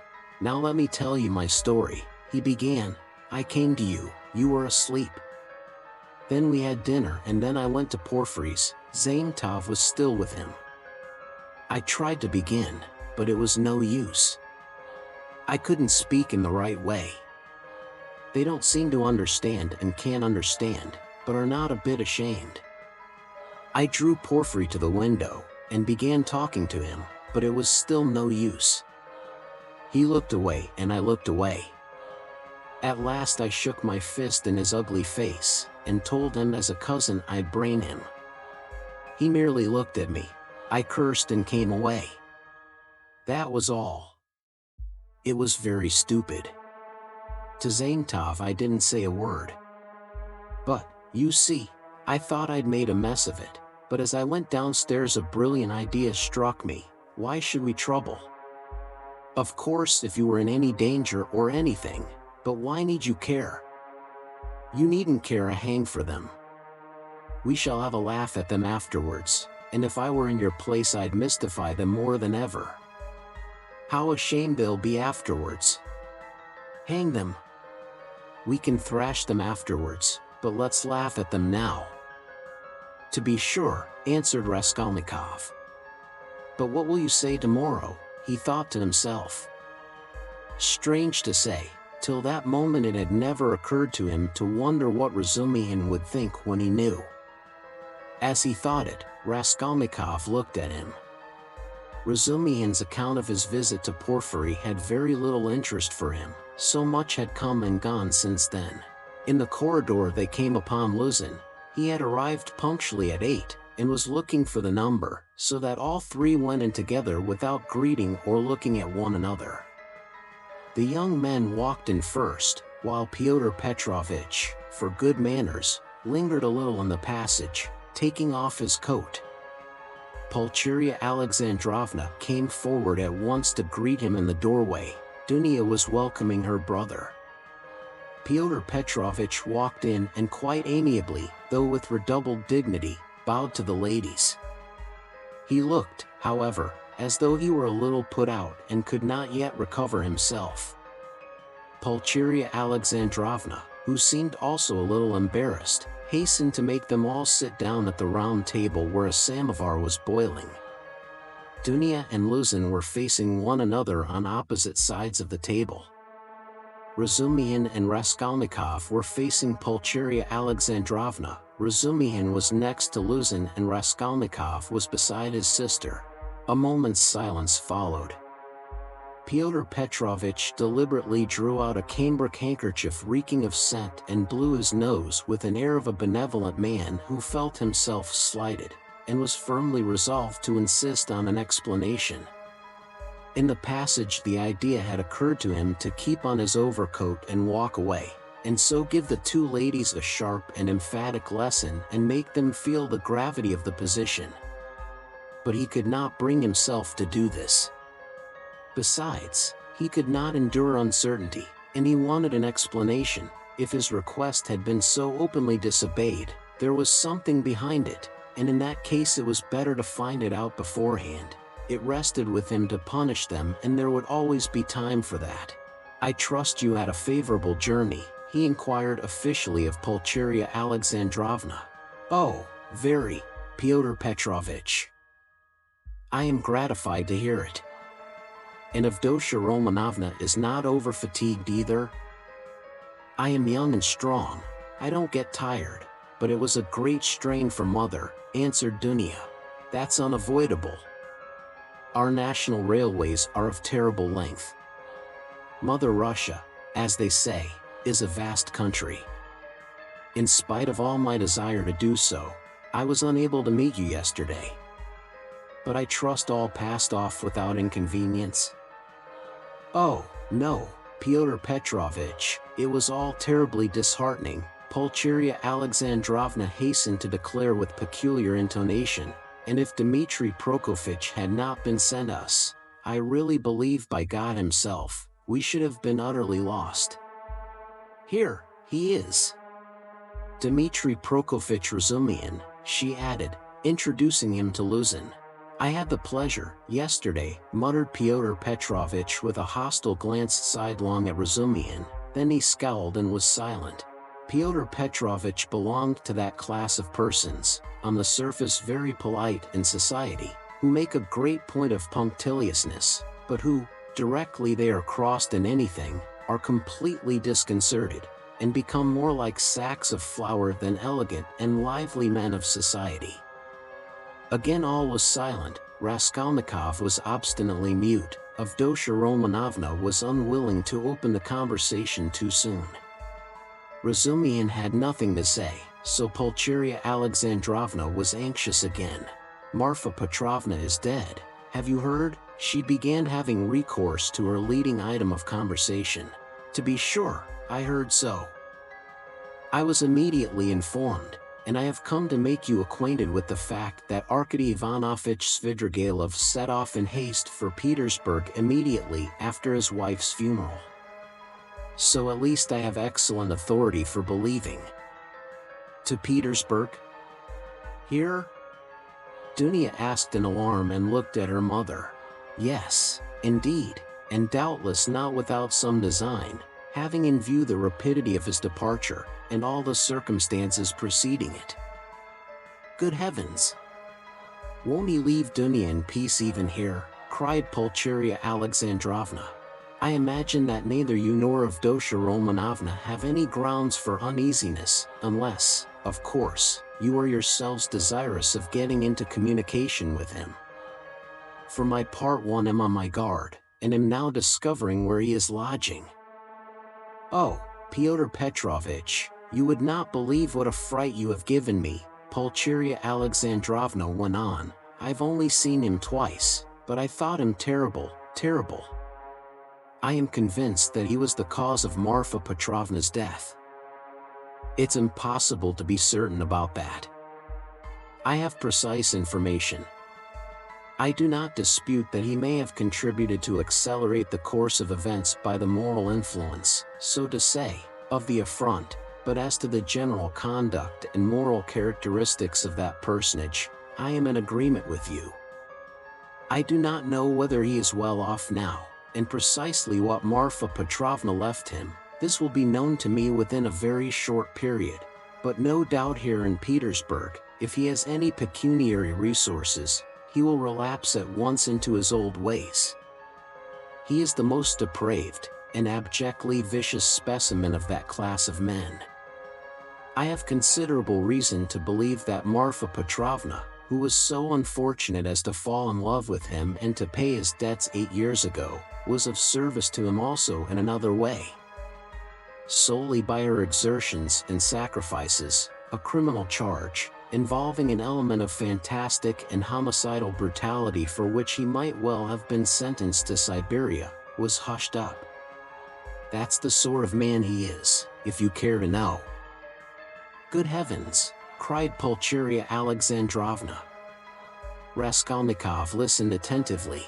"Are you speaking the truth when you say that you have good evidence of this?" Dunya asked sternly and emphatically. "I only repeat what I was told in secret by Marfa Petrovna. I must observe that from the legal point of view the case was far from clear. There was, and I believe still is, living here a woman called Reslich, a foreigner, who lent small sums of money at interest, and did other commissions, and with this woman Svidrigailov had for a long while close and mysterious relations. She had a relation, a niece I believe, living with her, a deaf and dumb girl of 15, or perhaps not more than 14. Reslich hated this girl, and grudged her every crust. She used to beat her mercilessly. One day the girl was found hanging in the garret. At the inquest the verdict was suicide. After the usual proceedings the matter ended, but, later on, information was given that the child had been cruelly outraged by Svidrigailov. It is true, this was not clearly established. The information was given by another German woman of loose character whose word could not be trusted. No statement was actually made to the police. Thanks to Marfa Petrovna's money and exertions, it did not get beyond gossip. And yet the story is a very significant one. You heard, No doubt, Avdotya Romanovna, when you were with them, the story of the servant Philip who died of ill treatment he received 6 years ago, before the abolition of serfdom. I heard, on the contrary, that this Philip hanged himself. Quite so, but what drove him, or rather perhaps disposed him, to suicide was the systematic persecution and severity of Mr. Svidrigailov. I don't know that, answered Dunya, dryly. I only heard a queer story that Philip was a sort of hypochondriac, a sort of domestic philosopher, the servants used to say. He read himself silly, and that he hanged himself partly on account of Mr. Svidrigailov's mockery of him and not his blows. When I was there he behaved well to the servants, and they were actually fond of him, though they certainly did blame him for Philip's death. I perceive, Avdotya Romanovna, that you seem disposed to undertake his defense all of a sudden, Luzin observed, twisting his lips into an ambiguous smile. There's no doubt that he is an astute man, and insinuating where ladies are concerned, of which Marfa Petrovna, who has died so strangely, is a terrible instance. My only desire has been to be of service to you and your mother with my advice, in view of the renewed efforts which may certainly be anticipated from him. For my part, it's my firm conviction that he will end in a debtor's prison again. Marfa Petrovna had not the slightest intention of settling anything substantial on him, having regard for his children's interests, and, if she left him anything, it would only be the merest sufficiency, something insignificant and ephemeral, which would not last a year for a man of his habits. Pyotr Petrovitch, I beg you, said Dunya, say no more of Mr. Svidrigailov. It makes me miserable. He has just been to see me, said Raskolnikov, breaking his silence for the first time. There were exclamations from all, and they all turned to him. Even Pyotr Petrovitch was roused. An hour and a half ago, he came in when I was asleep, waked me, and introduced himself, Raskolnikov continued. He was fairly cheerful and at ease, and quite hopes that we shall become friends. He is particularly anxious, by the way, Dunya, for an interview with you, at which he asked me to assist. He has a proposition to make to you, and he told me about it. He told me, too, that a week before her death Marfa Petrovna left you 3,000 rubles in her will, Dunya, and that you can receive the money very shortly. Thank God, cried Pulcheria Alexandrovna, crossing herself. Pray for her soul, Dunya. It's a fact, broke from Luzin. Tell us, what more? Dunya urged Raskolnikov. Then he said that he wasn't rich and all the estate was left to his children who are now with an aunt, then that he was staying somewhere not far from me, but where, I don't know, I didn't ask. But what does he want to propose to Dunya? Cried Pulcheria Alexandrovna in a fright. Did he tell you? Yes. What was it? I'll tell you afterwards. Raskolnikov ceased speaking and turned his attention to his tea. Pyotr Petrovitch looked at his watch. I am compelled to keep a business engagement, and so I shall not be in your way, he added with an air of some pique, and he began getting up. Don't go, Pyotr Petrovitch, said Dunya. You intended to spend the evening.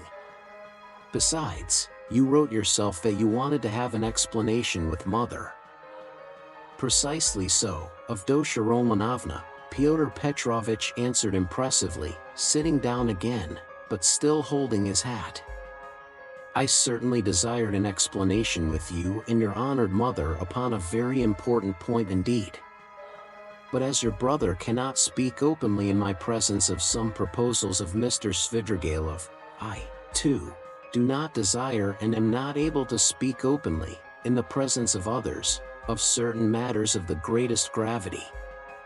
Moreover, my most weighty and urgent request has been disregarded. Assuming an aggrieved air, Luzin relapsed into dignified silence.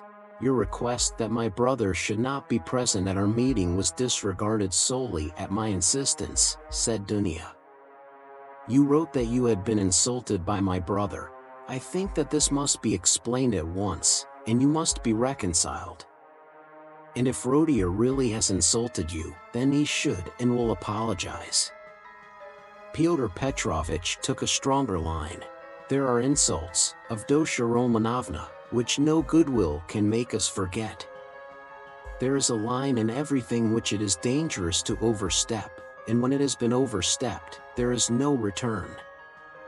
That wasn't what I was speaking of exactly, Pyotr Petrovich, Dunya interrupted with some impatience. Please understand that our whole future depends now on whether all this is explained and set right as soon as possible. I tell you frankly at the start that I cannot look at it in any other light, and if you have the least regard for me, all this business must be ended today, however hard that may be. I repeat that if my brother is to blame, he will ask your forgiveness. I am surprised at your putting the question like that, said Luzin, getting more and more irritated. Esteeming, and so to say, adoring you, I may at the same time, very well indeed, be able to dislike some member of your family. Though I lay claim to the happiness of your hand, I cannot accept duties incompatible with. Ah, don't be so ready to take offense, Pyotr Petrovich, Dunya interrupted with feeling, and be the sensible and generous man I have always considered, and wish to consider, you to be. I've given you a great promise, I am your betrothed. Trust me in this matter and, believe me, I shall be capable of judging impartially. My assuming the part of judge is as much a surprise for my brother as for you. When I insisted on his coming to our interview today after your letter, I told him nothing of what I meant to do. Understand that, if you are not reconciled, I must choose between you, it must be either you or he. That is how the question rests on your side and on his. I don't want to be mistaken in my choice, and I must not be. For your sake I must break off with my brother, for my brother's sake I must break off with you. I can find out for certain now whether he is a brother to me, and I want to know it, and of you, whether I am dear to you, whether you esteem me, whether you are the husband for me. Avdotya Romanovna, Luzin declared huffily, your words are of too much consequence to me. I will say more, they are offensive in view of the position I have the honor to occupy in relation to you. To say nothing of your strange and offensive setting me on a level with an impertinent boy, you admit the possibility of breaking your promise to me. You say you or he, showing thereby of how little consequence I am in your eyes. I cannot let this pass considering the relationship and the obligations existing between us. What? Cried Dunya, flushing. I set your interest beside all that has hitherto been most precious in my life, what has made up the whole of my life, and here you are offended at my making too little account of you. Raskolnikov smiled sarcastically, Razumihin fidgeted, but Pyotr Petrovich did not accept the reproof. On the contrary, at every word he became more persistent and irritable, as though he relished it. Love for the future partner of your life, for your husband, ought to outweigh your love for your brother, he pronounced sententiously, and in any case I cannot be put on the same level. Although I said so emphatically that I would not speak openly in your brother's presence, nevertheless, I intend now to ask your honored mother for a necessary explanation on a point of great importance closely affecting my dignity. Your son, he turned to Pulcheria Alexandrovna, yesterday in the presence of Mr. Razudkin, or... I think that's it. Excuse me, I have forgotten your surname. He bowed politely to Razumihin, insulted me by misrepresenting the idea I expressed to you in a private conversation, drinking coffee, that is, that marriage with a poor girl who has had experience of trouble is more advantageous from the conjugal point of view than with one who has lived in luxury, since it is more profitable for the moral character. Your son intentionally exaggerated the significance of my words and made them ridiculous, accusing me of malicious intentions, and, as far as I could see, relied upon your correspondence with him. I shall consider myself happy, Pulcheria Alexandrovna, if it is possible for you to convince me of an opposite conclusion, and thereby considerately reassure me. Kindly let me know in what terms precisely you repeated my words in your letter to Rodion Romanovich. I don't remember, faltered Pulcheria Alexandrovna. I repeated them as I understood them. I don't know how Rodion repeated them to you, perhaps he exaggerated. He could not have exaggerated them, except at your instigation. Pyotr Petrovich, Pulcheria Alexandrovna declared with dignity, the proof that Dunya and I did not take your words in a very bad sense is the fact that we are here. Good, mother, said Dunya approvingly. Then this is my fault again, said Luzin, aggrieved. Well, Pyotr Petrovich, you keep blaming Rodion, but you yourself have just written what was false about him, Pulcheria Alexandrovna added, gaining courage. I don't remember writing anything false. You wrote, Raskolnikov said sharply, not turning to Luzin, that I gave money yesterday not to the widow of the man who was killed, as was the fact, but to his daughter, whom I had never seen till yesterday. You wrote this to make dissension between me and my family, and for that object added coarse expressions about the conduct of a girl whom you don't know. All that is mean slander. Excuse me, sir, said Luzin, quivering with fury. I enlarged upon your qualities and conducted in my letter solely in response to your sister's and mother's inquiries, how I found you, and what impression you made on me. As for what you've alluded to in my letter, be so good as to point out one word of falsehood, show, that is, that you didn't throw away your money, and that there are not worthless persons in that family, however unfortunate. To my thinking, you, with all your virtues, are not worth the little finger of that unfortunate girl at whom you throw stones. Would you go so far then as to let her associate with your mother and sister? I have done so already, if you care to know. I made her sit down today with mother and Dunya. Rodion, cried Pulcheria Alexandrovna. Dunya crimsoned, Razumihin knitted his brows. Luzin smiled with lofty sarcasm. You may see for yourself, Avdotya Romanovna, he said, whether it is possible for us to agree. I hope now that this question is at an end, once and for all. I will withdraw, that I may not hinder the pleasures of family intimacy, and the discussion of secrets. He got up from his chair and took his hat. But in withdrawing, I venture to request that for the future I may be spared similar meetings, and, so to say, compromises. I appeal particularly to you, honored Pulcheria Alexandrovna, on this subject, the more as my letter was addressed to you and to no one else. Pulcheria Alexandrovna was a little offended. You seem to think we are completely under your authority, Pyotr Petrovich. Dunya has told you the reason your desire was disregarded. She had the best intentions. And indeed you write as though you were laying commands upon me. Are we to consider every desire of yours as a command?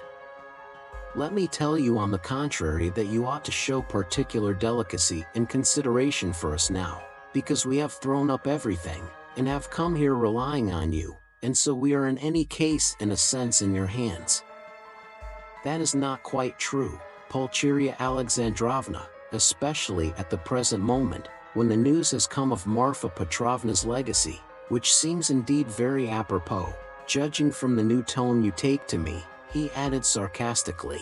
Judging from that remark, we may certainly presume that you were reckoning on our helplessness, Dunya observed irritably. But now in any case I cannot reckon on it, and I particularly desire not to hinder your discussion of the secret proposals of Arkady Ivanovich Svidrigailov, which he has entrusted to your brother and which have, I perceive, a great and possibly a very agreeable interest for you. Good heavens! Cried Pulcheria Alexandrovna. Razumihin could not sit still on his chair. Aren't you ashamed now, sister? Asked Raskolnikov. I am ashamed, Rodion, said Dunya. Pyotr Petrovich, go away, she turned to him, white with anger. Pyotr Petrovich had apparently not at all expected such a conclusion. He had too much confidence in himself, in his power and in the helplessness of his victims. He could not believe it even now. He turned pale, and his lips quivered. Avdotya Romanovna, if I go out of this door now, after such a dismissal, then, you may reckon on it, I will never come back. Consider what you are doing. My word is not to be shaken. What insolence, cried Dunya, springing up from her seat. I don't want you to come back again. What? So that's how it stands, cried Luzin, utterly unable to the last moment to believe in the rupture and so completely thrown out of his reckoning now. So that's how it stands. But do you know, Avdotya Romanovna, that I might protest? What right have you to speak to her like that? Pulcheria Alexandrovna intervened hotly. And what can you protest about? What rights have you? Am I to give my Dunya to a man like you? Go away, leave us altogether. We are to blame for having agreed to a wrong action, and I above all. But you have bound me, Pulcheria Alexandrovna, Luzin stormed in a frenzy, by your promise, and now you deny it and, besides, I have been led on account of that into expenses. This last complaint was so characteristic of Pyotr Petrovich, that Raskolnikov, pale with anger and with the effort of restraining it, could not help breaking into laughter. But Pulcheria Alexandrovna was furious. Expenses? What expenses? Are you speaking of our trunk? But the conductor brought it for nothing for you. Mercy on us, we have bound you. What are you thinking about, Pyotr Petrovich? It was you bound us, hand and foot, not we. Enough, mother, no more please, Avdotya Romanovna implored. Pyotr Petrovich, do be kind and go. I am going, but one last word, he said, quite unable to control himself. Your mama seems to have entirely forgotten that I made up my mind to take you, so to speak, after the gossip of the town had spread all over the district in regard to your reputation. Disregarding public opinion for your sake and reinstating your reputation, I certainly might very well reckon on a fitting return, and might indeed look for gratitude on your part. And my eyes have only now been opened. I see myself that I may have acted very, very recklessly in disregarding the universal verdict. Does the fellow want his head smashed? Cried Razumihin, jumping up. You are a mean and spiteful man, cried Dunya. Not a word. Not a movement, cried Raskolnikov, holding Razumihin back, then going close up to Luzin. Kindly leave the room, he said quietly and distinctly, and not a word more or. Pyotr Petrovich gazed at him for some seconds with a pale face that worked with anger, then he turned, went out, and rarely has any man carried away in his heart such vindictive hatred as he felt against Raskolnikov. Him, and him alone, he blamed for everything. It is noteworthy that as he went downstairs he still imagined that his case was perhaps not utterly lost, and that, so far as the ladies were concerned, all might very well indeed be set right again. Chapter 3. The fact was that up to the last moment he had never expected such an ending. He had been overbearing to the last degree, never dreaming that two destitute and defenseless women could escape from his control. This conviction was strengthened by his vanity and conceit, a conceit to the point of fatuity. Pyotr Petrovich, who had made his way up from insignificance, was morbidly given to self-admiration, had the highest opinion of his intelligence and capacities, and sometimes even gloated in solitude over his image in the glass. But what he loved and valued above all was the money he had amassed by his labor, and by all sorts of devices. That money made him the equal of all who had been his superiors. When he had bitterly reminded Dunya that he had decided to take her in spite of evil report, Pyotr Petrovich had spoken with perfect sincerity and had, indeed, felt genuinely indignant at such black ingratitude. And yet, when he made Dunya his offer, he was fully aware of the groundlessness of all the gossip. The story had been everywhere contradicted by Marfa Petrovna, and was by then disbelieved by all the townspeople, who were warm in Dunya's defense. And he would not have denied that he knew all that at the time. Yet he still thought highly of his own resolution in lifting Dunya to his level and regarded it as something heroic. In speaking of it to Dunya, he had let out the secret feeling he cherished and admired, and he could not understand that others should fail to admire it too. He had called on Raskolnikov with the feelings of a benefactor who is about to reap the fruits of his good deeds and to hear agreeable flattery. And as he went downstairs now, he considered himself most undeservedly injured and unrecognized. Dunya was simply essential to him. To do without her was unthinkable. For many years he had had voluptuous dreams of marriage, but he had gone on waiting and amassing money.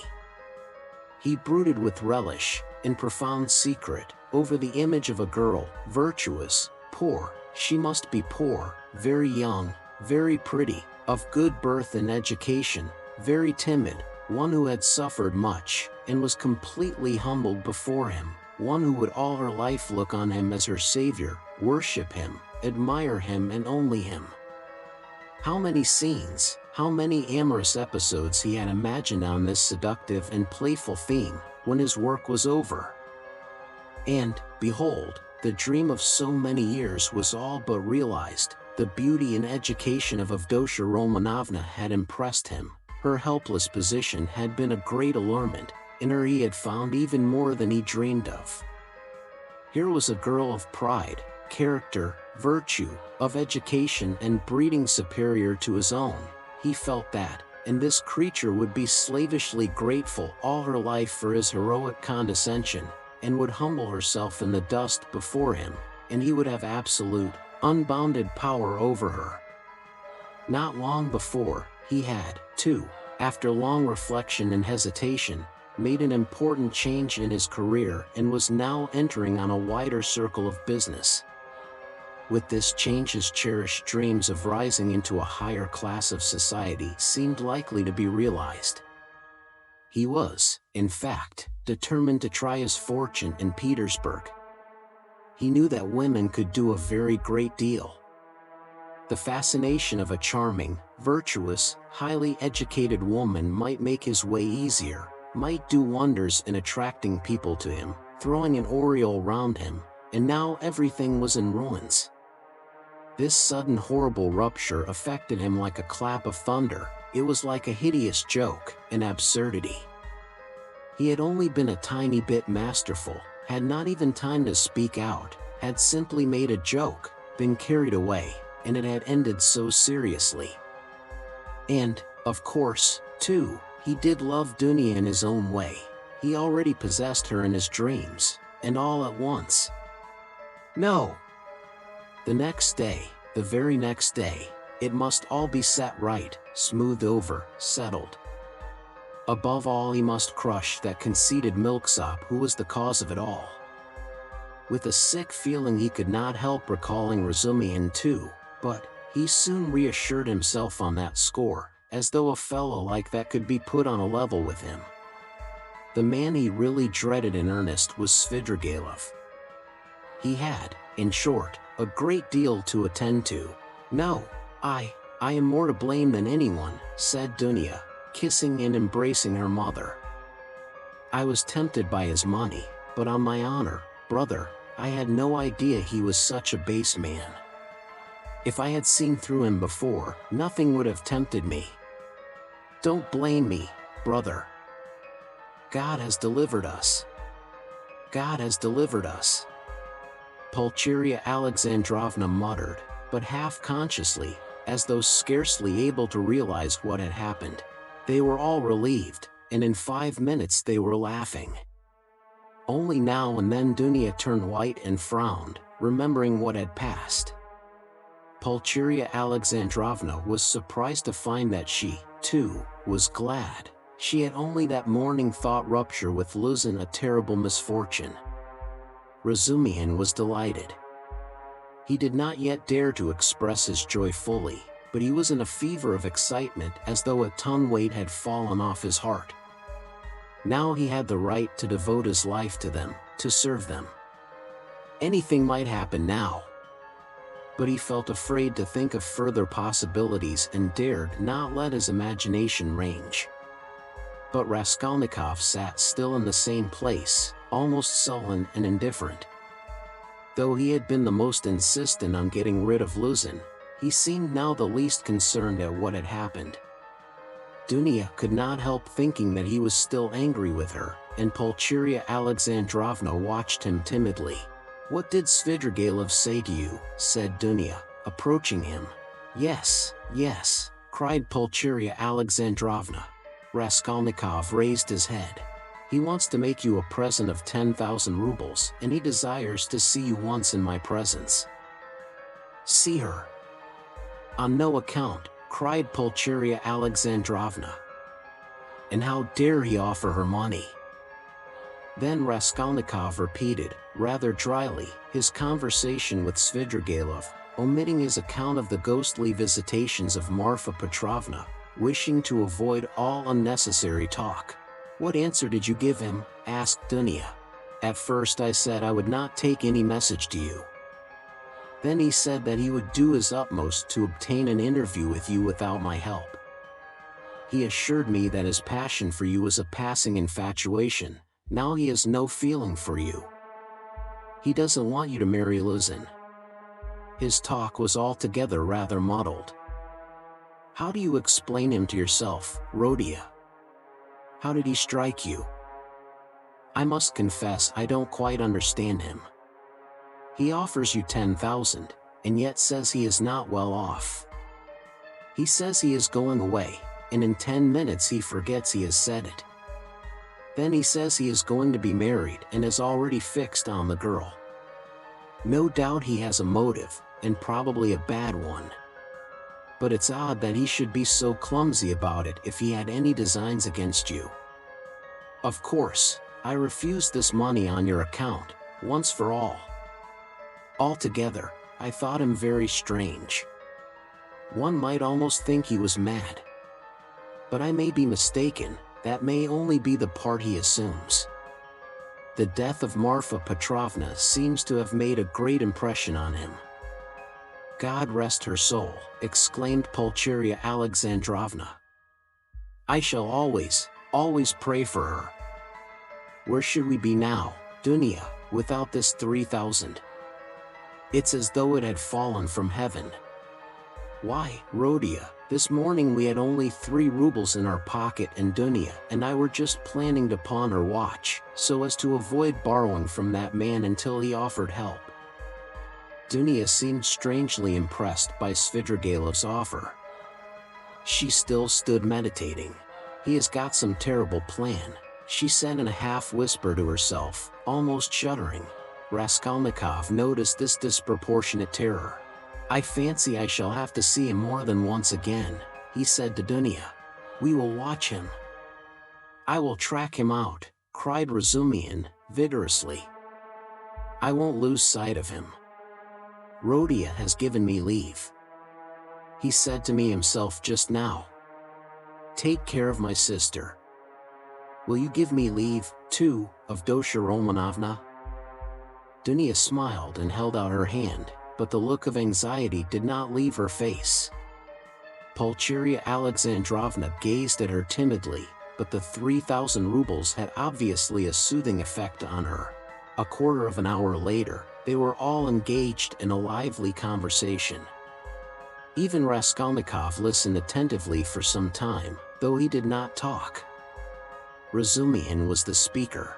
"And why? Why should you go away?" he flowed on ecstatically. "And what are you to do in a little town? The great thing is, you are all here together and you need one another. You do need one another, believe me. For a time, anyway. Take me into partnership, and I assure you we'll plan a capital enterprise. Listen. I'll explain it all in detail to you, the whole project. It all flashed into my head this morning, before anything had happened. I tell you what, I have an uncle, I must introduce him to you, a most accommodating and respectable old man. This uncle has got a capital of 1,000 rubles, and he lives on his pension and has no need of that money. For the last 2 years he has been bothering me to borrow it from him and pay him 6% interest. I know what that means, he simply wants to help me. Last year I had no need of it, but this year I resolved to borrow it as soon as he arrived.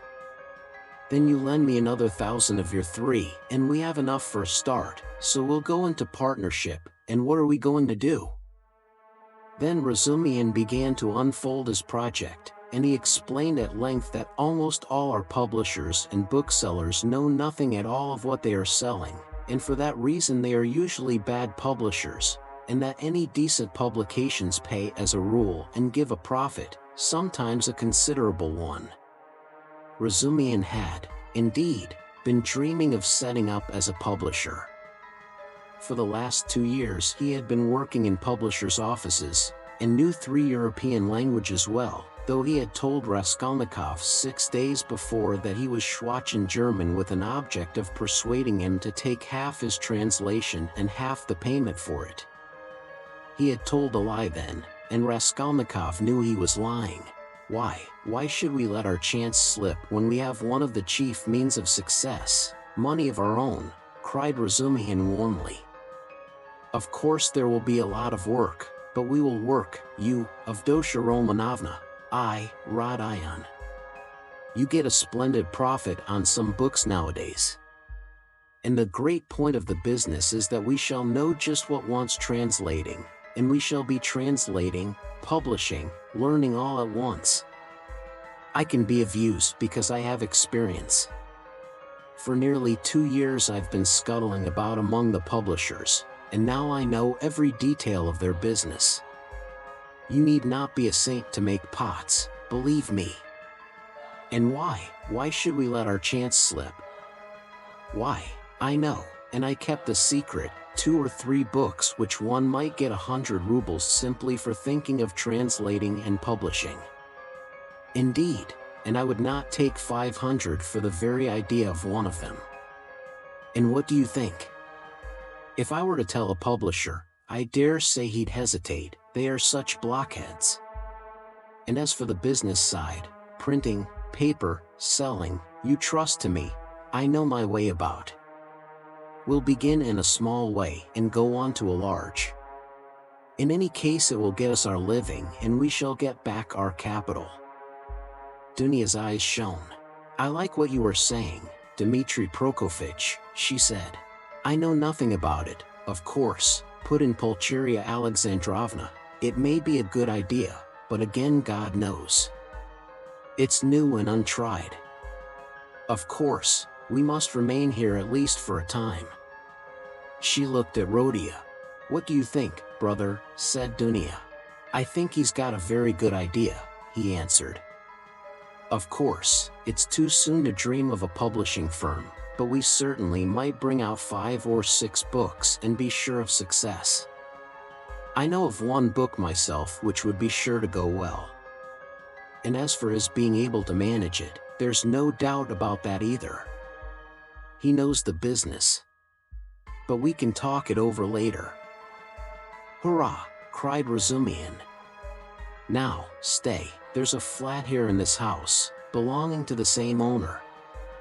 It's a special flat apart, not communicating with these lodgings. It's furnished, rent moderate, 3 rooms. Suppose you take them to begin with.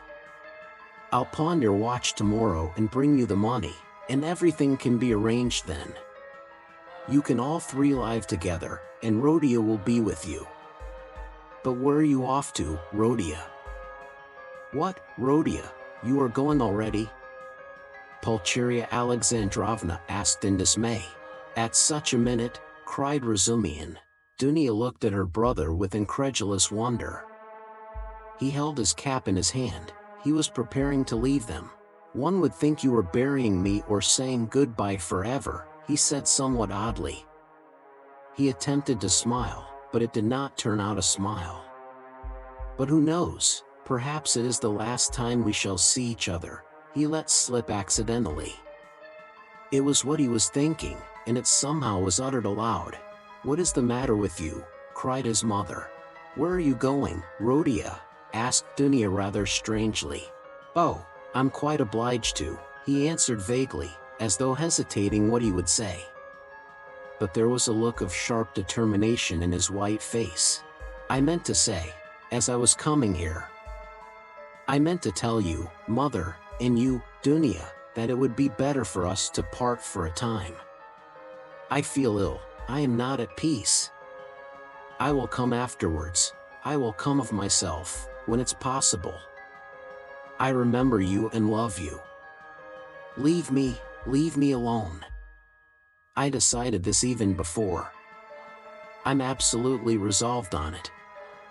Whatever may come to me, whether I come to ruin or not, I want to be alone. Forget me altogether, it's better.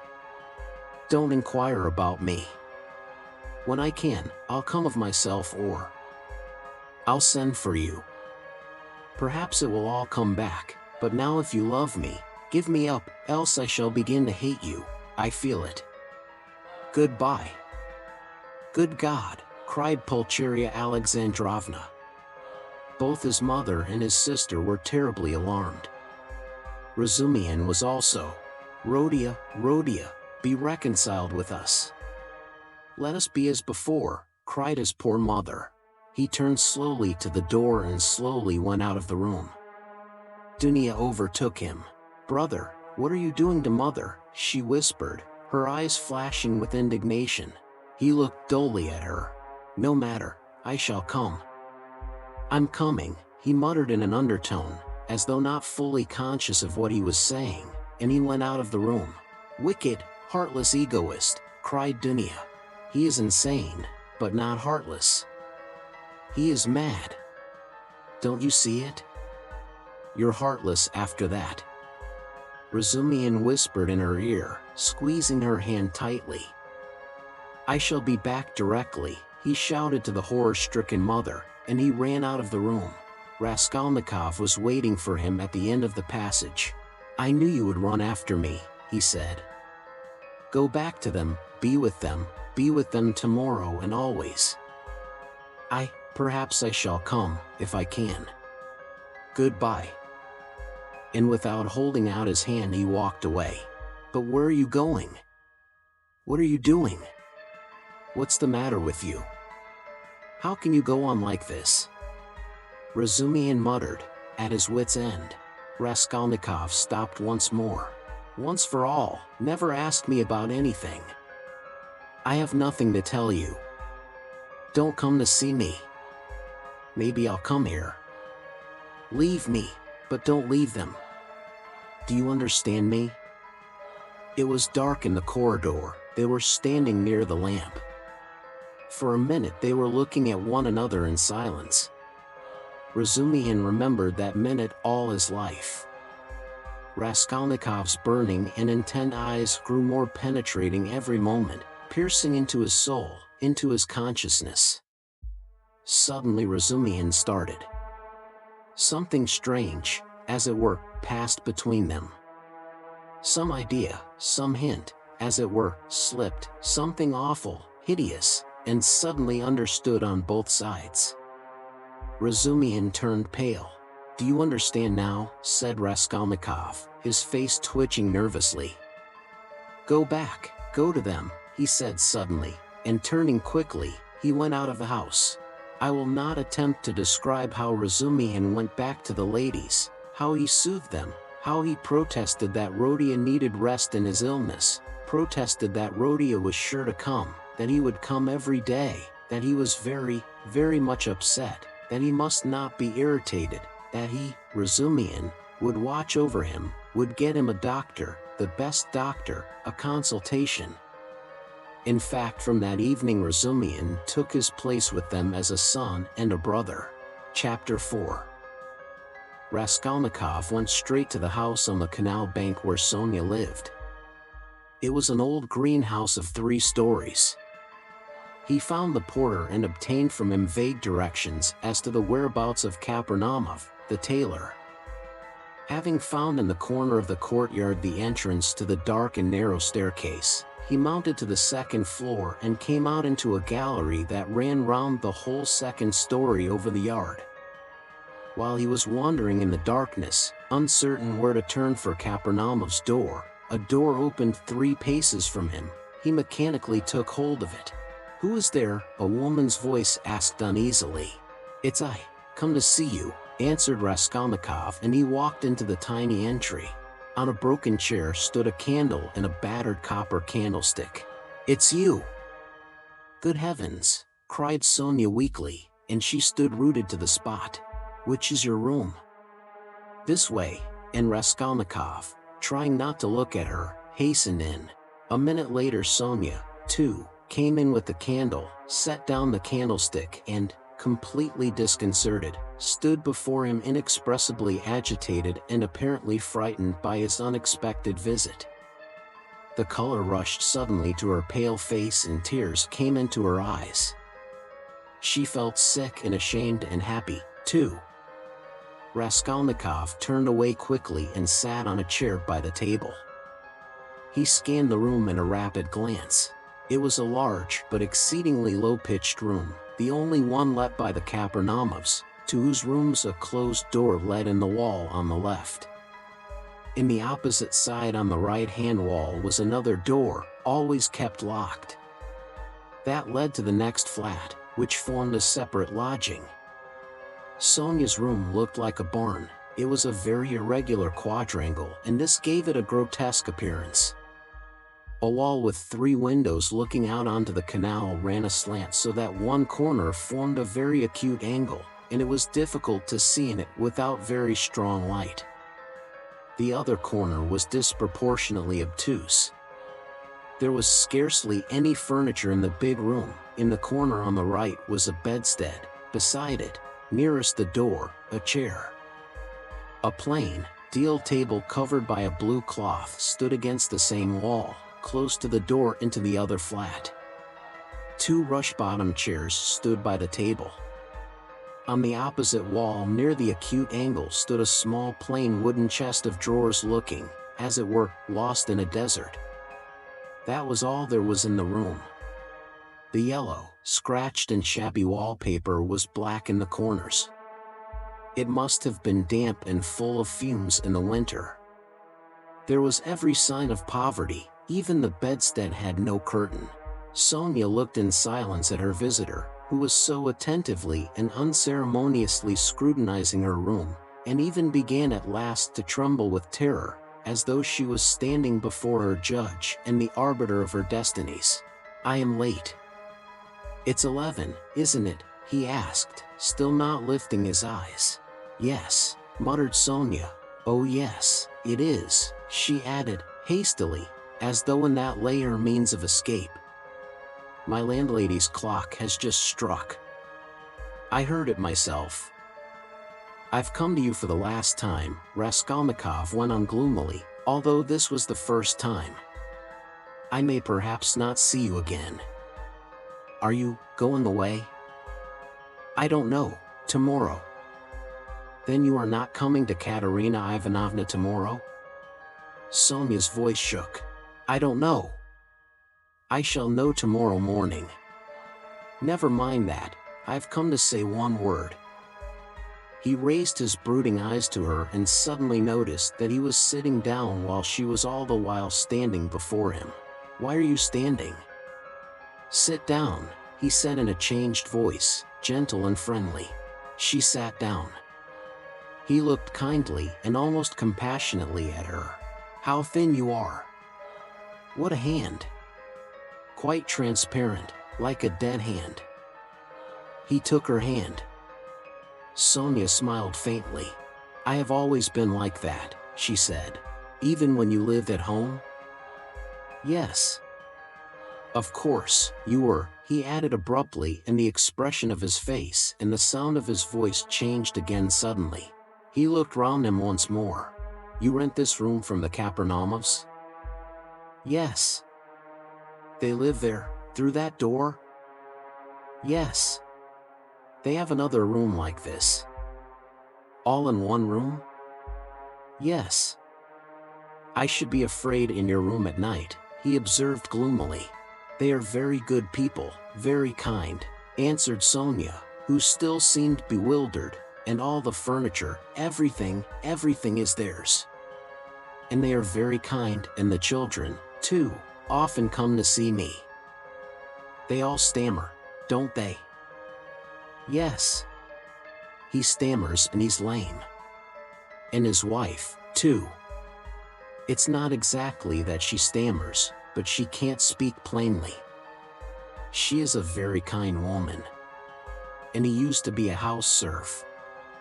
And there are 7 children, and it's only the eldest one that stammers, and the others are simply ill, but they don't stammer. But where did you hear about them? She added with some surprise. Your father told me, then. He told me all about you. And how you went out at 6 o'clock and came back at 9, and how Katerina Ivanovna knelt down by your bed. Sonia was confused. I fancied I saw him today, she whispered hesitatingly.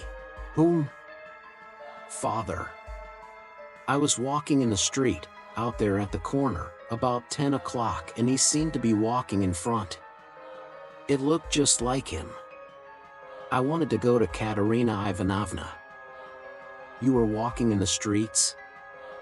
Yes, Sonia whispered abruptly, again overcome with confusion and looking down. Katerina Ivanovna used to beat you, I dare say. Oh no, what are you saying? No. Sonia looked at him almost with dismay. You love her, then? Love her? Of course, said Sonia with plaintive emphasis, and she clasped her hands in distress. Ah, you don't. If you only knew. You see, she is quite like a child. Her mind is quite unhinged, you see, from sorrow. And how clever she used to be, how generous, how kind. Ah, you don't understand, you don't understand. Sonia said this as though in despair, wringing her hands in excitement and distress. Her pale cheeks flushed, there was a look of anguish in her eyes. It was clear that she was stirred to the very depths, that she was longing to speak, to champion, to express something. A sort of insatiable compassion, if one may so express it, was reflected in every feature of her face. Beat me? How can you? Good heavens, beat me. And if she did beat me, what then? What of it? You know nothing, nothing about it. She is so unhappy, ah, how unhappy. And ill. She is seeking righteousness, she is pure. She has such faith that there must be righteousness everywhere, and she expects it. And if you were to torture her, she wouldn't do wrong. She doesn't see that it's impossible for people to be righteous, and she is angry at it. Like a child, like a child. She is good. And what will happen to you? Sonia looked at him inquiringly. They are left on your hands, you see. They were all on your hands before, though. And your father came to you to beg for drink. Well, how will it be now? I don't know, Sonia articulated mournfully. Will they stay there? I don't know. They are in debt for the lodging, but the landlady, I hear, said today that she wanted to get rid of them, and Katerina Ivanovna says that she won't stay another minute. How is it she is so bold? She relies upon you? Oh, no, don't talk like that. We are one, we live like one. Sonia was agitated again and even angry, as though a canary or some other little bird were to be angry. And what could she do? What could she do? She persisted, getting hot and excited. And how she cried today. Her mind is unhinged. Haven't you noticed it? At 1 minute she is worrying like a child that everything should be right tomorrow, the lunch and all that. Then she is wringing her hands, spitting blood, weeping, and all at once she will begin knocking her head against the wall, in despair. Then she will be comforted again. She builds all her hopes on you. She says that you will help her now, and that she will borrow a little money somewhere and go to her native town with me and set up a boarding school for the daughters of gentlemen and take me to superintend it, and we will begin a new splendid life. And she kisses and hugs me, comforts me, and you know she has such faith in her fancies. One can't contradict her. And all the day long she has been washing, cleaning, mending. She dragged the wash tub into the room with her feeble hands and sank on the bed, gasping for breath. We went this morning to the shops to buy shoes for Polenka and Lita, for theirs are quite worn out. Only the money we'd reckoned wasn't enough, not nearly enough. And she picked out such dear little boots, for she has taste, you don't know. And there in the shop she burst out crying before the shopmen because she hadn't enough. Ah, it was sad to see her. Well, after that I can understand your living like this, Raskolnikov said with a bitter smile. And aren't you sorry for them? Aren't you sorry? Sonia flew at him again. Why, I know, you gave your last penny yourself, though you'd seen nothing of it, and if you'd seen everything, oh dear. And how often I've brought her to tears. Only last week. Yes, only a week before his death. I was cruel. And how often I've done it. I've been wretched at the thought of it all day. Sonia wrung her hands as she spoke at the pain of remembering it. You were cruel? Yes, I went to see them, she went on, weeping, and father said, read me something, Sonia, my head aches, read to me, here's a book. He had a book he had got from Andrei Semyonovich Lebeziatnikov. He lives there, he always used to get hold of such funny books. And I said, I can't stay, as I didn't want to read, and I'd gone in chiefly to show Katerina Ivanovna some collars. Lizaveta, the peddler, sold me some collars and cuffs, cheap, pretty, new, embroidered ones. Katerina Ivanovna liked them very much. She put them on and looked at herself in the glass and was delighted with them. Make me a present of them, Sonia, she said, please do. Please do, she said, she wanted them so much. And when could she wear them? They just reminded her of her old happy days. She looked at herself in the glass, admired herself, and she has no clothes at all, no things of her own, hasn't had all these years. And she never asks anyone for anything, she is proud, she'd sooner give away everything.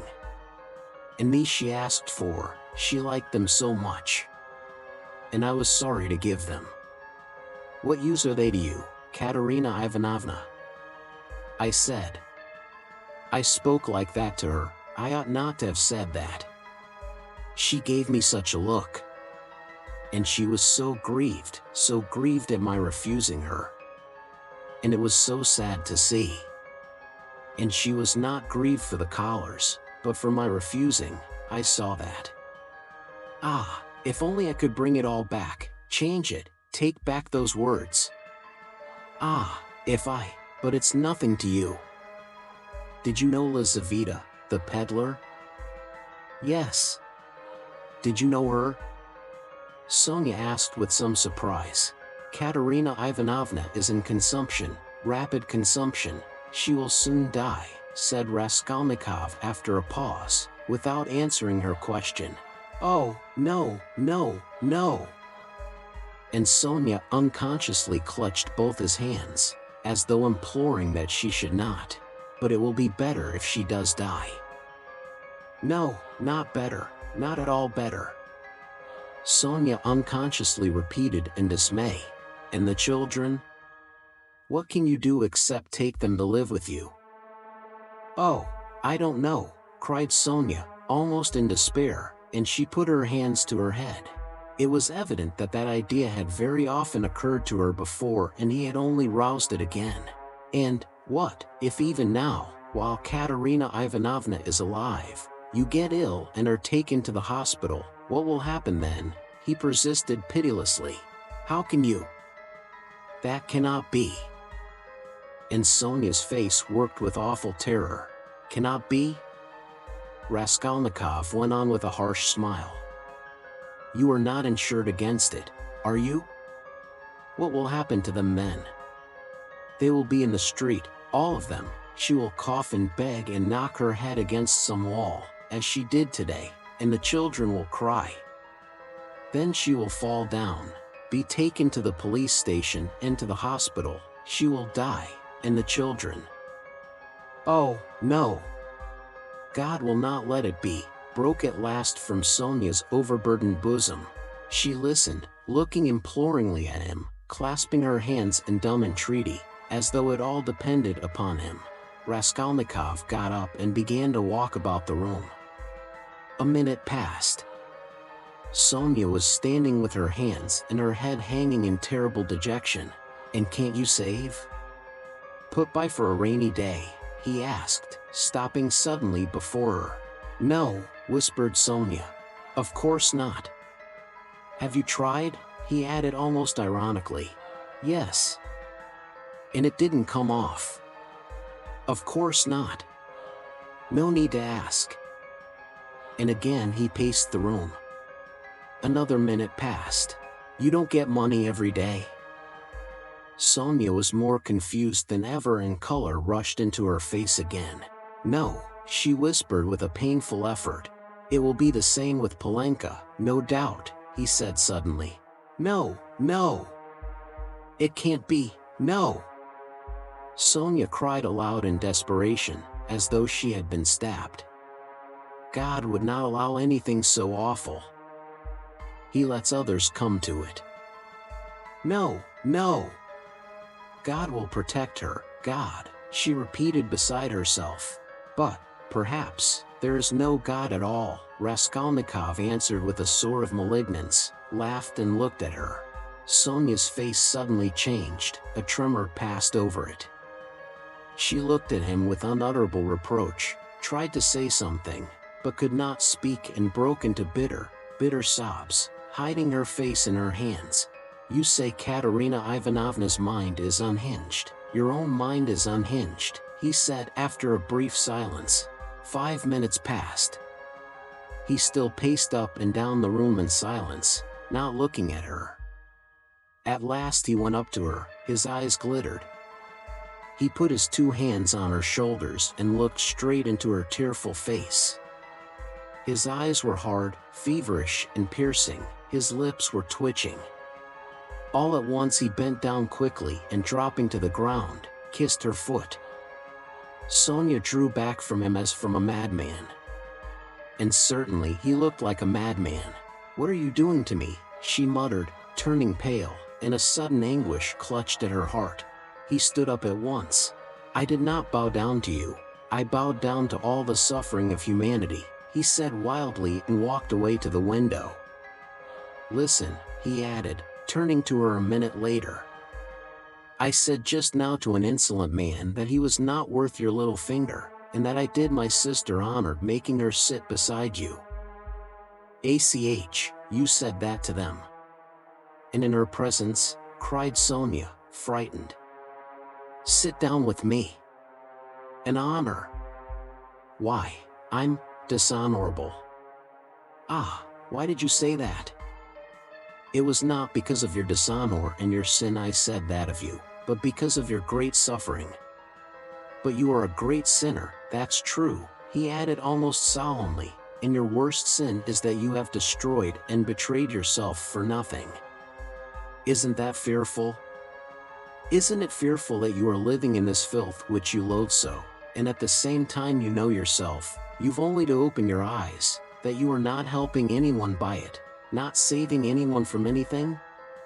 Tell me, he went on almost in a frenzy, how this shame and degradation can exist in you side by side with other, opposite, holy feelings. It would be better, 1,000 times better and wiser to leap into the water and end it all. But what would become of them? Sonia asked faintly, gazing at him with eyes of anguish, but not seeming surprised at his suggestion. Raskolnikov looked strangely at her. He read it all in her face, so she must have had that thought already, perhaps many times, and earnestly she had thought out in her despair how to end it, and so earnestly, that now she scarcely wondered at his suggestion. She had not even noticed the cruelty of his words, the significance of his reproaches, and his peculiar attitude to her shame. She had, of course, not noticed either, and that, too, was clear to him. But he saw how monstrously the thought of her disgraceful, shameful position was torturing her and had long tortured her. What, he thought, could hitherto have hindered her from putting an end to it? Only then he realized what those poor little orphan children and that pitiful half-crazy Katerina Ivanovna, knocking her head against the wall in her consumption, meant for Sonia. But, nevertheless, it was clear to him again that with her character and the amount of education she had after all received, she could not in any case remain so. He was still confronted by the question, how could she have remained so long in that position without going out of her mind, since she could not bring herself to jump into the water? Of course he knew that Sonia's position was an exceptional case, though unhappily not unique and not infrequent, indeed, but that very exceptionalness, her tinge of education, her previous life might, one would have thought, have killed her at the first step on that revolting path. What held her up? Surely not depravity. All that infamy had obviously only touched her mechanically. Not one drop of real depravity had penetrated to her heart. He saw that. He saw through her as she stood before him. There are 3 ways before her, he thought: the canal, the madhouse, or, at last, to sink into depravity which obscures the mind and turns the heart to stone. The last idea was the most revolting, but he was a skeptic. He was young, abstract, and therefore cruel, and so he could not help believing that the last end was the most likely. But can that be true? He cried to himself. Can that creature who has still preserved the purity of her spirit be consciously drawn at last into that sink of filth and iniquity? Can the process already have begun?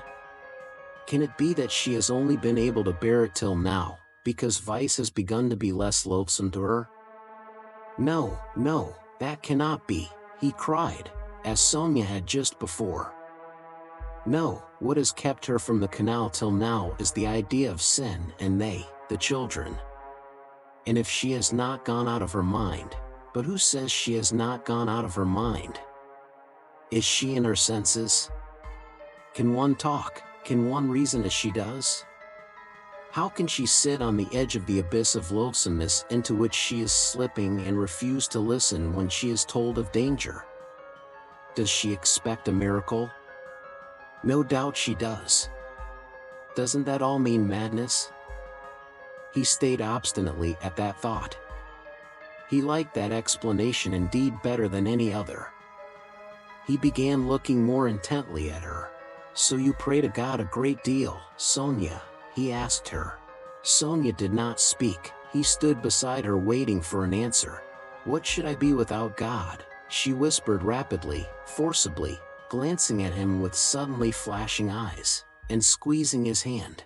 Ah, so that is it, he thought. And what does God do for you? He asked, probing her further. Sonia was silent a long while, as though she could not answer. Her weak chest kept heaving with emotion. Be silent. Don't ask. You don't deserve, she cried suddenly, looking sternly and wrathfully at him. That's it, he repeated to himself. He does everything, she whispered quickly, looking down again. That's the way out. That's the explanation, he decided, scrutinizing her with eager curiosity, with a new, strange, almost morbid feeling. He gazed at that pale, Thin, irregular, angular little face, those soft blue eyes, which could flash with such fire, such stern energy, that little body still shaking with indignation and anger, and it all seemed to him more and more strange, almost impossible. She is a religious maniac, he repeated to himself. There was a book lying on the chest of drawers. He had noticed it every time he paced up and down the room. Now he took it up and looked at it. It was the New Testament in the Russian translation. It was bound in leather, old and worn. "Where did you get that?" he called to her across the room. She was still standing in the same place, 3 steps from the table. "It was brought me," she answered, as it were unwillingly, not looking at him. "Who brought it?" "Lizaveta. I asked her for it." Lizaveta. Strange, he thought. Everything about Sonia seemed to him stranger and more wonderful every moment. He carried the book to the candle and began to turn over the pages. "Where's the story of Lazarus?" he asked suddenly. Sonia looked obstinately at the ground and would not answer. She was standing sideways to the table. "Where's the raising of Lazarus?" "Find it for me, Sonia." She stole a glance at him. "You are not looking in the right place." "It's in the 4th Gospel," she whispered sternly, without looking at him. "Find it and read it to me," he said. He sat down with his elbow on the table, leaned his head on his hand and looked away sullenly, prepared to listen. "In 3 weeks' time they'll welcome me in the madhouse. I shall be there if I am not in a worse place," he muttered to himself. Sonia heard Raskolnikov's request distrustfully and moved hesitatingly to the table. She took the book, however. "Haven't you read it?" she asked, looking up at him across the table. Her voice became sterner and sterner. "Long ago. When I was at school." "Read." "And haven't you heard it in church?" "I haven't been." "Do you often go?" "And no," whispered Sonia. Raskolnikov smiled. "I understand. And you won't go to your father's funeral tomorrow?" "Yes, I shall. I was at church last week, too. I had a requiem service." "For whom?" "For Lizaveta. She was killed with an axe." His nerves were more and more strained. His head began to go round. "Were you friends with Lizaveta?" "Yes.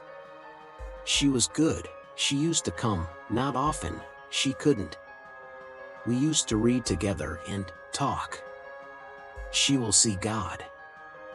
The last phrase sounded strange in his ears. And here was something new again, the mysterious meetings with Lizaveta, and both of them religious maniacs. "I shall be a religious maniac myself soon. It's infectious." "Read," he cried irritably and insistently. Sonia still hesitated. Her heart was throbbing. She hardly dared to read to him. He looked almost with exasperation at the unhappy lunatic. "What for?" "You don't believe," she whispered softly and as it were breathlessly. "Read." "I want you to," he persisted. "You used to read to Lizaveta." Sonia opened the book and found the place. Her hands were shaking, her voice failed her. Twice she tried to begin and could not bring out the first syllable. "Now a certain man was sick named Lazarus of Bethany." She forced herself at last to read, but at the 3rd word her voice broke like an overstrained string. There was a catch in her breath. Raskolnikov saw in part why Sonia could not bring herself to read to him, and the more he saw this, the more roughly and irritably he insisted on her doing so. He understood only too well how painful it was for her to betray and unveil all that was her own. He understood that these feelings really were her secret treasure, which she had kept perhaps for years, perhaps from childhood, while she lived with an unhappy father and a distracted stepmother crazed by grief, in the midst of starving children and unseemly abuse and reproaches. But at the same time he knew now and knew for certain that, although it filled her with dread and suffering, yet she had a tormenting desire to read and to read to him that he might hear it, and to read now whatever might come of it. He read this in her eyes, he could see it in her intense emotion. She mastered herself, controlled the spasm in her throat, and went on reading the 11th chapter of St. John. She went on to the 19th verse. And many of the Jews came to Martha and Mary to comfort them concerning their brother. Then Martha, as soon as she heard that Jesus was coming, went and met him, but Mary sat still in the house. Then said Martha unto Jesus, Lord, if thou hadst been here, my brother had not died. But I know that even now whatsoever thou wilt ask of God, God will give it thee. Then she stopped again with a shamefaced feeling that her voice would quiver and break again. Jesus said unto her, Thy brother shall rise again. Martha saith unto him, I know that he shall rise again in the resurrection, at the last day. Jesus said unto her, I am the resurrection and the life. He that believeth in me, though he were dead, yet shall he live. And whosoever liveth and believeth in me shall never die. Believest thou this? She saith unto him. And drawing a painful breath, Sonia read distinctly and forcibly, as though she were making a public confession of faith. Yeah, Lord, I believe that thou art the Christ, the Son of God, which should come into the world. She stopped and looked up quickly at him, but controlling herself went on reading. Raskolnikov sat without moving, his elbows on the table and his eyes turned away.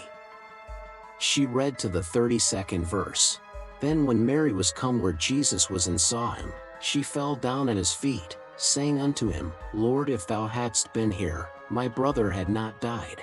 When Jesus therefore saw her weeping, and the Jews also weeping which came with her, he groaned in the spirit and was troubled, and said, Where have ye laid him? They said unto him, Lord, come and see. Jesus wept. Then said the Jews, Behold how he loved him. And some of them said, Could not this man which opened the eyes of the blind, have caused that even this man should not have died? Raskolnikov turned and looked at her with emotion. Yes, he had known it. She was trembling in a real physical fever. He had expected it. She was getting near the story of the greatest miracle, and a feeling of immense triumph came over her. Her voice rang out like a bell. Triumph and joy gave it power. The lines danced before her eyes, but she knew what she was reading by heart. At the last verse, could not this man which opened the eyes of the blind, dropping her voice she passionately reproduced the doubt, the reproach and censure of the blind disbelieving Jews, who in another moment would fall at his feet as though struck by thunder, sobbing and believing. And he too, is blinded and unbelieving, he too will hear, he too will believe, yes, yes. At once, now, was what she was dreaming, and she was quivering with happy anticipation. Jesus therefore again groaning in himself cometh to the grave. It was a cave, and a stone lay upon it. Jesus said, Take ye away the stone. Martha, the sister of him that was dead, saith unto him, Lord, by this time he stinketh, for he hath been dead 4 days. She laid emphasis on the word for. Jesus saith unto her, Said I not unto thee that if thou wouldest believe, thou shouldest see the glory of God? Then they took away the stone from the place where the dead was laid. And Jesus lifted up his eyes and said, Father, I thank thee that thou hast heard me. And I knew that thou hearest me always. But because of the people which stand by I said it, that they may believe that thou hast sent me. And when he thus had spoken, he cried with a loud voice, Lazarus, come forth. And he that was dead came forth. She read loudly, cold and trembling with ecstasy, as though she were seeing it before her eyes. Bound hand and foot with grave clothes, and his face was bound about with a napkin. Jesus saith unto them, Loose him, and let him go. Then many of the Jews which came to Mary and had seen the things which Jesus did believed on him. She could read no more. closed the book and got up from her chair quickly. "That is all about the raising of Lazarus," she whispered severely and abruptly, and turning away she stood motionless, not daring to raise her eyes to him. She still trembled feverishly.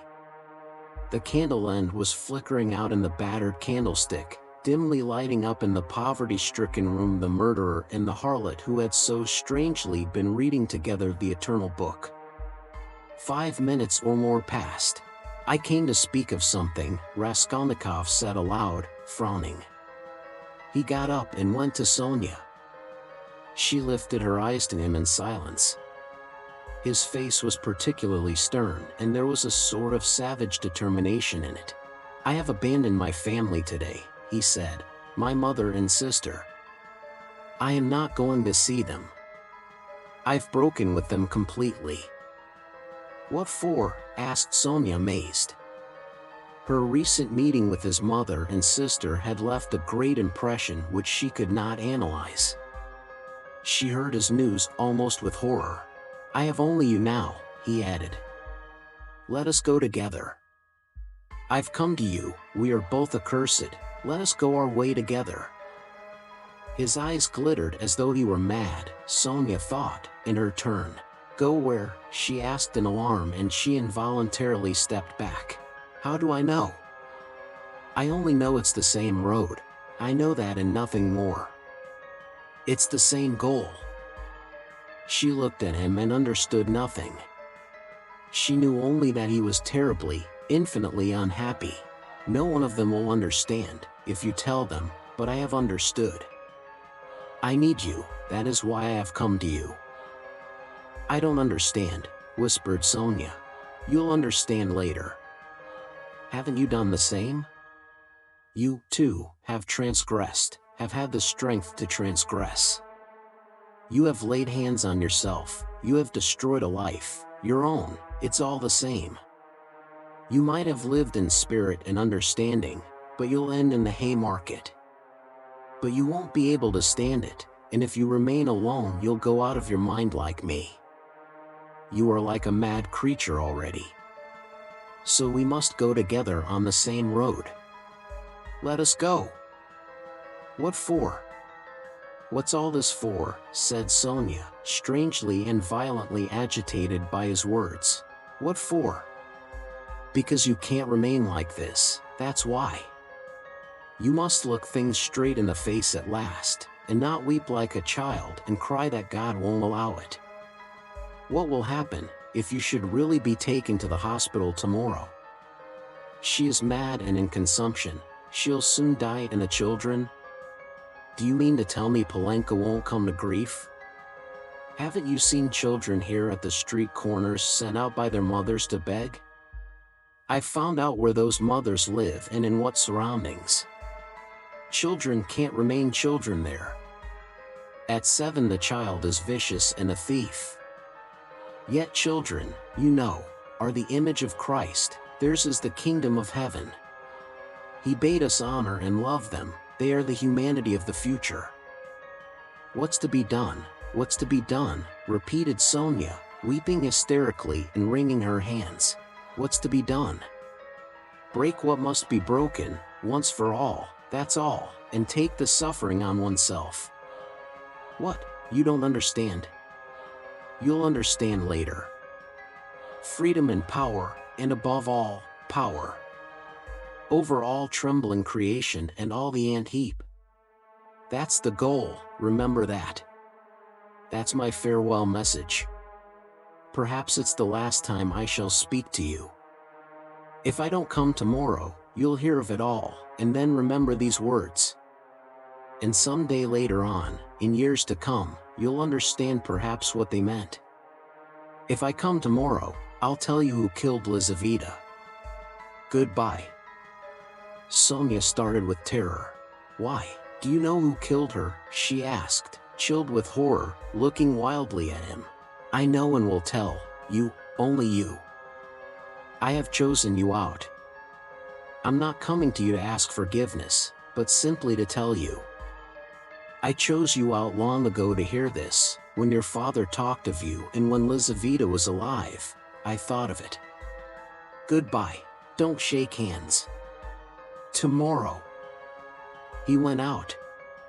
Sonia gazed at him as at a madman. But she herself was like one insane and felt it. Her head was going round. Good heavens, how does he know who killed Lizaveta? What did those words mean? It's awful. But at the same time the idea did not enter her head, not for a moment. Oh, he must be terribly unhappy.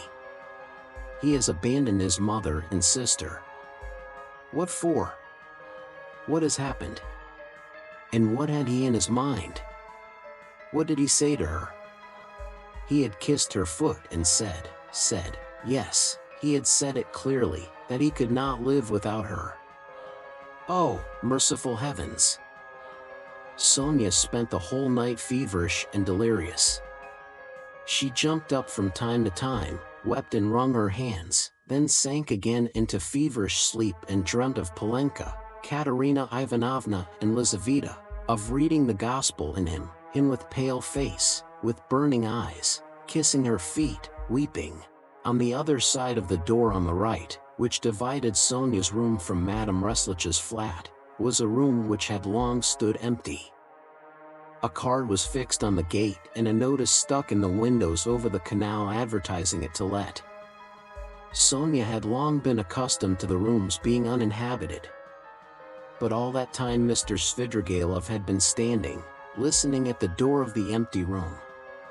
When Raskolnikov went out he stood still, thought a moment, went on tiptoe to his own room which adjoined the empty one, brought a chair and noiselessly carried it to the door that led to Sonia's room. The conversation had struck him as interesting and remarkable, and he had greatly enjoyed it, so much so that he brought a chair that he might not in the future, tomorrow, for instance, have to endure the inconvenience of standing a whole hour, but might listen in comfort. Chapter 5. When next morning at 11 o'clock punctually Raskolnikov went into the Department of the Investigation of Criminal Causes and sent his name into Porfiry Petrovitch, he was surprised at being kept waiting so long. It was at least 10 minutes before he was summoned. He had expected that they would pounce upon him.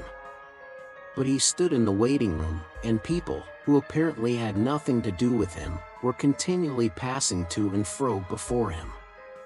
In the next room, which looked like an office, several clerks were sitting writing, and obviously they had no notion who or what Raskolnikov might be. He looked uneasily and suspiciously about him to see whether there was not some guard, some mysterious watch being kept on him to prevent his escape. But there was nothing of the sort. He saw only the faces of clerks absorbed in petty details, then other people. No one seemed to have any concern with him. He might go where he liked for them. The conviction grew stronger in him that if that enigmatic man of yesterday, that phantom sprung out of the earth, had seen everything, they would not have let him stand and wait like that. And would they have waited till he elected to appear at 11? Either the man had not yet given information, or simply he knew nothing, had seen nothing, and how could he have seen anything, and so all that had happened to him the day before was again a phantom exaggerated by his sick and overstrained imagination. This conjecture had begun to grow strong the day before, in the midst of all his alarm and despair. Thinking it all over now and preparing for a fresh conflict, he was suddenly aware that he was trembling, and he felt a rush of indignation at the thought that he was trembling with fear at facing that hateful Porfiry Petrovitch. What he dreaded above all was meeting that man again. He hated him with an intense, unmitigated hatred and was afraid his hatred might betray him. His indignation was such that he ceased trembling at once. He made ready to go in with a cold and arrogant bearing and vowed to himself to keep as silent as possible, to watch and listen, and for once at least to control his overstrained nerves. At that moment he was summoned to Porfiry Petrovitch. He found Porfiry Petrovitch alone in his study. His study was a room neither large nor small, furnished with a large writing table that stood before a sofa, upholstered in checked material, a bureau, a bookcase in the corner, and several chairs, all government furniture, of polished yellow wood. In the further wall there was a closed door, beyond it there were no doubt other rooms. On Raskolnikov's entrance Porfiry Petrovitch had at once closed the door by which he had come in, and they remained alone. He met his visitor with an apparently genial and good-tempered air, and it was only after a few minutes that Raskolnikov saw signs of a certain awkwardness in him, as though he had been thrown out of his reckoning or caught in something very secret. "Ah, my dear fellow. Here you are, in our domain," began Porfiry, holding out both hands to him. "Come, sit down, old man, or perhaps you don't like to be called my dear fellow and old man. Tout court? Please don't think it too familiar. Here, on the sofa." Raskolnikov sat down, keeping his eyes fixed on him. "In our domain, the apologies for familiarity, the French phrase tout court, were all characteristic signs." He held out both hands to me, but he did not give me one. He drew it back in time, struck him suspiciously. Both were watching each other, but when their eyes met, quick as lightning they looked away. "I brought you this paper, about the watch. Here it is. Is it all right, or shall I copy it again?" "What? A paper?" Yes, don't be uneasy, it's all right," Porfiry Petrovitch said as though in haste, and after he had said it he took the paper and looked at it. "Yes, it's all right. Nothing more is needed," he declared with the same rapidity, and he laid the paper on the table. A minute later, when he was talking of something else, he took it from the table and put it on his bureau. "I believe you said yesterday you would like to question me, formally, about my acquaintance with the murdered woman?" Raskolnikov was beginning again. Why did I put an "I believe" pass through his mind in a flash? Why am I so uneasy at having put in that "I believe" came in a second flash. And he suddenly felt that his uneasiness at the mere contact with Porfiry, at the first words, at the first looks, had grown in an instant to monstrous proportions, and that this was fearfully dangerous. His nerves were quivering, his emotion was increasing. It's bad. I shall say too much again." Yes. There's no hurry, muttered Porfiry Petrovitch, moving to and fro about the table without any apparent aim, as it were making dashes towards the window, the bureau and the table, at one moment avoiding Raskolnikov's suspicious glance, then again standing still and looking him straight in the face. His fat round little figure looked very strange, like a ball rolling from one side to the other and rebounding back. "We've plenty of time. Do you smoke? Have you your own? Here, a cigarette," he went on, offering his visitor a cigarette. "You know I am receiving you here, but my own quarters are through there, you know, my government quarters. But I am living outside for the time. I had to have some repairs done here. It's almost finished now. Government quarters, you know, are a capital thing. What do you think?" "Yes, a capital thing," answered Raskolnikov, looking at him almost ironically. A capital thing," repeated Porfiry Petrovitch, as though he had just thought of something quite different. "Yes, a capital thing," he almost shouted at last, suddenly staring at Raskolnikov and stopping short 2 steps from him. This stupid repetition was too incongruous in its ineptitude with the serious, brooding and enigmatic glance he turned upon his visitor. But this stirred Raskolnikov's spleen more than ever, and he could not resist an ironical and rather incautious challenge. "Tell me, please," he asked suddenly, looking almost insolently at him and taking a kind of pleasure in his own insolence. "I believe it's a sort of legal rule, a sort of legal tradition, for all investigating lawyers, to begin their attack from afar, with a trivial, or at least an irrelevant subject, so as to encourage, or rather, to divert the man they are cross-examining, to disarm his caution and then all at once to give him an unexpected knockdown blow with some fatal question. Isn't that so? It's a sacred tradition, mentioned, I fancy, in all the manuals of the art. Yes, yes. Why, do you imagine that was why I spoke about government quarters, eh? And as he said this, Porfiry Petrovitch screwed up his eyes and winked. A good-humored, crafty look passed over his face. The wrinkles on his forehead were smoothed out, his eyes contracted, his features broadened, and he suddenly went off into a nervous prolonged laugh, shaking all over and looking Raskolnikov straight in the face. The latter forced himself to laugh, too, but when Porfiry, seeing that he was laughing, broke into such a guffaw that he turned almost crimson, Raskolnikov's repulsion overcame all precaution. He left off laughing, scowled and stared with hatred at Porfiry, keeping his eyes fixed on him while his intentionally prolonged laughter lasted. There was lack of precaution on both sides, however, for Porfiry Petrovitch seemed to be laughing in his visitor's face and to be very little disturbed at the annoyance with which the visitor received it. The latter fact was very significant in Raskolnikov's eyes. He saw that Porfiry Petrovitch had not been embarrassed just before either, but that he, Raskolnikov, had perhaps fallen into a trap, that there must be something, some motive here unknown to him, that, perhaps, everything was in readiness and in another moment would break upon him. He went straight to the point at once, rose from his seat and took his cap. Porfiry Petrovitch, he began resolutely, though with considerable irritation, yesterday you expressed a desire that I should come to you for some inquiries. He laid special stress on the word inquiries. I have come, and if you have anything to ask me, ask it, and if not, allow me to withdraw. I have no time to spare.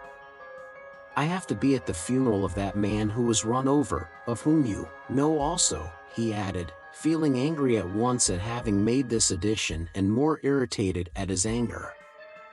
I am sick of it all, do you hear? And have long been. It's partly what made me ill. In short, he shouted, feeling that the phrase about his illness was still more out of place, in short, kindly examine me or let me go, at once. And if you must examine me, do so in the proper form. I will not allow you to do so otherwise, and so meanwhile, goodbye, as we have evidently nothing to keep us now. Good heavens! What do you mean? What shall I question you about? Cackled Porfiry Petrovitch with a change of tone, instantly leaving off laughing. Please don't disturb yourself. He began fidgeting from place to place and fussily making Raskolnikov sit down. There's no hurry, it's all nonsense. Oh, no, I'm very glad you've come to see me at last. I look upon you simply as a visitor. And as for my confounded laughter, please excuse it, Rodion Romanovich. Rodion Romanovich? That is your name? It's my nerves, you tickled me so with your witty observation. I assure you, sometimes I shake with laughter like an India rubber ball for half an hour at a time. I'm often afraid of an attack of paralysis. Do sit down. Please do, or I shall think you are angry. Raskolnikov did not speak, he listened, watching him, still frowning angrily. He did sit down, but still held his cap. I must tell you one thing about myself, my dear Rodion Romanovich, Porfiry Petrovitch continued, moving about the room and again avoiding his visitor's eyes. You see, I'm a bachelor, a man of no consequence and not used to society. Besides, I have nothing before me, I'm set, I'm running to seed and have you noticed, Rodion Romanovich, that in our Petersburg circles, if two clever men meet who are not intimate, but respect each other, like you and me, it takes them half an hour before they can find a subject for conversation. They are dumb, they sit opposite each other and feel awkward. Everyone is subjects of conversation, ladies for instance. People in high society always have their subjects of conversation, c'est de rigueur, but people of the middle sort like us, thinking people that is, are always tongue-tied and awkward. What is the reason of it? Whether it is the lack of public interest, or whether it is we are so honest we don't want to deceive one another, I don't know. What do you think? Do put down your cap, it looks as if you were just going, it makes me uncomfortable. I am so delighted. Raskolnikov put down his cap and continued listening in silence with a serious frowning face to the vague and empty chatter of Porfiry Petrovitch. Does he really want to distract my attention with his silly babble? I can't offer you coffee here, but why not spend 5 minutes with a friend? Porfiry pattered on, and you know all these official duties. Please don't mind my running up and down, excuse it, my dear fellow, I am very much afraid of offending you, but exercise is absolutely indispensable for me. I'm always sitting and so glad to be moving about for 5 minutes. I suffer from my sedentary life. I always intend to join a gymnasium. They say that officials of all ranks, even privy councillors, may be seen skipping gaily there. There you have it, modern science, yes, yes. But as for my duties here, inquiries and all such formalities, you mentioned inquiries yourself just now. I assure you these interrogations are sometimes more embarrassing for the interrogator than for the interrogated. You made the observation yourself just now very aptly and wittily. Raskolnikov had made no observation of the kind. One gets into a muddle. A regular muddle. One keeps harping on the same note, like a drum. There is to be a reform and we shall be called by a different name, at least, he. And as for our legal tradition, as you so wittily called it, I thoroughly agree with you. Every prisoner on trial, even the rudest peasant, knows that they begin by disarming him with irrelevant questions, as you so happily put it, and then deal him a knockdown blow, he. Your felicitous comparison, he. So you really imagine that I meant by government quarters, he. You are an ironical person. Come. I won't go on.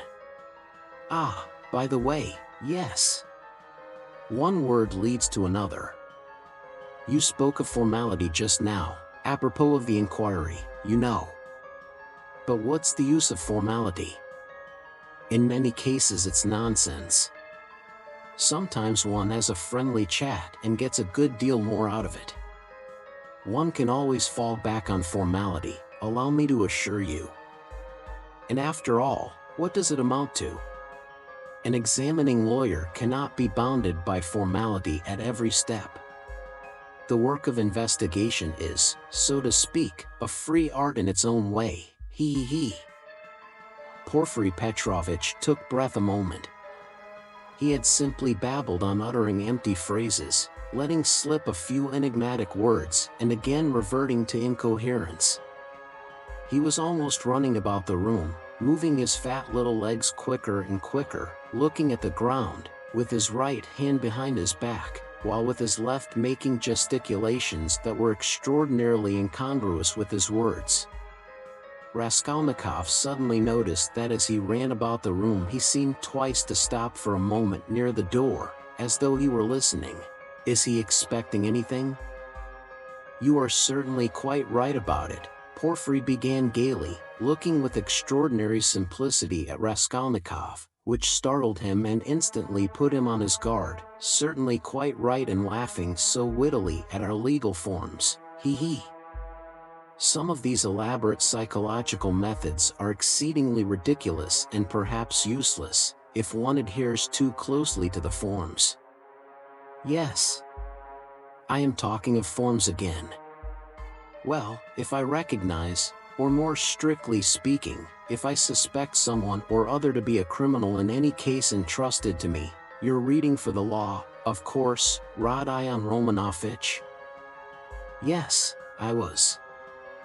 Well, then it is a precedent for you for the future, though don't suppose I should venture to instruct you after the articles you publish about crime.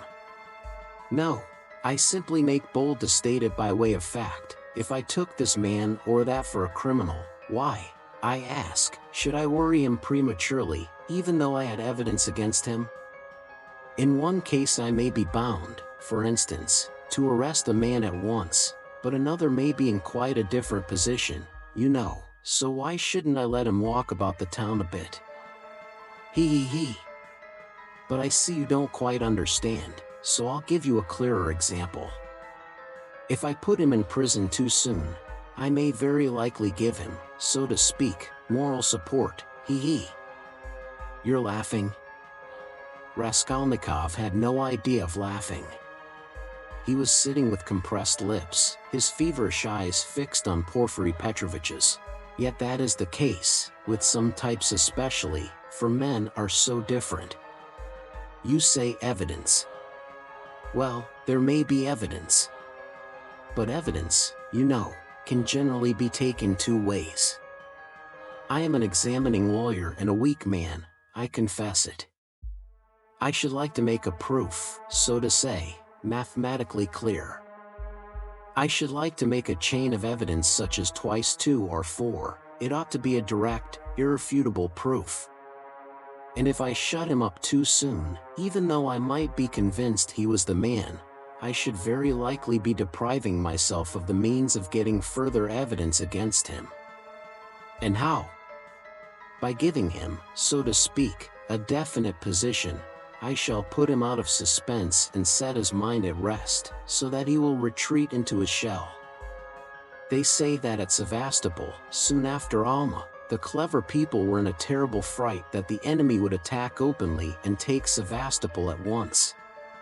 But when they saw that the enemy preferred a regular siege, they were delighted, I am told, and reassured, for the thing would drag on for 2 months at least. You're laughing. You don't believe me again? Of course, you're right, too. You're right. These are special cases, I admit. But you must observe this, my dear Rodion Romanovich, the general case, the case for which all legal forms and rules are intended, for which they are calculated and laid down in books, does not exist at all, for the reason that every case, every crime, for instance, so soon as it actually occurs, at once becomes a thoroughly special case and sometimes a case unlike any that's gone before.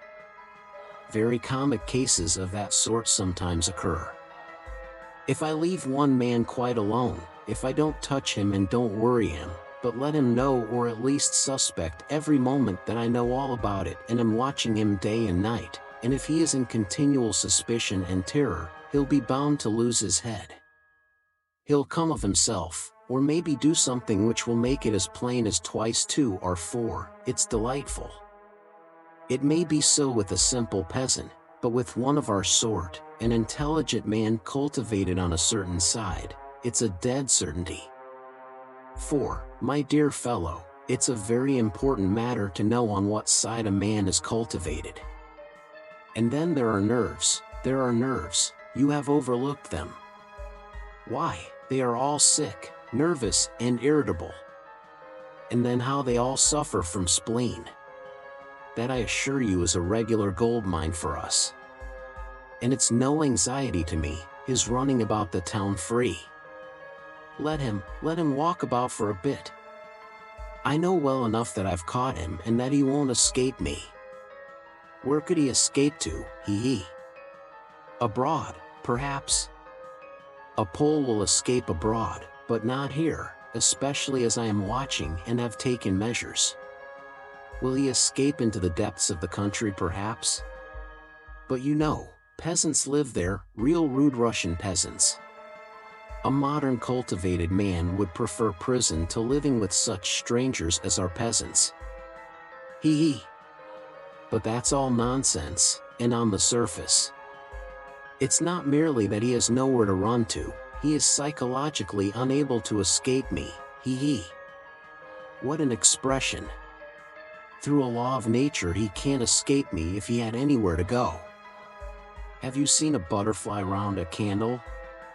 That's how he will keep circling and circling round me. Freedom will lose its attractions. He'll begin to brood, he'll weave a tangle round himself, he'll worry himself to death. What's more, he will provide me with a mathematical proof, if I only give him long enough interval. And he'll keep circling round me, getting nearer and nearer, and then, flop. He'll fly straight into my mouth and I'll swallow him, and that will be very amusing, hee hee.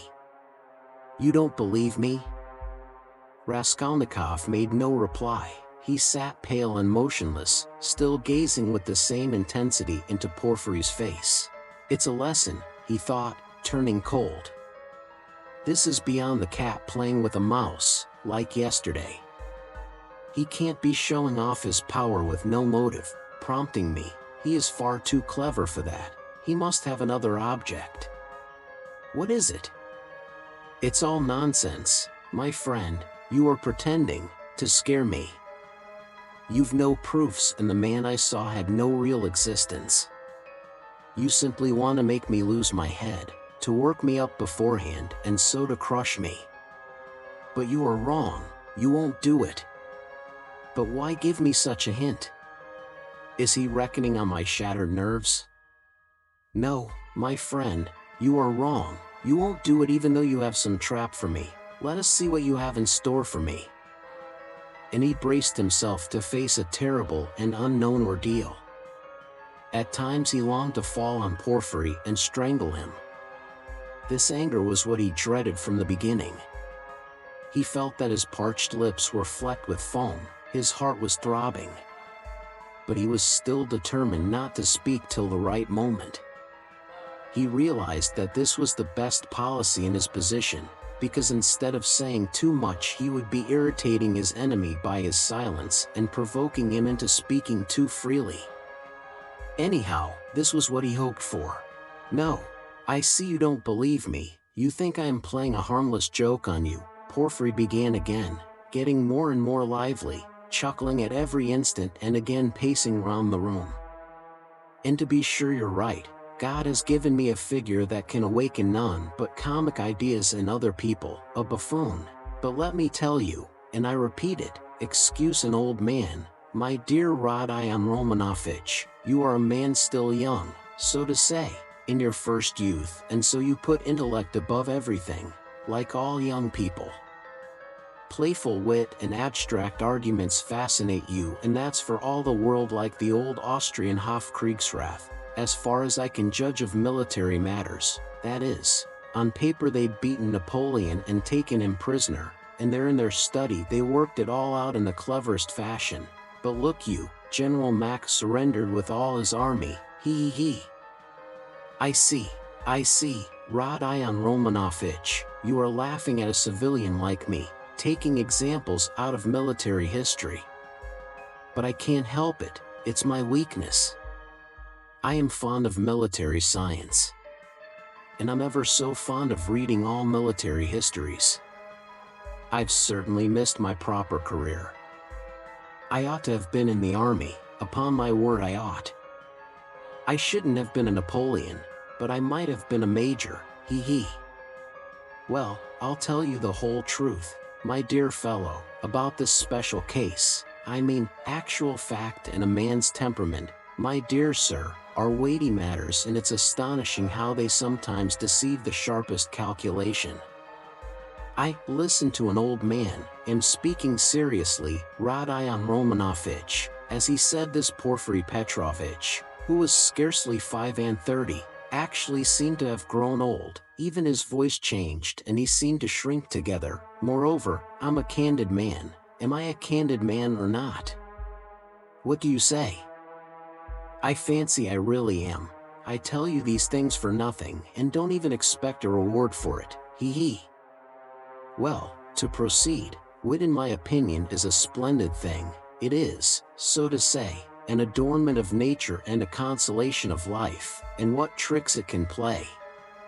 So that it sometimes is hard for a poor examining lawyer to know where he is, especially when he's liable to be carried away by his own fancy, too. For you know he is a man after all. but the poor fellow is saved by the criminal's temperament, worse luck for him. But young people carried away by their own wit don't think of that when they overstep all obstacles, as you wittily and cleverly expressed it yesterday. He will lie, that is, the man who is a special case, the incognito, and he will lie well, in the cleverest fashion. You might think he would triumph and enjoy the fruits of his wit, but at the most interesting, the most flagrant moment he will faint.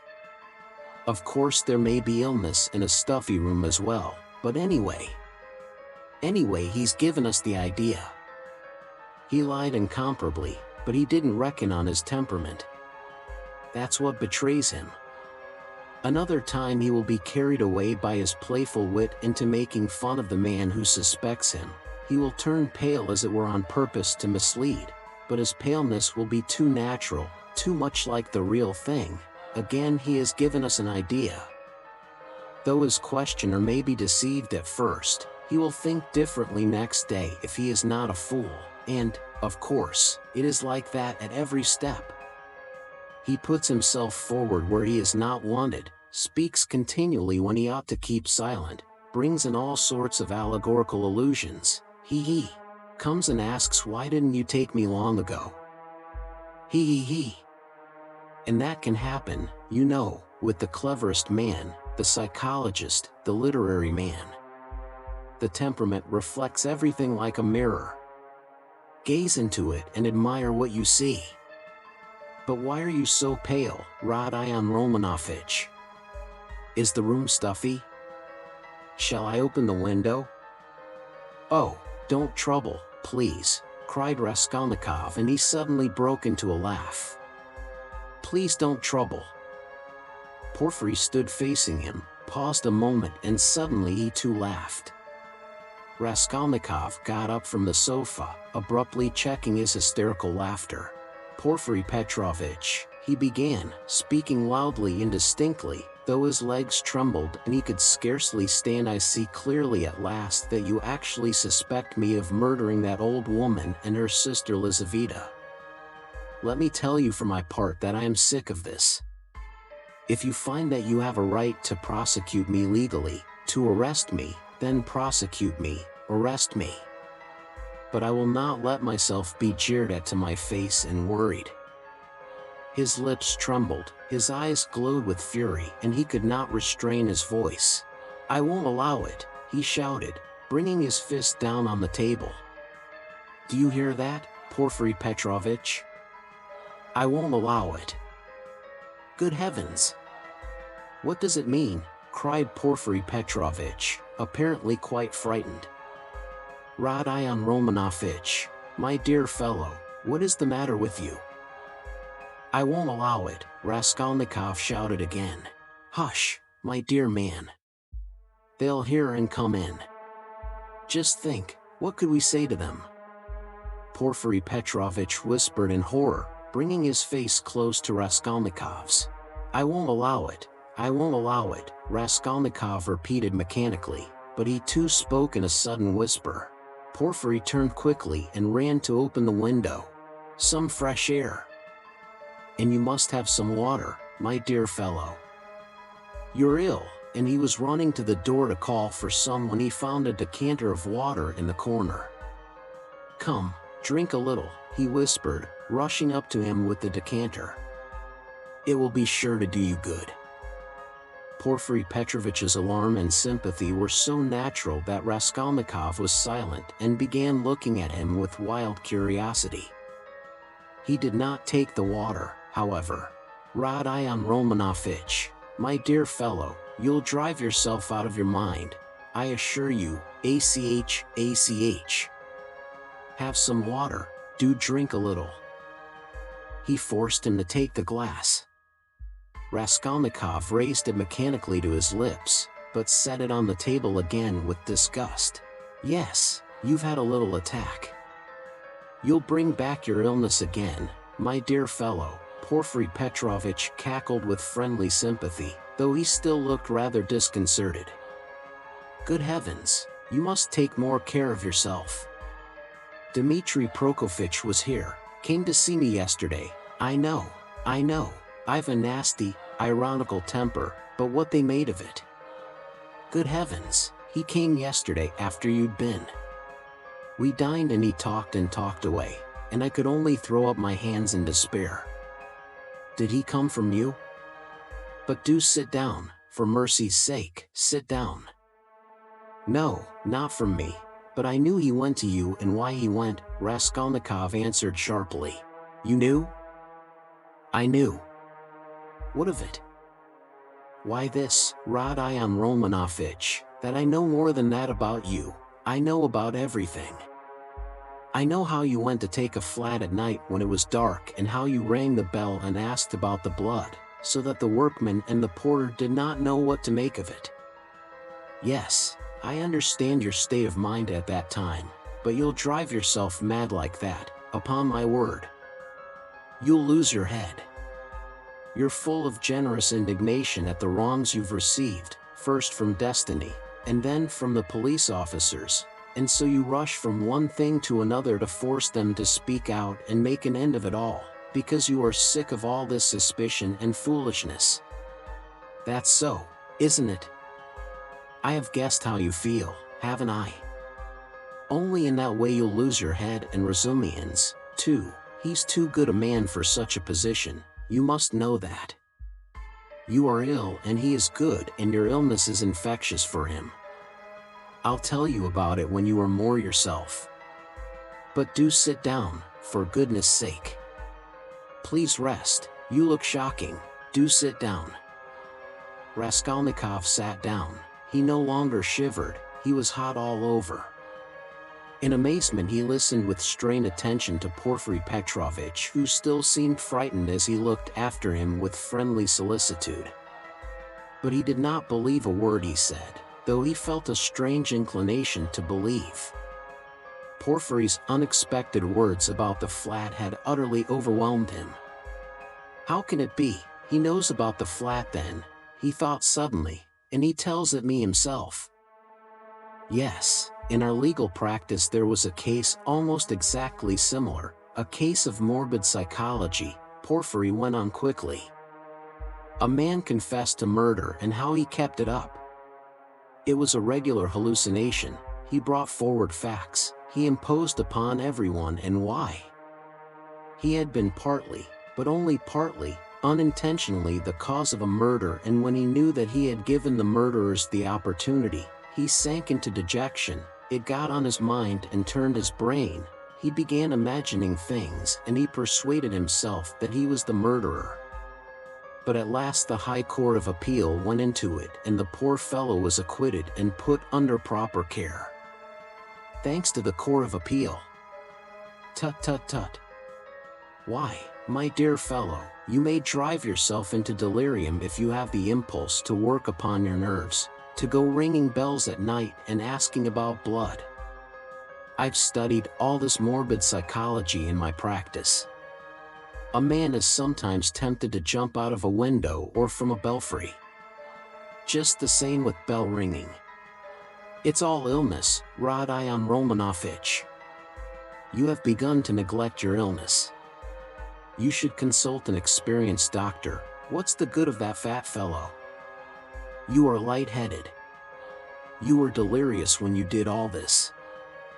For a moment Raskolnikov felt everything going round. Is it possible, flashed through his mind, that he is still lying? He can't be.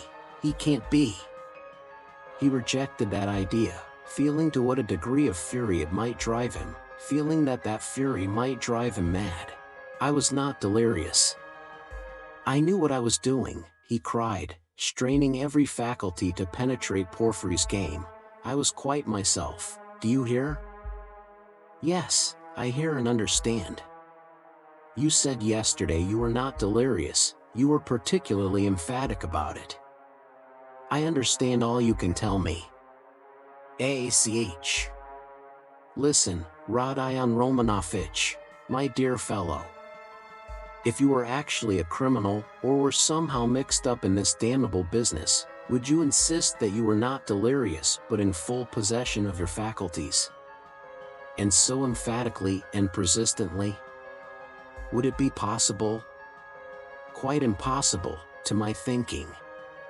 If you had anything on your conscience, you certainly ought to insist that you were delirious. That's so, isn't it? There was a note of slyness in this inquiry. Raskolnikov drew back on the sofa as Porfiry bent over him and stared in silent perplexity at him.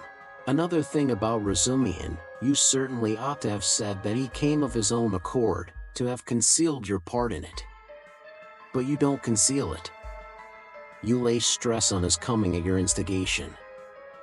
Raskolnikov had not done so. A chill went down his back. You keep telling lies, he said slowly and weakly, twisting his lips into a sickly smile. You are trying again to show that you know all my game, that you know all I shall say beforehand, he said, conscious himself that he was not weighing his words as he ought. You want to frighten me, or you are simply laughing at me. He still stared at him as he said this, and again there was a light of intense hatred in his eyes. You keep lying, he said. You know perfectly well that the best policy for the criminal is to tell the truth as nearly as possible, to conceal as little as possible. I don't believe you. What a wily person you are. Porfiry tittered. There's no catching you, you've a perfect monomania. So you don't believe me? But still you do believe me, you believe a quarter, I'll soon make you believe the whole, because I have a sincere liking for you and genuinely wish you good. Raskolnikov's lips trembled. Yes, I do, went on Porfiry, touching Raskolnikov's arm genially, you must take care of your illness. Besides, your mother and sister are here now, you must think of them. You must soothe and comfort them, and you do nothing but frighten them. What has that to do with you? How do you know it? What concern is it of yours? You are keeping watch on me and want to let me know it? Good heavens! Why, I learned it all from you yourself. You don't notice that in your excitement you tell me and others everything. From Razumihin, too, I learned a number of interesting details yesterday. No, you interrupted me, but I must tell you that, for all your wit, your suspiciousness makes you lose the common-sense view of things. To return to bell ringing, for instance. I, an examining lawyer, have betrayed a precious thing like that, a real fact, for it is a fact worth having, and you see nothing in it. Why, if I had the slightest suspicion of you, should I have acted like that? No, I should first have disarmed your suspicions and not let you see I knew of that fact, should have diverted your attention and suddenly have dealt you a knockdown blow, your expression, saying, and what were you doing, sir, pray, at 10 or nearly 11 at the murdered woman's flat, and why did you ring the bell, and why did you ask about blood? And why did you invite the porters to go with you to the police station, to the lieutenant? That's how I ought to have acted if I had a grain of suspicion of you. I ought to have taken your evidence in due form, searched your lodging, and perhaps have arrested you, too, so I have no suspicion of you, since I have not done that. But you can't look at it normally, and you see nothing, I say again.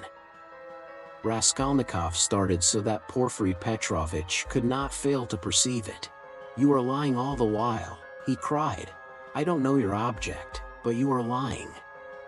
You did not speak like that just now, and I cannot be mistaken. I am lying, Porfiry repeated, apparently incensed, but preserving a good-humored and ironical face, as though he were not in the least concerned at Raskolnikov's opinion of him.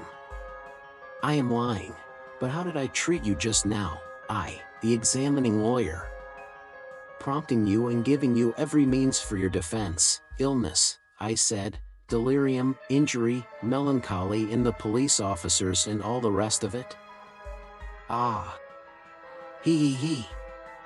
Though, indeed, all those psychological means of defense are not very reliable and cut both ways, illness, delirium, I don't remember, that's all right, but why, my good sir, in your illness and in your delirium were you haunted by just those delusions and not by any others? There may have been others, eh? He. Raskolnikov looked haughtily and contemptuously at him. Briefly, he said loudly and imperiously, rising to his feet and in so doing pushing Porfiry back a little. Briefly, I want to know, do you acknowledge me perfectly free from suspicion or not? Tell me, Porfiry Petrovitch, tell me once for all and make haste. What a business I'm having with you, cried Porfiry with a perfectly good-humored, sly and composed face. And why do you want to know? Why do you want to know so much, since they haven't begun to worry you?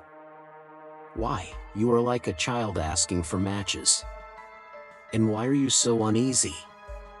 Why do you force yourself upon us, eh? He. I repeat, Raskolnikov cried furiously, that I can't put up with it. With what? Uncertainty, interrupted Porfiry. Don't jeer at me. I won't have it. I tell you I won't have it. I can't and I won't. Do you hear? Do you hear? He shouted, bringing his fist down on the table again. Hush. Hush. They'll overhear. I warn you seriously, take care of yourself. I am not joking, Porfiry whispered, but this time there was not the look of old womanish good nature and alarm in his face. Now he was peremptory, stern, frowning and for once laying aside all mystification, but this was only for an instant. Raskolnikov, bewildered, suddenly fell into actual frenzy, but, strange to say, he again obeyed the command to speak quietly, though he was in a perfect paroxysm of fury. I will not allow myself to be tortured, he whispered, instantly recognizing with hatred that he could not help obeying the command and driven to even greater fury by the thought. Arrest me, search me, but kindly act in due form and don't play with me. Don't dare! Don't worry about the form, Porfiry interrupted with the same sly smile, as it were, gloating with enjoyment over Raskolnikov. I invited you to see me quite in a friendly way. I don't want your friendship and I spit on it. Do you hear? And, here, I take my cap and go. What will you say now if you mean to arrest me? He took up his cap and went to the door. And won't you see my little surprise? Chuckled Porfiry, again taking him by the arm and stopping him at the door. He seemed to become more playful and good-humored, which maddened Raskolnikov. What surprise? He asked, standing still and looking at Porfiry in alarm. My little surprise, it's sitting there behind the door, he. He pointed to the locked door. I locked him and that he should not escape. What is it? Where? What? Raskolnikov walked to the door and would have opened it, but it was locked. It's locked, here is the key. And he brought a key out of his pocket. You are lying, roared Raskolnikov without restraint. You lie, you damned Punchinello, and he rushed at Porfiry, who retreated to the other door, not at all alarmed. I understand it all. You are lying and mocking so that I may betray myself to you. Why, you could not betray yourself any further, my dear Rodion Romanovich. You are in a passion. Don't shout, I shall call the clerks. You are lying. Call the clerks. You knew I was ill and tried to work me into a frenzy to make me betray myself. That was your object. Produce your facts. I understand it all. You've no evidence, you have only wretched rubbishly suspicions like Zametov's. You knew my character, you wanted to drive me to fury and then to knock me down with priests and deputies. Are you waiting for them? What are you waiting for? Where are they? Produce them? Why deputies, my good man? What things people will imagine. And to do so would not be acting in form as you say. You don't know the business, my dear fellow. And there's no escaping form, as you see, Porfiry muttered, listening at the door through which a noise could be heard.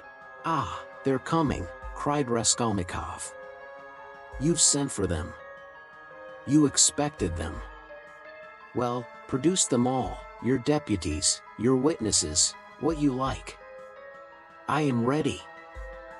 But at this moment a strange incident occurred, something so unexpected that neither Raskolnikov nor Porfiry Petrovitch could have looked for such a conclusion to their interview. Chapter 6.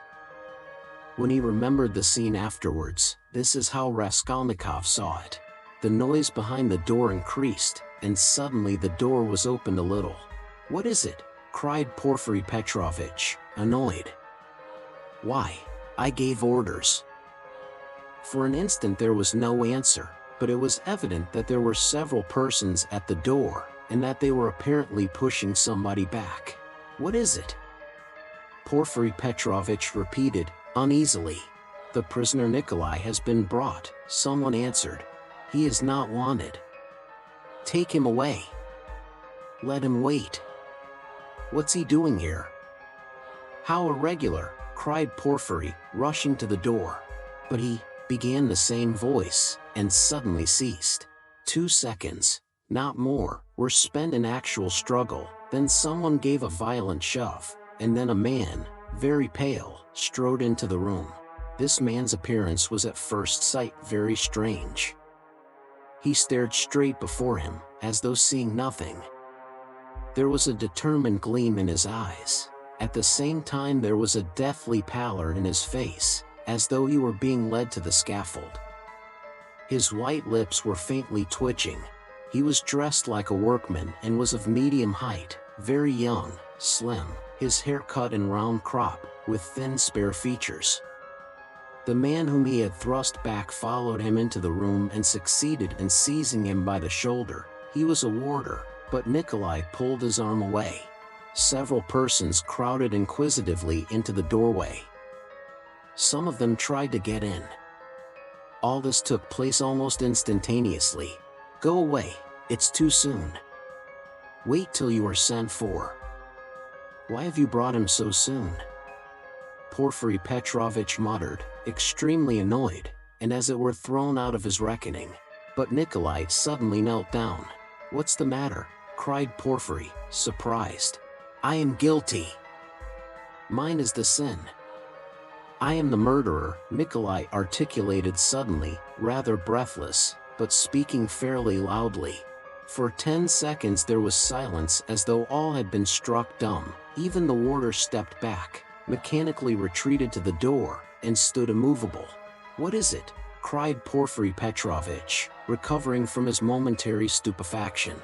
"I am the murderer," repeated Nikolai, after a brief pause. "What? You, what? Whom did you kill?" Porfiry Petrovitch was obviously bewildered. Nikolai again was silent for a moment.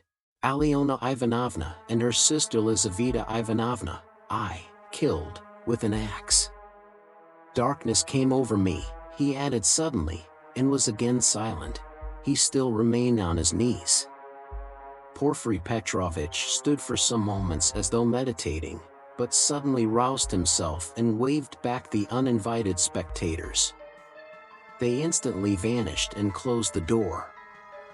Then he looked towards Raskolnikov, who was standing in the corner, staring wildly at Nikolai, and moved towards him, but stopped short, looked from Nikolai to Raskolnikov and then again at Nikolai, and seeming unable to restrain himself darted at the latter. "You're in too great a hurry," he shouted at him, almost angrily. "I didn't ask you what came over you. Speak, did you kill them?" "I am the murderer." "I want to give evidence," Nikolai pronounced. "ACH. What did you kill them with?" "An axe. I had it ready." "ACH, he is in a hurry." "Alone?" Nikolai did not understand the question. "Did you do it alone?" "Yes, alone. And Mitka is not guilty and had no share in it." "Don't be in a hurry about Mitka. ACH. How is it you ran downstairs like that at the time? The porters met you both." "It was to put them off the scent." I ran after Mitka, Nikolai replied hurriedly, as though he had prepared the answer. I knew it, cried Porfiry, with vexation. It's not his own tale he is telling, he muttered as though to himself, and suddenly his eyes rested on Raskolnikov again. He was apparently so taken up with Nikolai that for a moment he had forgotten Raskolnikov. He was a little taken aback. My dear Rodion Romanovich, excuse me. He flew up to him. This won't do. I'm afraid you must go. It's no good you're staying. I will, you see, what a surprise. Goodbye. And taking him by the arm, he showed him to the door.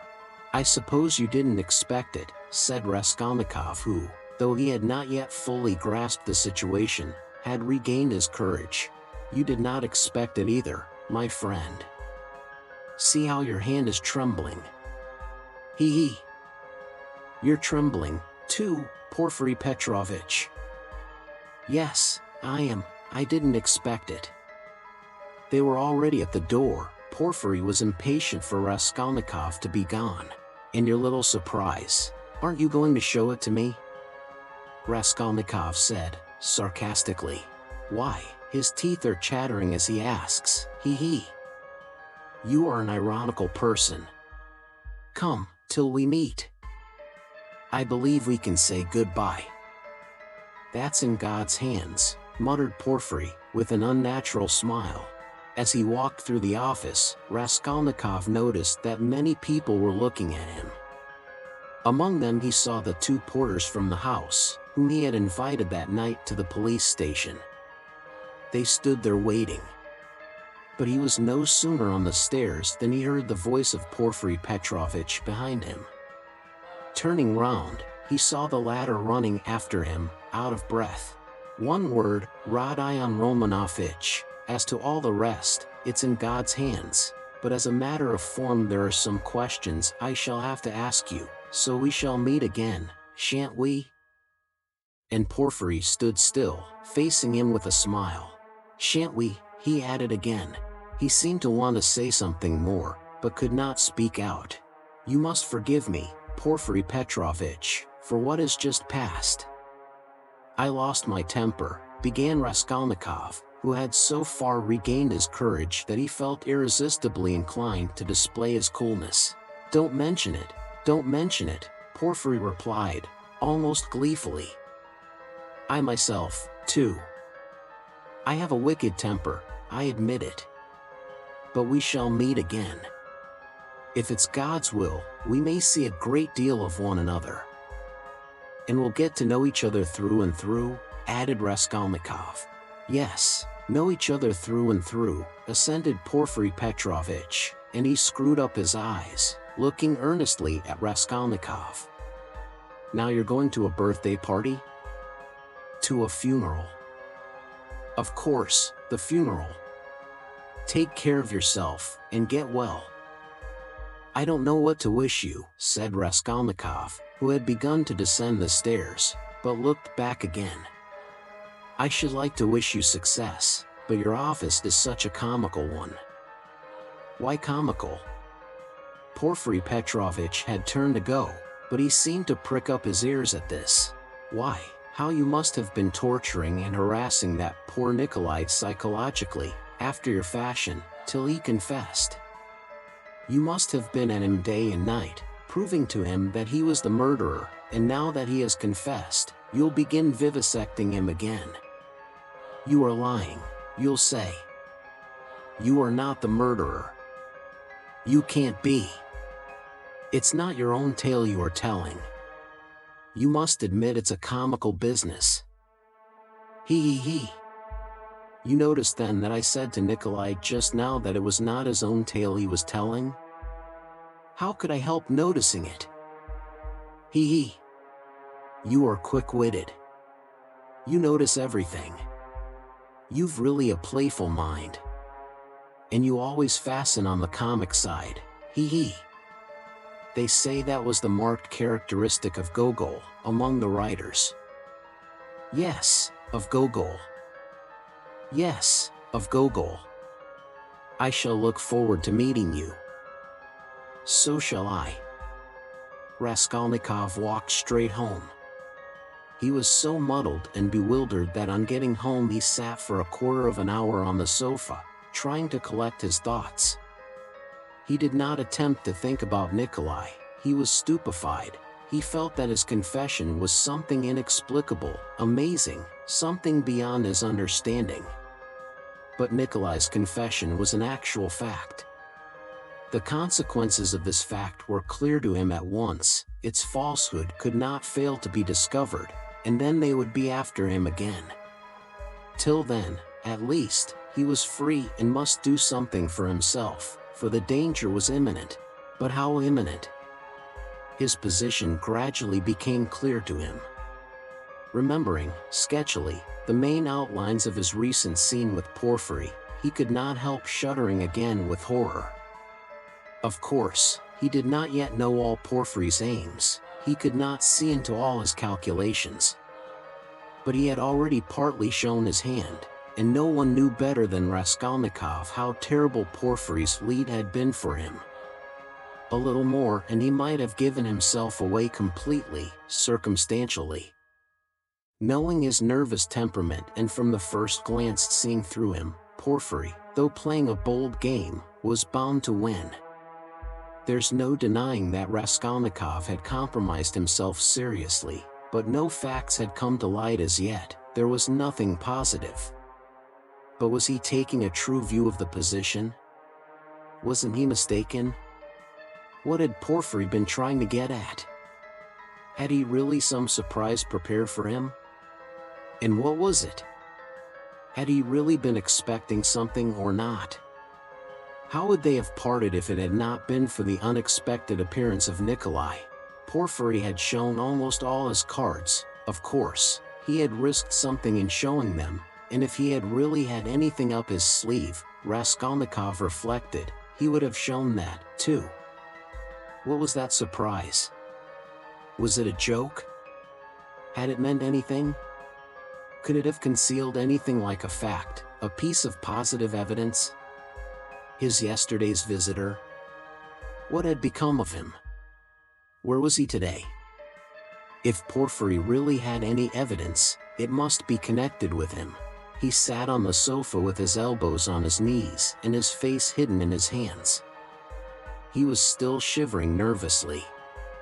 At last he got up, took his cap, thought a minute, and went to the door.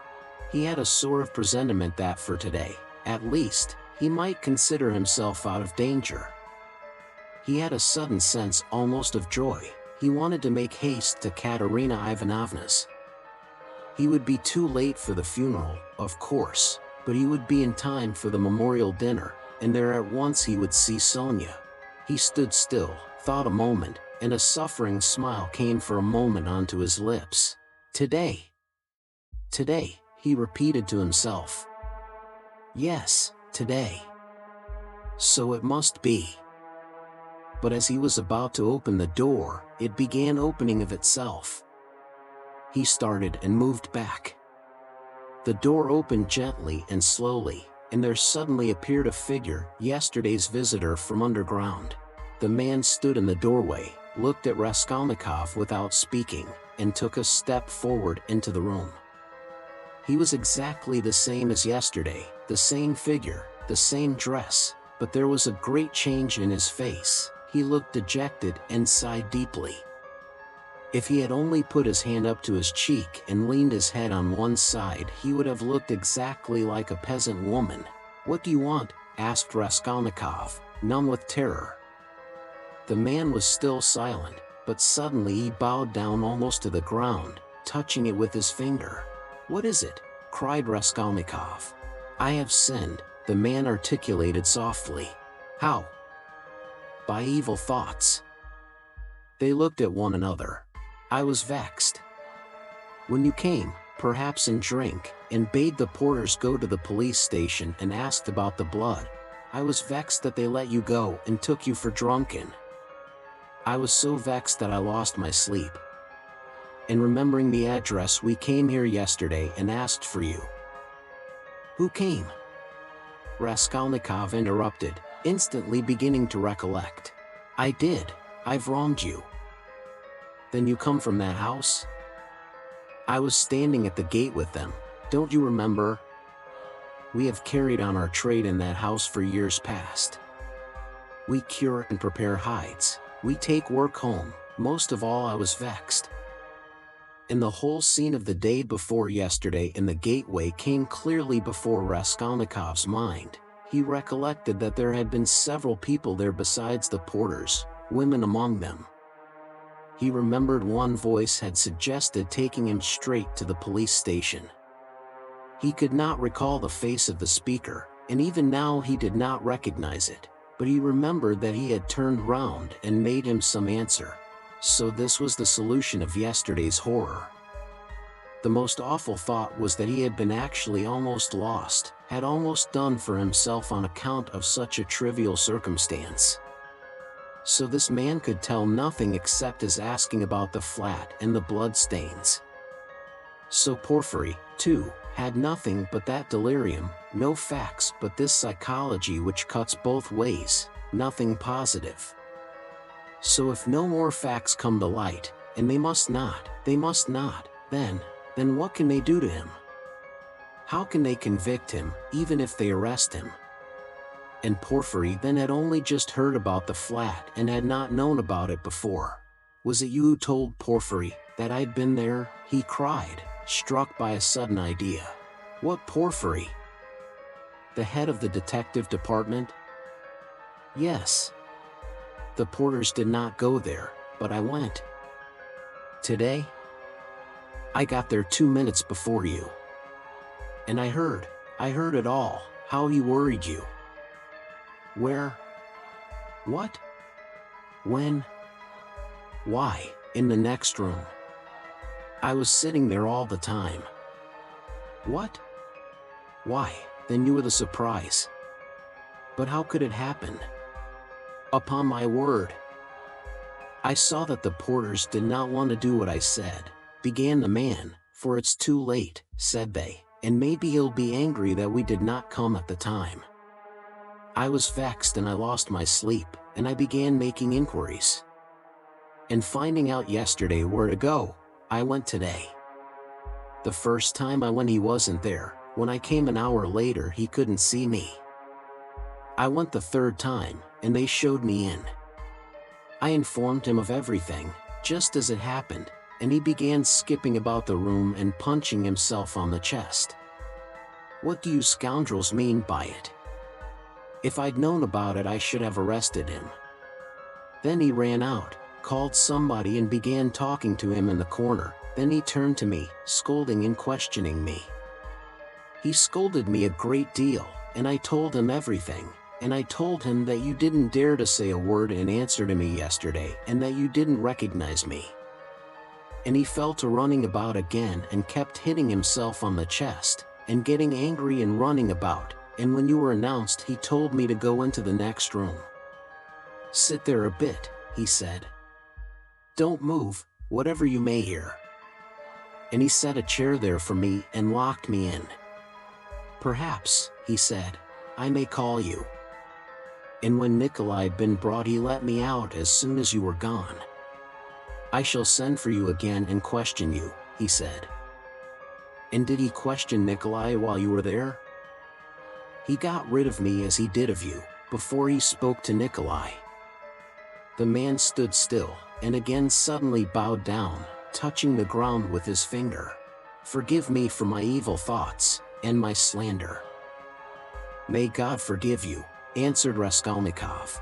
And as he said this, the man bowed down again, but not to the ground, turned slowly and went out of the room. It all cuts both ways. Now it all cuts both ways, repeated Raskolnikov, and he went out more confident than ever. Now we'll make a fight for it, he said, with a malicious smile, as he went down the stairs. His malice was aimed at himself. With shame and contempt he recollected his cowardice.